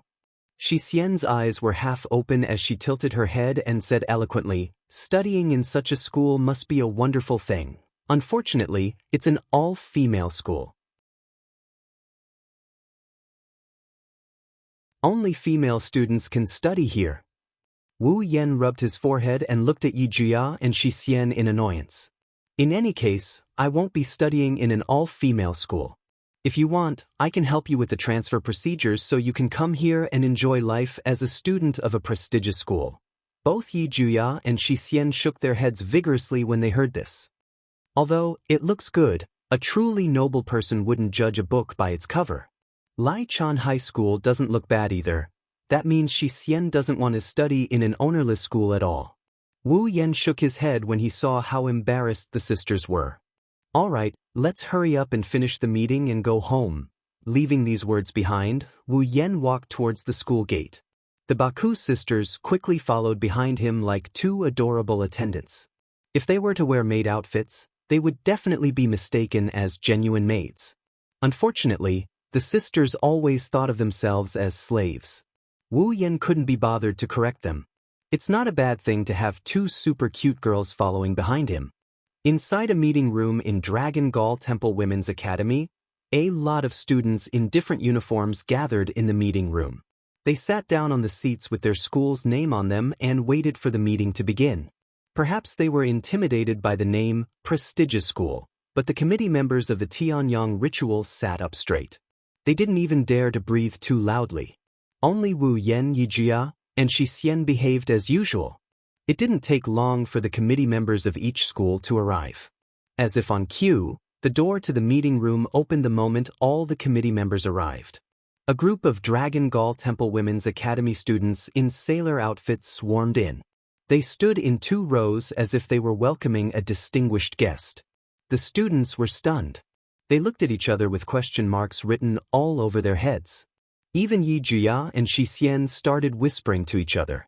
Wu Yen was the only one who couldn't bear to watch and covered his face. While everyone was whispering to each other, a student in sailor outfits walked into the passage between the 2 rows of Dragon Gall Temple Women's Academy students. She looked like a queen. Her footsteps were light and graceful. Her wavy, violet long hair fluttered in the wind. Her sparkling silver eyes were filled with arrogance and a noble and elegant confidence. Although she was wearing the same uniform as the 2 rows of girls around her, the overwhelming presence and voluptuous figure emitted from her body instantly became the most eye-catching existence in the scene. All the students in the conference room collectively fell into a deathly silence. They held their breaths, their gazes unable to leave the girl who was so beautiful that she didn't seem to belong to this world. At this moment, the girl was undoubtedly the main character of this world. Welcome to Dragon Gall Temple Women's Academy, committee members of the Tianyang ritual. Walking up to the front stage, the young girl faced everyone present with a leisurely smile on her face. Her slow and leisurely tone reverberated in the surroundings, entering the ears of everyone present. I'm the committee member of Dragon Gall Temple Women's Academy's Tianyang ritual, Temptress Meijio. Temptress Meijio? At this moment, the conference room was filled with exclamations.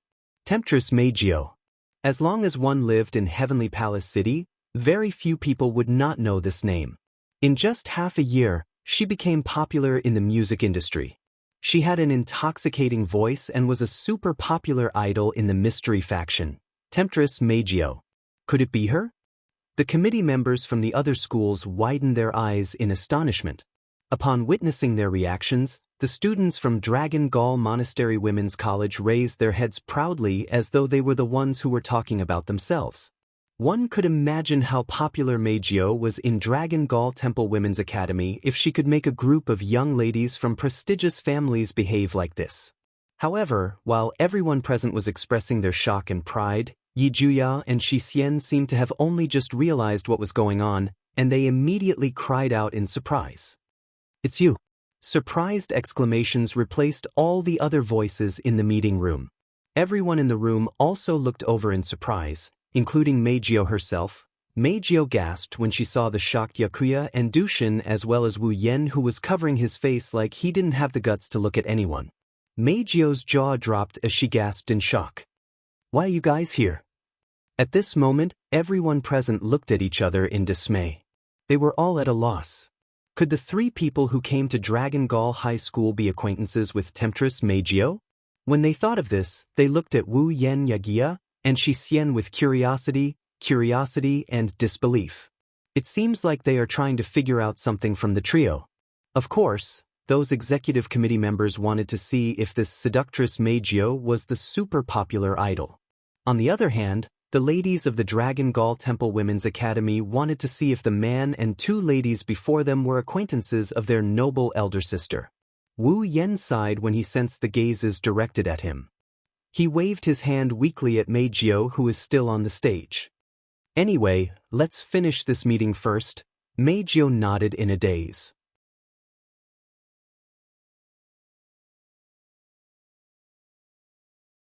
Chapter 1182. Heavenly Palace City in a House.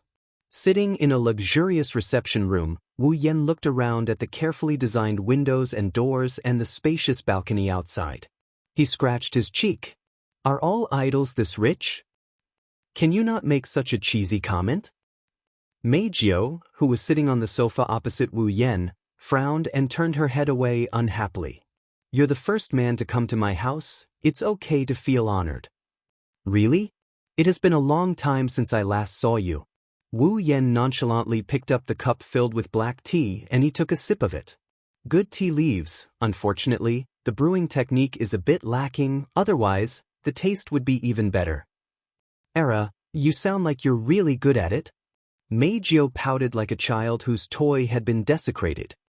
You're a man, you can drink water, why drink black tea? Sorry, I'm a man who likes to drink black tea. Wu Yan raised his eyebrows and raised the cup in his hand. That's why I can say that about your tea. Since you know that it's me who made it, you should drink it with gratitude. Meijio's beautiful face was stiff. She turned her head and looked at the Bawa sisters who were happily pointing at the courtyard below. They seemed to be chatting about something. She sighed. Why are you the committee member for the Tianyang festival at Lai Chan High School? It's not Yaguya or Shixian. It's fine as long as there are girls. I know you're sexist, I know you treat men like flies, but I still don't like it. He bitterly laughed. He put down his teacup and he looked at Meijio. But I still have to thank you. If it wasn't for you taking care of Xiang and the others during the concert, I would have a headache.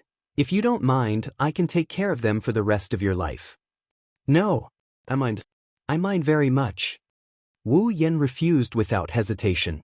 This made Meijio unhappy again. She glanced at Wu Yan and hesitated for a moment before asking. That woman last time was a human magician, right? His hand that was about to reach for the cup paused. Wu Yan looked up. His gaze directly met the other party's somewhat serious gaze. He smiled. What's wrong? Are you afraid of trouble? Wu Yan mentally prepared himself for Meijio's rebuttal. Who would have guessed that Meijio would say something like that? Meijio nodded with a serious expression. I don't know how to describe it, but I can feel that person is different from the magicians I've dealt with before. He's dangerous. Wu Yan paused for a moment. When he confirmed that Meijio's expression and words were true, he shook his head helplessly. I almost forgot. Even if you were a human, you're now an elf. If you can sense danger, it means that you're not only talented in singing. Why do you always think that you're useless? You're so long-winded. Meijio glared at Wu Yan angrily. I know you know me well, but can you please stop bringing up my past? It's very annoying. Well, I don't really care. Wu Yan shrugged. I am prepared for a long battle with you. I don't mind a little while. Can you answer my question seriously? Meijio held her forehead as if she had a headache. Because of this matter, I've been troubled recently. Also, didn't she say that you're an elf? Are you really an elf? Let's not talk about whether it's a fairy or not for now. Wu Yan waved his hand and he interrupted Meijio. But it's true that she's very dangerous. If you go against her, you have almost no chance of winning. Meijio wanted to refute. That's only natural. In this world, the elves had the power equivalent to a natural disaster. Although Meijio hasn't been an elf for long, she has fully grasped the power of an elf. Therefore, Meijio knew how powerful an elf is. Meijio had fought against magicians equipped with CR units before, but in the past, these magicians could barely protect themselves even when they attacked her in groups. How could they be as strong as an elf, or even stronger than an elf? In addition, because of her own experience, Meijio looked down on humans from the bottom of her heart. Of course, she didn't want to believe that a human could defeat her. However, the pressure she felt from Irene that day made Meijio unable to refute even if she wanted to. Ever since she became an elf, other than the first time she met Wu Yan, this was the first time Meijio felt this way. She couldn't help but be concerned. With a bit of unwillingness on her face, Meijio asked in a low voice, "Can humans really be stronger than elves?" "I know you don't want to believe it." Wu Yen bitterly smiled. "But in fact, in this world, there are 3 humans who possess strength and talent comparable to or even greater than the elves." 3? The Bao's sisters who were playing outside the balcony walked in. They seemed to have heard the conversation between Wu Yen and Meijio. "Are there really humans who are stronger than elves?" Jejuya's face was full of disbelief. "And there are 3 of them?" "I doubt it." Shi Xian also doesn't believe it. Shi Xian frowned and tilted her head with her hands behind her back. Yagushir and Shi Xian immediately entered duel mode when they arrived in the modern realm and left the modern realm. That's why they haven't encountered any human magicians. The humans they've seen recently are all toothless paper tigers. They're not strong at all. You said it yourself, you just haven't encountered them yet. Wu Yen took a deep breath of the black tea. He pondered for a moment and looked at the 3 elven girls. "Since you don't know, I'll tell you today. Don't wait until you encounter them. If something happens due to carelessness, it'll be troublesome." Meijio, Jejuya, and Shi Xian held their breaths. 3 pairs of eyes locked onto Wu Yen. They were serious. Wu Yen nodded in satisfaction. The reason why human magicians can have extraordinary power is that they are equipped with a display device that can reproduce magic through scientific means, the CR unit. Since it is a piece of equipment, the skill of controlling the equipment and the talent of the individual are the fundamental factors that determine one's strength. Among the humans, there are 3 people who are extremely skilled at controlling the CR unit. He tapped his finger on the surface of a cup of black tea on the table, and the surface of the black tea in the teacup immediately rippled. Not long after, the image of a petite girl with a blue ponytail and a mole under her eye appeared in the tea. Her name is Chong Gong Jina. She's one of the 3 people who are good at manipulating CR units. Her body has been processed with a lot of magic power, which is why she's much stronger than common magicians when she's equipped with CR units at such a young age. Even when she's fighting against elves, if the elves are relatively weak, she's definitely capable of killing them. But now, Jina has become a member of Ratatosker. She's on our side, so you don't have to worry about her. Wu Yen tapped the surface of the tea again. The image on the tea rippled again. It was replaced by a girl with short white hair and a cold expression. Her name is Toichi Origami. She's a member of AST. Her strength isn't that outstanding, she's only a little stronger than a normal magician. However, her skills and talent in controlling the CR unit are top-notch. The reason she's not that strong now is because the CR unit of AST is too weak. If you give her the latest CR unit, she might be even stronger than Jina. But for now, you don't have to worry. As long as she's in AST, she won't be able to make a name for herself. However, if you run into her, try not to get into a fight if you can. Lastly, with a wave of his hand, Toichi Origami's image on the surface of the tea was replaced by Irene. This person is dangerous. Extremely dangerous. If you run into her alone, don't hesitate and run.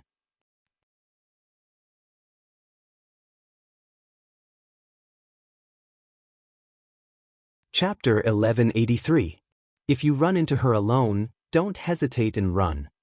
The moment these words were spoken, the expressions of the 3 elven girls present immediately changed, and their beautiful brows furrowed tightly. Is this person really that dangerous? His hands were on his hips as he leaned over the teacup. His silver eyes stared at Irene's reflection on the surface of the teacup. His eyes were filled with disbelief. Doesn't she look like a normal human? I have a question. Is this woman the one who invited Master to the concert last time? Shi Xian recalled what she saw that day. Her narrowed eyes narrowed even further. Shi Xian thinks that person isn't as simple as she looks. Do you think so too? Meijio couldn't help but look at Shi Xian with a grave expression. I also felt an unusual oppressive feeling from that person. She's the most dangerous of the 3. Wu Yen rubbed his chin and pursed his lips. Her name is Irene? Mira? Maidens is the best at CR unit technology in history, and no one can surpass her. Moreover, she also has her own personal CR unit. With both of them combined, her strength can be said to be far beyond Shina and Kite Origami. In fact, she might even surpass most of the elves.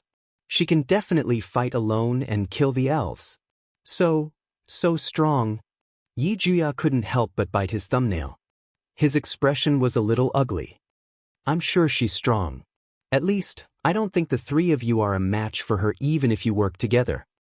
Wu Yen sighed as he ignored the elven girl's expressions. That's not the most important thing. The most important thing is, this Elaine was still the person from the Dem company who advocated the killing of the elves. Moreover, she was currently loyal to an ambitious guy who was eyeing the elves covetously. Compared to the previous two people, compared to the other two, she's the kind of dangerous person who will go after elves even if they don't come looking for elves. So, Wu Yen warned Meijio, Yaguya, and Yu Xian in a serious tone. If you meet her alone, or even together, don't hesitate. Just run. Because, even if you don't have any enmity against her, she won't let you go. Following this sentence, the atmosphere at the scene suddenly dropped to the freezing point. Even the temperature was showing signs of dropping. At the very least, Meijio, Yakuya, and Dushin felt chills running down their spines when they heard Wu Yan's words. Perhaps she was trying to change the topic. Maybe she's trying to escape from reality. Meijio looked at Wu Yan and she asked him with a nervous tone. Could it be that even you aren't a match for this person called Irene? Jejuya and Shixien looked at Wu Yan nervously. Meijio, Jejuya, and Shixien have all fought with Wu Yan before. They were easily defeated by him. Jejuya and Shixien even joined forces and used their strongest skill, Angel. They couldn't even hurt Wu Yan. If even Wu Yan wasn't a match for this person called Irene. They don't dare to imagine how strong this magician named Elaine is. Wu Yan smiled when he saw the nervous expressions on the three elves' faces. He could more or less guess what they were thinking. Don't worry, although Irene is strong. She's stronger than most elves, but she's still not a match for me. Wu Yan shrugged and said to the three elves, I fought her once on Homie Island. It's not hard to take care of her. Otherwise, she wouldn't have invited me that day. She would have taken me away by force. The three elves sighed in relief when they heard that. The heaviness in their hearts dissipated. What? Then this Elaine isn't that strong either? Yaguya raised his chin. A domineering smile appeared on his face again. Even if I'm not a match for her alone, Shixien is here. If we work together. She's invincible, I know. Wu Yan rolled his eyes at Jejuya. Perhaps you're Raphael, Sky Racer, Elkanaf, that you and Shixien can use to threaten Ellen, but if you want to defeat her, just that attack alone is not enough. For this reason, it's best that you don't let your guard down. What? Jejuya mumbled and stopped talking. He still didn't believe a human could be that strong, but since it was Wu Yan who said it, he chose to believe him. Depressing, it's shocking that such a strong human exists. Shixien lowered her head but quickly raised it again. But Jejuya and Shixien won't leave Master. With Master here, there's no need to worry. The problem should be with you. Jejuya glanced at Meijio. You seem to have always been alone. If that human finds you, it should be very dangerous, right? I'm not worried. I'm not worried at all. Meijio pursed her lips as if she was trying to be brave. Let's not talk about whether the magician knows that I'm an elf. Even if she knows, I don't have to be afraid of her. My Gabjapple can control other people. If I really meet her, even if I can't control her, I can control her companions to stall her and then escape. What if she doesn't bring her companions? Shixien hit the nail on the head. Won't you still be in danger? Meijio. Under the gaze of the three people present, Meijio opened her mouth, but she couldn't say a word. She could only shake her head in despair. We'll talk about it when the time comes. Wu Yan, Jejuya, and Shixien smiled bitterly. Wu Yan, in particular, had a troubled expression. He did not have to worry about the elf girls around him. Kotori, Toka, and Yoshino were all as strong as Irene, if not stronger. If Irene finds them, the telepathy spell on them will be triggered. Wu Yen can remove the seal and let them fight Irene. Jejuya and Shixien are just like what they said. It's hard for anything to happen to them if they stay by his side. Even if there was an accident and the Bawa sisters weren't by his side, with their combined strength, they should be able to resist Irene for a while. If they used Elkanaf, they might be able to counterattack and hold on until he arrived. Meijio, on the other hand, is isolated and helpless. If he was really found by the DM, then it would definitely be very dangerous. Hey, do you want to live with us? Jejuya reminded Meijio out of kindness. Not only do we have Master here, we also have Kotori, Toka, and Yoshino. In addition to us and you, that's a total of 6 elves. No matter how powerful that Irene is, she can't possibly be more powerful than 6 elves working together, right? Consider it. Think about it. Yijia is right. Shixien tilted her head. There are no more rooms in the house, but there are still sofas. We can barely fit one more person. You want me to live on the sofa? Meijio was shocked. Why would I want to live in someone else's house? Why would I have to sleep on the sofa? Yes. We're worried that you'll be in danger. No. I'm not in danger. I've been an elf for half a year and I'm still fine. What danger could I possibly be in? Refute. What if your identity is exposed? Yes. All right. Stop making wild guesses. Wu Yen stopped the 3 elves from making wild guesses. I'm just warning you about the danger of the magicians. Why do you all look like they're about to come knocking on our door? That's right. That's true. At the end of the day, I still have some doubts about whether humans can really be that strong. No, there's no need to make wild guesses. Wu Yen found it hilarious that the 3 elven girls are acting so sulky. He also started thinking about something. Perhaps AI Lien might really look for Meijio?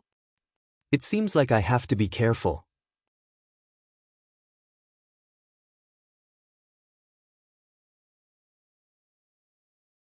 Chapter 1184. The night was as thick as ink, so deep that it couldn't be melted. The curtain-like night sky was dotted with sparkling stars. The moonlight was like flowing water, quietly sprinkling on every corner of Heavenly Palace City. It was like a thin silver mist, but also like a faint frost. Through layers of floating clouds, uneven mottled silver gauze fell. In the corner of Heavenly Palace City that belonged to the Gem branch company, at this time, every building was flickering with little lights. The top of the first office building was even equipped with a searchlight for patrol, making the entire STEAM-related facilities colorful, like fireworks blooming in the night, very dazzling. Of course, if one was outside, they could only see these superficial phenomena at most. If an informed person were to carefully observe the entire territory of the DEM, they would discover that in the shadows of some alleys or in the dark areas of the buildings, there were many humanoid robots with a cold luster and a metallic appearance. They were like ferocious tigers that were about to ambush them. Bandersnatch. The unmanned mechanical combat dolls specially made by the TIM company. In a corner that no one could find, these mechanical puppets were quietly lurking. While rotating the red light that looked like eyes to observe the surroundings, they moved their positions without anyone noticing, loyally guarding the entire territory of the DIM company. These, Bandersnatch. Although in terms of combat power, they couldn't even compare to a person from AST, they won in numbers. With the Bandersnatch troops guarding the DIM company's territory, even if it couldn't be said to be foolproof, at least there would be enough spies to find the enemy and resist the foreign enemy for a certain period of time, allowing the magicians of the DIM company to rush over. The defense could be said to be tight. Unfortunately, humanoid robots would always be humanoid robots, no matter how many there were. There would still be opportunities. In a dark corner, the shadow of the building bathed in the moonlight suddenly swayed, slowly extended out, and then twisted, turning into a swamp. A black shadow with specks of colorful starlight. In the black shadow, a figure gradually emerged.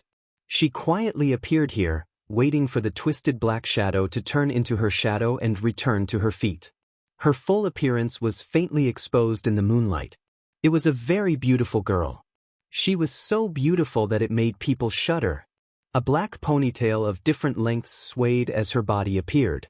Wrapped around her slender body was a gothic gown dyed with blood and the night sky. It was dazzling under the moonlight and the lights. However, the most dazzling part was still the girl's eyes. It was a pair of dual-colored eyes of different colors. If one looked closely, they would discover that the girl's right eye was wine red, and there would occasionally be a flash of bloody light. Her left eye, however, was golden, and it looked like a clock carved into it. The needle was still spinning, making one's hair stand on end. With a bloody smile that could easily give people goosebumps hanging on her delicate face, the girl raised her head slightly and looked at the first office building of the dim branch that seemed to have no end in front of her.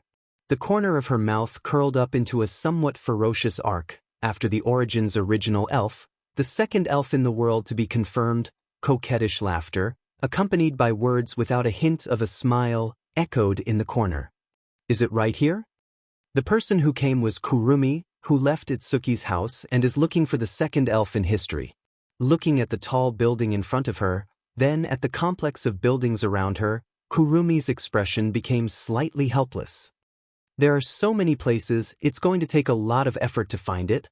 Looks like we can only rely on this. After these words were spoken, the shadow under Kwang-san's feet instantly swelled and spread to the surroundings. Immediately, many young ladies that looked exactly the same as Kwang-san slowly appeared from the shadow.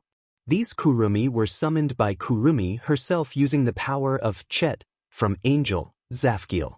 They were the reincarnations of the timeline. Each of them has the same power as Kurumi. They can also use the two ancient pistols that represent the Zafkiel's hour and minute hands. Each of them is equivalent to a Kurumi. However, these clones can't use the Zafkiel's power of time.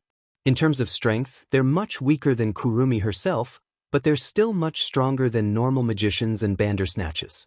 They're even more effective when used in human wave tactics or when searching for something. Let's begin. After summoning her clones, Kurumi immediately gave the order. The activity time of each me is the same as the time we need to consume, so if it's possible, I hope that everyone can hurry up. Kwang-san closed her eyes after glancing at all the selves around her. Although Lord Husband has given me plenty of time, I don't want Lord Husband's gift to be wasted on searching.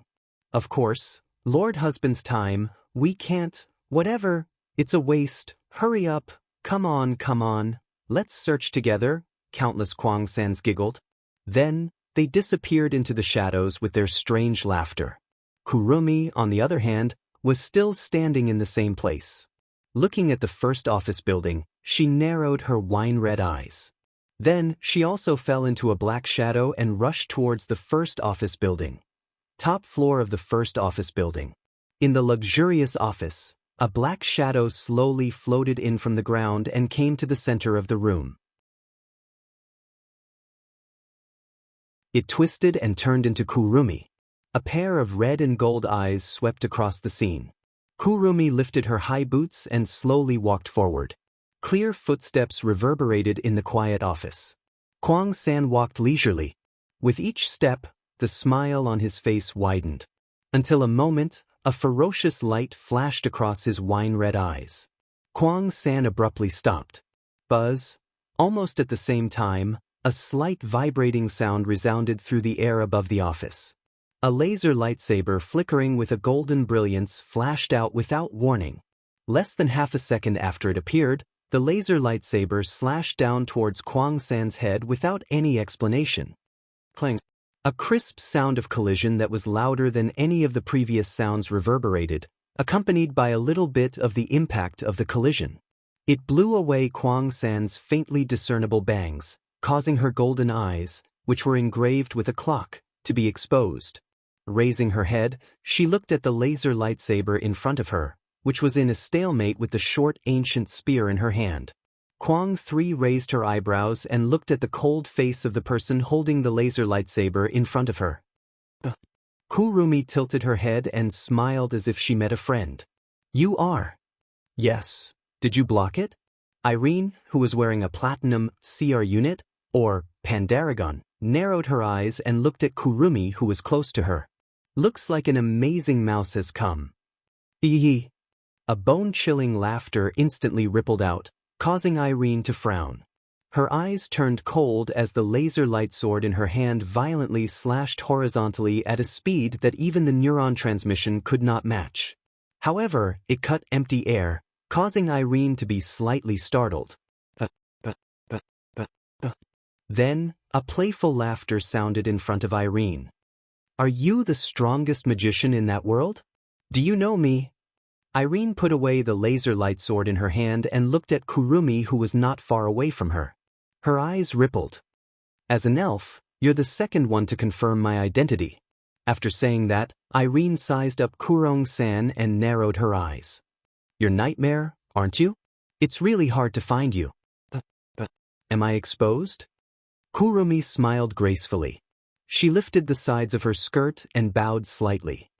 Then, let me introduce myself. Nice to meet you, I'm Tokisaki Kurumi. You're tuning in to the Passion Pages YouTube channel. We're so grateful for your support, and don't forget to subscribe to join us on this incredible journey through captivating stories. Your generosity through donations truly makes a world of difference, as it's the primary source of revenue that allows me to expand and enhance this channel for you. Thank you from the bottom of my heart for being a part of this adventure.